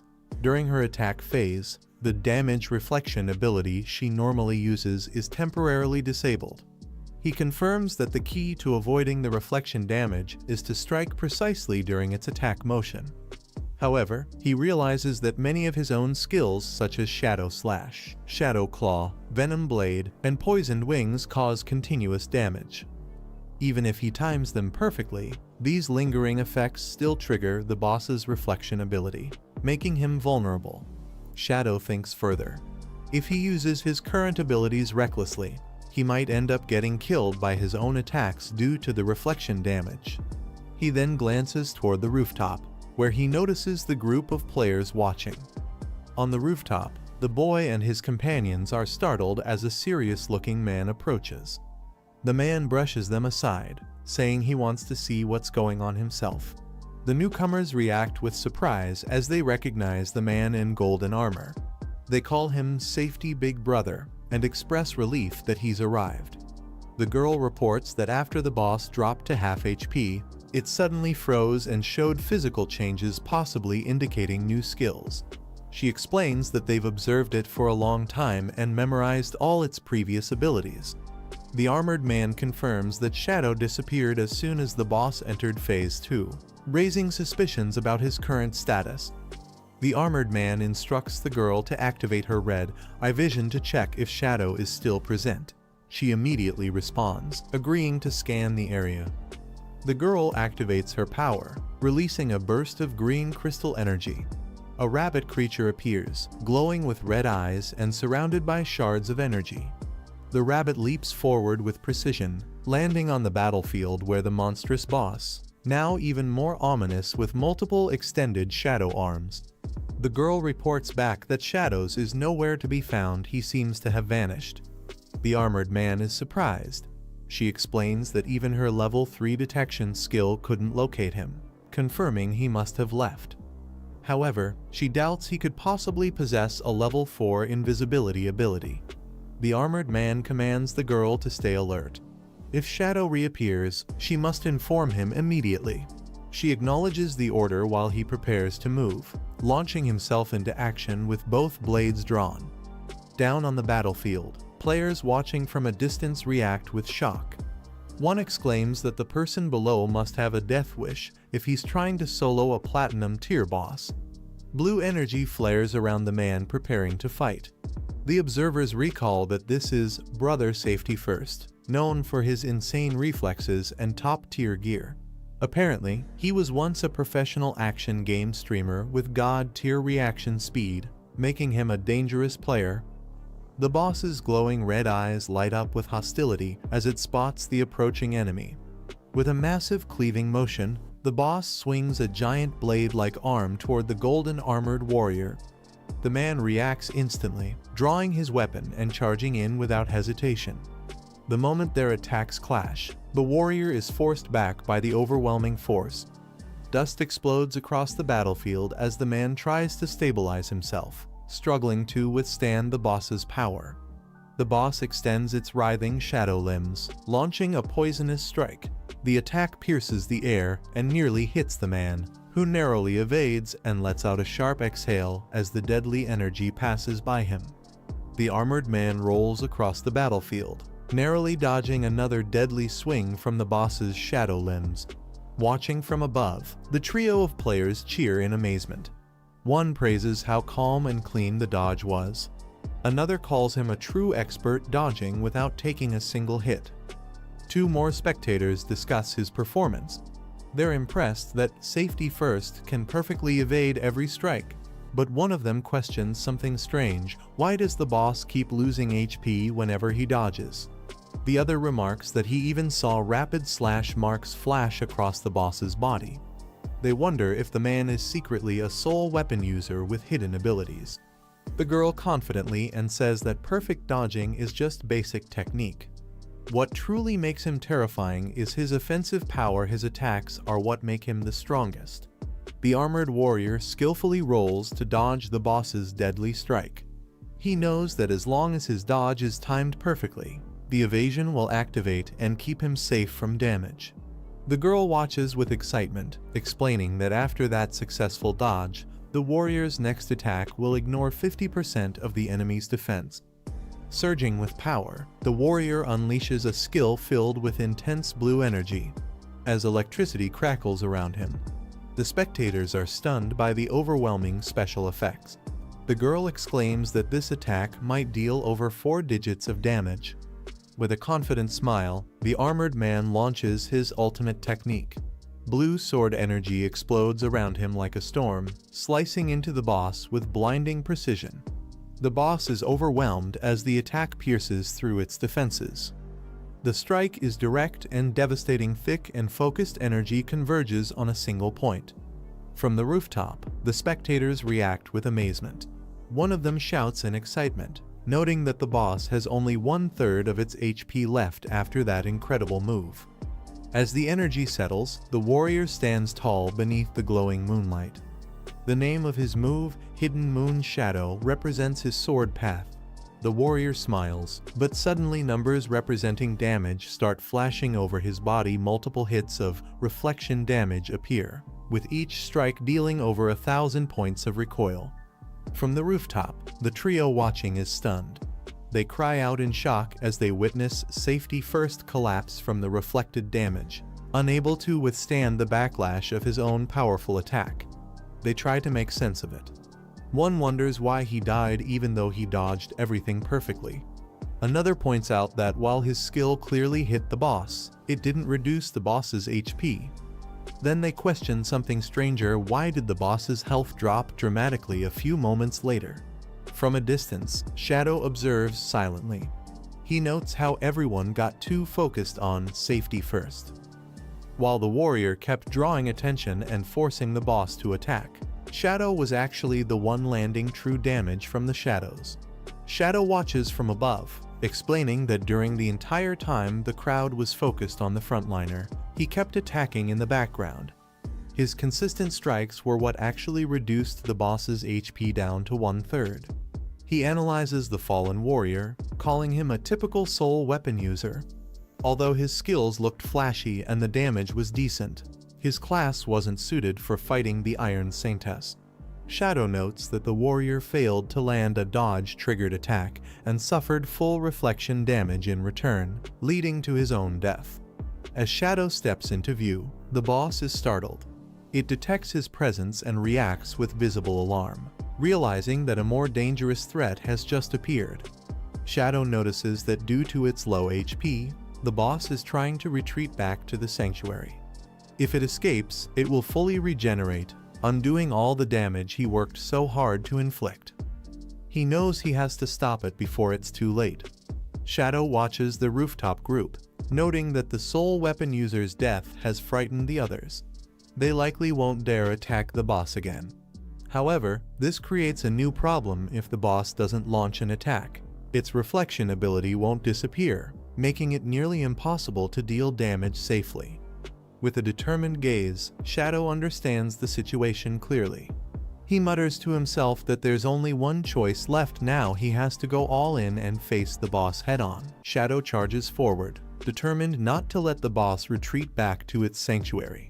If it makes it back, everything they've done will be wasted. From above, the players finally realize the truth. Those countless slashes on the boss weren't from safety first, but from Shadow all along. One player admits he was fooled, thinking the frontliner was the MVP, when it was actually Shadow dealing real damage in silence. The green-haired girl is stunned, questioning how her level 3 detection missed someone with such a high stealth level. It must be level 4 or beyond.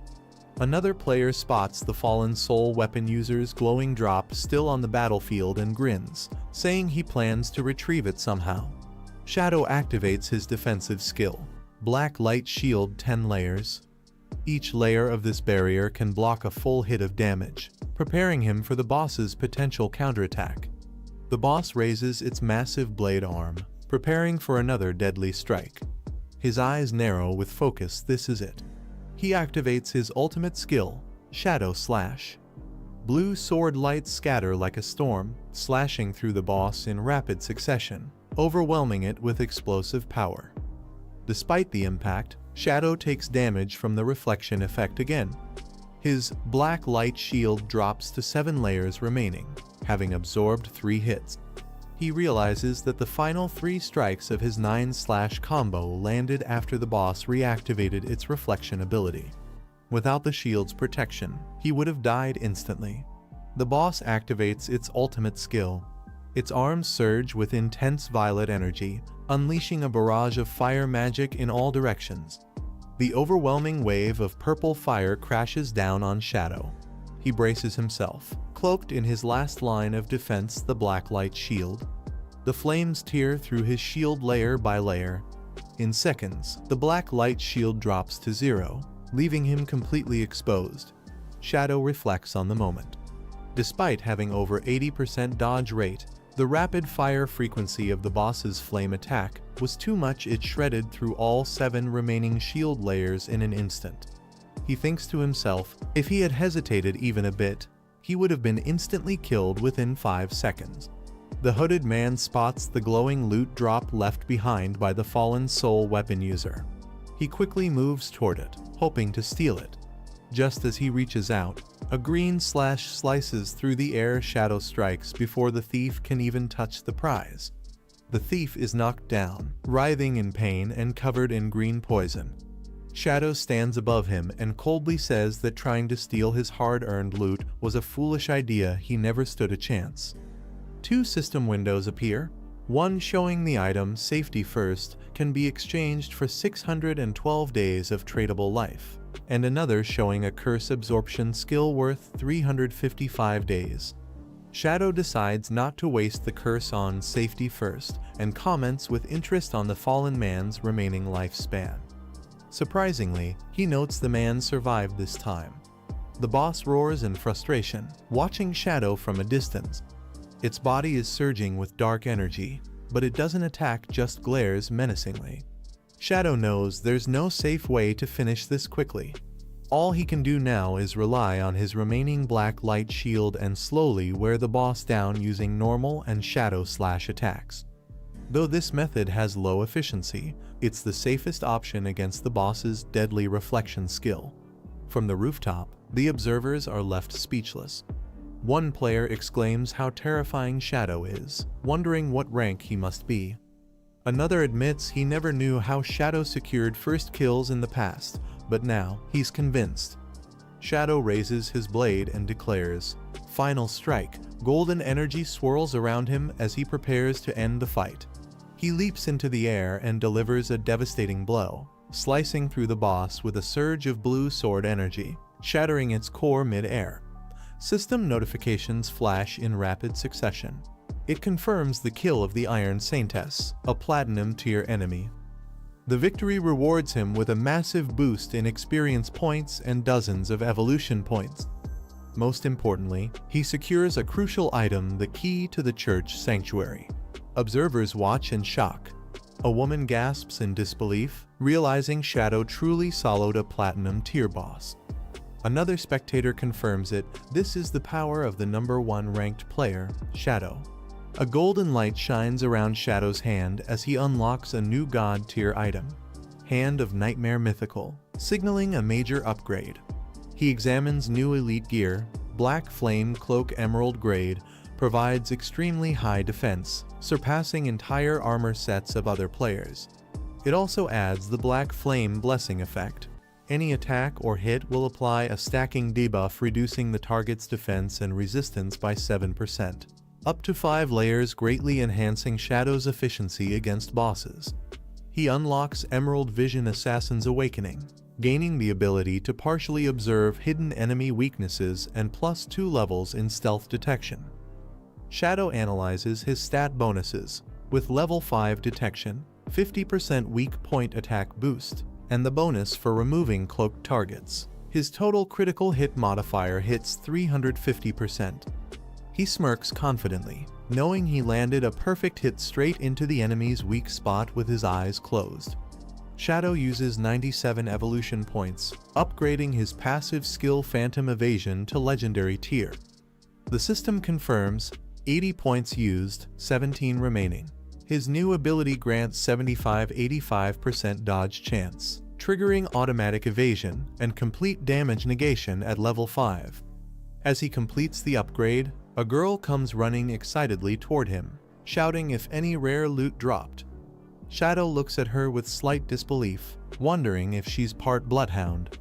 The girl playfully teases him. She's amazed there wasn't even a ranking before, and suddenly he shot to level 13 overnight.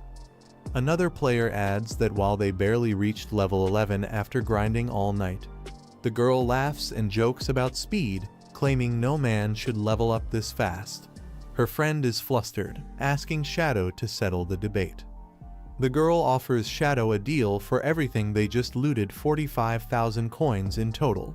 Shadow agrees, and they complete the transaction. He tells them he has another good item for sale and asks if they know of any safe location or hideout for such trades. The girl explains that while Zhonghai City's ruins don't have official safe zones, Players can claim and set up personal hideouts. These can be used for storage or even activated with magical defenses during key moments. Shadow assumes the key he acquired might be for a small hideout dropped by the gold tier boss. She confirms that's likely the case, but admits they haven't found one in Zhanghai yet. However, she's heard that the magic capital already secured a mid-tier hideout, which is how they know about this feature.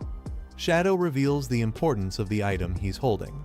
Since they now understand the value of a hideout, he hints that what he has is extremely valuable. He shows them the key to a massive church sanctuary hideout that dropped from the boss. It spans 800 square meters, and he instructs them to research the price in the market before he decides whether to sell it. They both scream in shock. 800 square meters. That's enormous for a hideout. She explains that the larger the hideout, the stronger its defense and the more space for internal facilities. A hideout this size could easily accommodate every member of their official team with private rooms. Then she asks curiously how much does he plan to sell such a grand place for. Shadow tells them to first visit the market and see what price they can offer for the hideout. He mentions that in his previous life, a place like this could sell for 2,000 years worth of lifespan. If the official side buys it and adds his current lifespan savings, he could upgrade all his gear and skills to reality level. The girl agrees to report back immediately. Before leaving, she mentions there's one more urgent matter where they need his help. He tells her to speak. She explains that they've just received intelligence.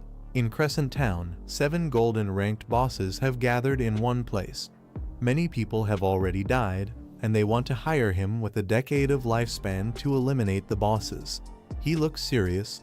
7 golden bosses together. That would usually take the official force some time to clear. He assumes something tough must be going on if they're calling him, and prepares to respond. She cheerfully confirms that his guess was accurate. Her enthusiastic response shows trust in his judgment and confidence in his power. The monsters are terrifying. They tried to take one of them down solo, but the boss they killed revived. Not only that, all 7 golden bosses suddenly powered up and wiped out their squad instantly. He realizes something is off. If even revived bosses are appearing, it might be related to the ancient divine stone tablet. He suspects these may be replicas created by that power. If that's the case, he knows he can't afford to miss this. The deal is done. He receives 10 years of lifespan in exchange. As he departs, she cheers him on, while he notes how generous Yu is offering 10 years of her lifespan just to borrow his help. The 7 golden bosses alone are worth 50,000 years worth of rare materials. Her extra offer shows how serious this mission is. Shadow descends rapidly from the sky. He dashes forward with speed, heading straight across the rooftops toward a distant statue. On the ground, a group of 4 stands together, all looking up as Shadow draws near. One man grabs a girl's hair and yells that she just joined the guild and already wants to meet the president. The girl cries that she didn't do anything. Another girl punches her and warns her to stay away from the guild president or she'll rip her liver out. The attackers call her a shameless brat and kick her on the ground while Shadow is seen approaching in the sky above. Shadow watches silently and thinks that ever since joining the Knights' Holy Hall, Qin Zhaoyu has been dragged into internal guild conflict. He remarks that these boring power struggles didn't exist in the previous world, but now it's up to him to handle them. As Shadow lands near the statue, the girls mock Qin Zhaoyu and tell her to enjoy real life. She cries out for them to stop, saying she's going to die. One of the girls yells to beat her to death for seducing the guild president, while a wolf watches silently from nearby. Shadow activates a glowing circle beneath a massive statue. He reveals there's a secret teleportation chamber here that can return him to the starter village, a fact unknown to most people. He explains the teleportation isn't free. The first time costs 500 days, the second 1,000, and the third 2,000. Each time, the lifespan cost doubles. As time passes, the starter village gradually evolves into a higher tier zone. Monsters transform into bosses, and hidden treasures begin appearing. Shadow notes that rare items like the ancient god stone plate are too valuable to miss. A system prompt asks if he wants to teleport to Shadowmoon Village. He recognizes it as a later stage village he hadn't heard of in his past life and confirms teleportation. Shadow activates the teleportation and is enveloped in light. The system confirms 500 days of lifespan consumed, teleportation in progress. As Shadow arrives in the new area, he notices many of the players are elderly. One man wonders why this place is so popular despite being filled with old people. Nearby, a group of players relax in a safe zone. One says he's relieved to return safely. Another confirms that the deal was fulfilled and they helped someone reach level 3. A player reacts angrily after hearing there's a fee, questioning why they have to pay. He argues that they're supposed to be a public welfare group helping people level up. The younger players explain they're not charging money. When they formed the party, some of the experience and lifespan gained from defeating monsters was automatically shared. She just needs to return that portion. They agreed on this from the start. The old woman shouts she doesn't know anything about some stupid agreement. She accuses them of being shameless for demanding anything from an elderly woman. They try to reason with her again, saying she wouldn't have leveled up for free otherwise. If they hadn't formed a team, she wouldn't have received lifespan or experience either. She screams at them not to come closer and threatens to call for help, shouting that someone from the Manhwa guild is being rude to her. As she continues yelling, Shadow silently appears behind her and places a hand on her shoulder. The old woman is suddenly thrown to the ground. The two young men nearby look on in shock. Shadow appears above her with glowing eyes, pinning her down with force. A green aura explodes from her body. One of the men is shocked and shouts in disbelief. The lifespan she hoarded spills onto the ground. One of the men asks who the expert was that helped them. Shadow replies calmly it was just a small favor. One of the young men confirms that 72 days of lifespan were recovered, just as expected. He silently notes that it's inconvenient fighting within the village. He thanks the senior for the help. Shadow recalls the name Manhwa Guild and realizes their origin is from Shadowmoon Village. He reflects that the guild started with public welfare activities, offering free help to elderly players trying to survive in the spirit realm. Over time, they gained official recognition and powerful backing, eventually becoming the largest guild in Shangxia. Looking at the group, Shadow thinks to himself in this chaotic apocalypse, what they need is more people like them. Under the moonlit sky, a monster covered in glowing green vines lets out a silent scream as it's restrained. One mage shouts to her partner to use their skill now. The second mage responds and casts a lightning strike. A bolt of lightning crashes down the monster directly as a warrior charges in from the side. The warrior leaps forward and slashes down with glowing blue blades, aiming to finish the attack. The team celebrates their victory. The warrior says the attack succeeded, while the mage girl praises her parents. They say if they follow instructions and keep working hard, they can defeat monsters too. One of them asks the mother if her friend Qin Xiaoyu really joined the Knights Holy Hall. She adds that she heard the guild has high member taxes. The woman explains she invited Qin Xiaoyu to join the Manhwa Guild instead, which is a welfare guild where players help each other. Another explains that Qin Xiaoyu is already level 10 because people from the Knights Holy Hall boosted her, but they're just using her as a tool. They've heard those in the Knights Hall sign harsh contracts, 3 years of service like a slave. They talk about how it's safer to just keep hunting small monsters slowly and steadily to build up lifespan and experience over time. One of them reflects that Qin Xiaoyu didn't agree because she believes her hidden class makes her stronger. In that regard, she really is ahead of them. Suddenly, multiple sharp projectiles come flying through the darkness, slicing the air with speed. The man is struck by the surprise attack, taking heavy damage. The girl beside him turns in shock and confusion. The two girls scream, "Dad," and "Honey," as their teammate collapses, his spirit leaving his body. One of the attackers laughs proudly, saying his single skill finished the guy off. Another mocks the Manhwa Guild, calling them useless old-timers. The third attacker demands that the two girls hand over all their remaining lifespan. One of the girls, visibly shocked, reminds them that the system forbids killing in the wild. She asks if they're not afraid of being reported. The bandit scoffs at the law, saying he doesn't care about the system rules. He threatens the girls, giving them 3 seconds to comply. The girl tells her mother to call for help in the guild chat while she holds them off. The mother agrees and quickly activates her interface. The bandit laughs, calling her feisty. He orders his men to kill the old one and keep the young one for fun. The girl channels her magic and unleashes a powerful skill as two black shadow spirits rush toward the bandit. The girl's spell hits the enemy, and shadow creatures strike from both sides, catching the attacker by surprise. She gasps, but the bandit starts laughing eerily. He begins to say something but gets cut off. Suddenly, Shadow appears behind him and strikes silently, with his dragon companion nearby. The bandits are forced into a rebirth state. One of them panics, yelling that he's going to lose all the lifespan he earned. Another yells in disbelief, saying that even as killers, they shouldn't be punished this severely. The leading bandit sprints through the moonlit street with two followers, muttering that he'll die if he doesn't farm monsters for more lifespan. A blinding column of light slams down and flattens the three of them. Pinned in golden beams, the bandits hang helplessly. One asks who the newcomers are, while a bystander notes these reckless players finally hit a wall. Two uniformed enforcers step forward. They state their official trackers, order the bandits to provide true identities for arrest, and warn that any resistance will cost them all remaining lifespan.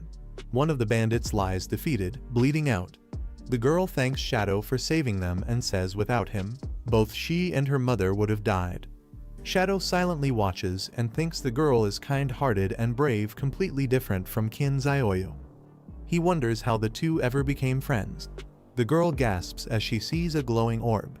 She asks if it's her father's remaining lifespan. Her mother looks around, surprised that Shadow vanished without a trace. The girl reflects in awe. He's the world's #1 ranked shadow assassin, yet such a kind person. Under the moonlight, some players wonder why Shadow hasn't arrived yet. They say it's been almost half an hour despite the claim he'd arrive in minutes. They ask if Shadow can really take on the bosses inside. One guesses it's impossible, claiming those bosses can resurrect infinitely. Shadow walks silently ahead while the others discuss the ancient god stone plate. It adds a green or red attribute word, positive or negative, to any equipped item. If lucky, it can even change a class trait. They mention a top-ranked player once used 7 stone plates in battle, summoning a phantom-level boss. The bosses created by the plates have random skills and abilities depending on the plate's type. Some bosses are hidden with extremely high stealth levels, instantly killing unaware players who pass by. Sometimes, the real boss is actually a summoner hidden nearby. In such cases, killing the summoned bosses will cause them to revive endlessly, creating a frustrating cycle for players. Reports say defeating one boss causes all of them to enter a berserk state. Shadow wonders, what if they're all killed at once? Would that prevent resurrection? As he faces a horde of terrifying red-eyed bosses, Shadow narrows his eyes and says it's worth a try. Shadow activates a skill and summons a glowing golden follower using a believer token to scout the enemy first. A corrupted enemy charges with green energy but is quickly struck down. Damage numbers flash across its body. One of the enemies is pierced through the head and immediately disintegrates into black mist. Several more corrupted enemies fall in rapid succession as Shadow's undead soldiers launch a synchronized assault. Shadow analyzes the bosses. All are level 10, with no reflect damage, and roughly twice as strong as normal gold bosses in attributes. He activates his skill, Midnight Ring Blade, and unleashes a deadly slash through the battlefield, shouting for them to die. His undead forces strike precisely, piercing multiple skeleton bosses through the throat in an instant. As the battle ends, Shadow notices a glowing object on the ground and wonders, a drop item. A horrifying mass of flesh and tentacles writhes on the ground as Shadow calmly observes it from a distance. The grotesque creature begins to twist and shift violently. Shadow concludes that the simultaneous kill strategy worked, triggering the next phase. He notices strange symbols on the giant boss's body, ancient god text. He deciphers the markings, revealing the name, Catastrophe Ancient God Eudos. The monstrous boss lunges toward him in a sudden attack. The night forest trembles as birds suddenly scatter into the sky.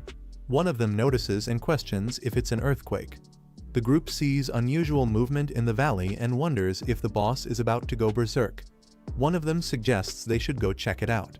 While walking, one complains that the damn shadow boss is still not here.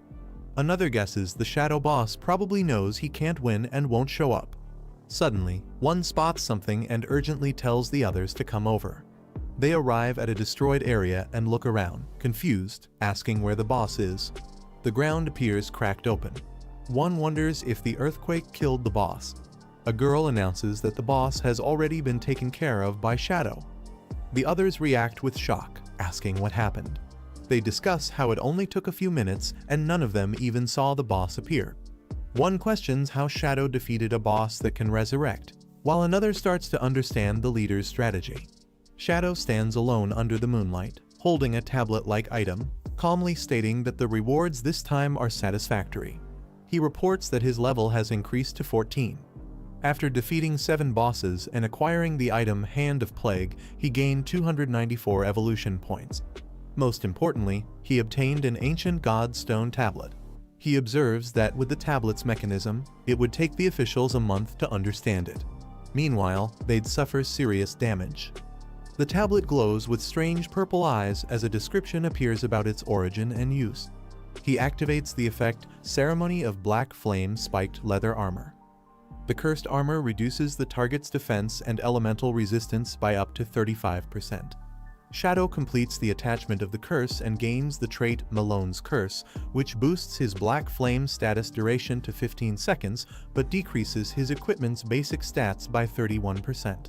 Shadow notes that the Black Flame status can now stack up to 15 layers. He plans to use this effect to reduce a boss's defense and elemental resistance to nearly nothing, though he admits the downside from the Ancient God Tablet's curse isn't worth it. He then prepares to evolve a skill. He begins evolving Shadow Slash to the legendary level, curious about what new enhancement it might bring. The screen shows he consumed 210 evolution points, leaving 115. The new skill allows Shadow to dash forward 30-40 meters, enter a stealth state, and deal 9 slashes to enemies along the path. Each slash deals 500-700 additional damage and reduces cooldown. The new effect grants him a shield equal to his max HP per slash hit, up to 9 layers lasting 60 seconds. He grins, realizing that if all 9 slashes hit, his effective HP will multiply tenfold. He confidently states his margin for error has increased significantly again. He calculates that at his current farming speed, he'll reach level 15 in 5 more hours. Once done, he plans to head straight to the Magic Tower. A large statue of a god towers over a ruined city. In the city, 2 women are seen attacking someone. One of them yells, "Pervert," while the other calls the target a little fox spirit and tells her to die. Shadow watches and notes they're still fighting, finding the women especially aggressive. After the fight, one woman complains her waist and back hurt from exhaustion, while the other says her hands are sore from all the hitting. The beaten girl lies on the ground, and one of the attackers yells that this should teach her a lesson. Crying and injured, the girl blames everything on Qin Feng and wonders if cutting ties with her means he'll ignore her completely. She questions whether he knows that everything a girl says might mean the opposite. She clutches her staff and says she's lucky to have signed a contract with the Night Temple, allowing her to survive for 3 more years despite losing 50% of her lifespan. She's confident she'll recover faster than the others. She activates holy healing magic, yelling at Qin Feng and the women who beat her, saying she'll make them all pay. The girl casts a healing spell, but it accidentally targets Shadow, who looks confused as green energy surrounds him. She suddenly screams in pain, saying she lost control again, then falls to the ground while trying to figure out where she put something. In the ruins of Demon City, a battle begins as several fighters confront a large, glowing armored golem with weapons and staves ready. A man fights fiercely with a shield and unleashes a powerful blue energy strike on the battlefield. 3 masked individuals observe the fight from behind cover. The girl remarks that Daxia men are weak, saying it took 18 of them just to fight one boss, and still suffered many deaths. The man beside her tells her not to say such things. The man adds that those fighters are working hard for their sake, and they should be grateful. She playfully compliments his politeness, while thinking to herself that the Daxia group is too inefficient, struggling this much with just a gold-ranked boss. The group continues attacking the glowing boss, landing damage numbers in the hundreds. One of them urges the others to keep pushing, saying the boss is almost dead. Another fighter calls out that this is the final blow and swings his weapon with full force toward the boss. Just as he strikes, a spear suddenly pierces through his neck from behind, killing him instantly. A man stands confidently with his spear, mocking the fallen and sarcastically thanking the weak for their sacrifice. The woman behind him smiles. One of the fighters shouts in anger, recognizing the enemy as the Black Peach group formed by mysterious Daxia women and foreign mercenaries. He curses them for turning on their own people.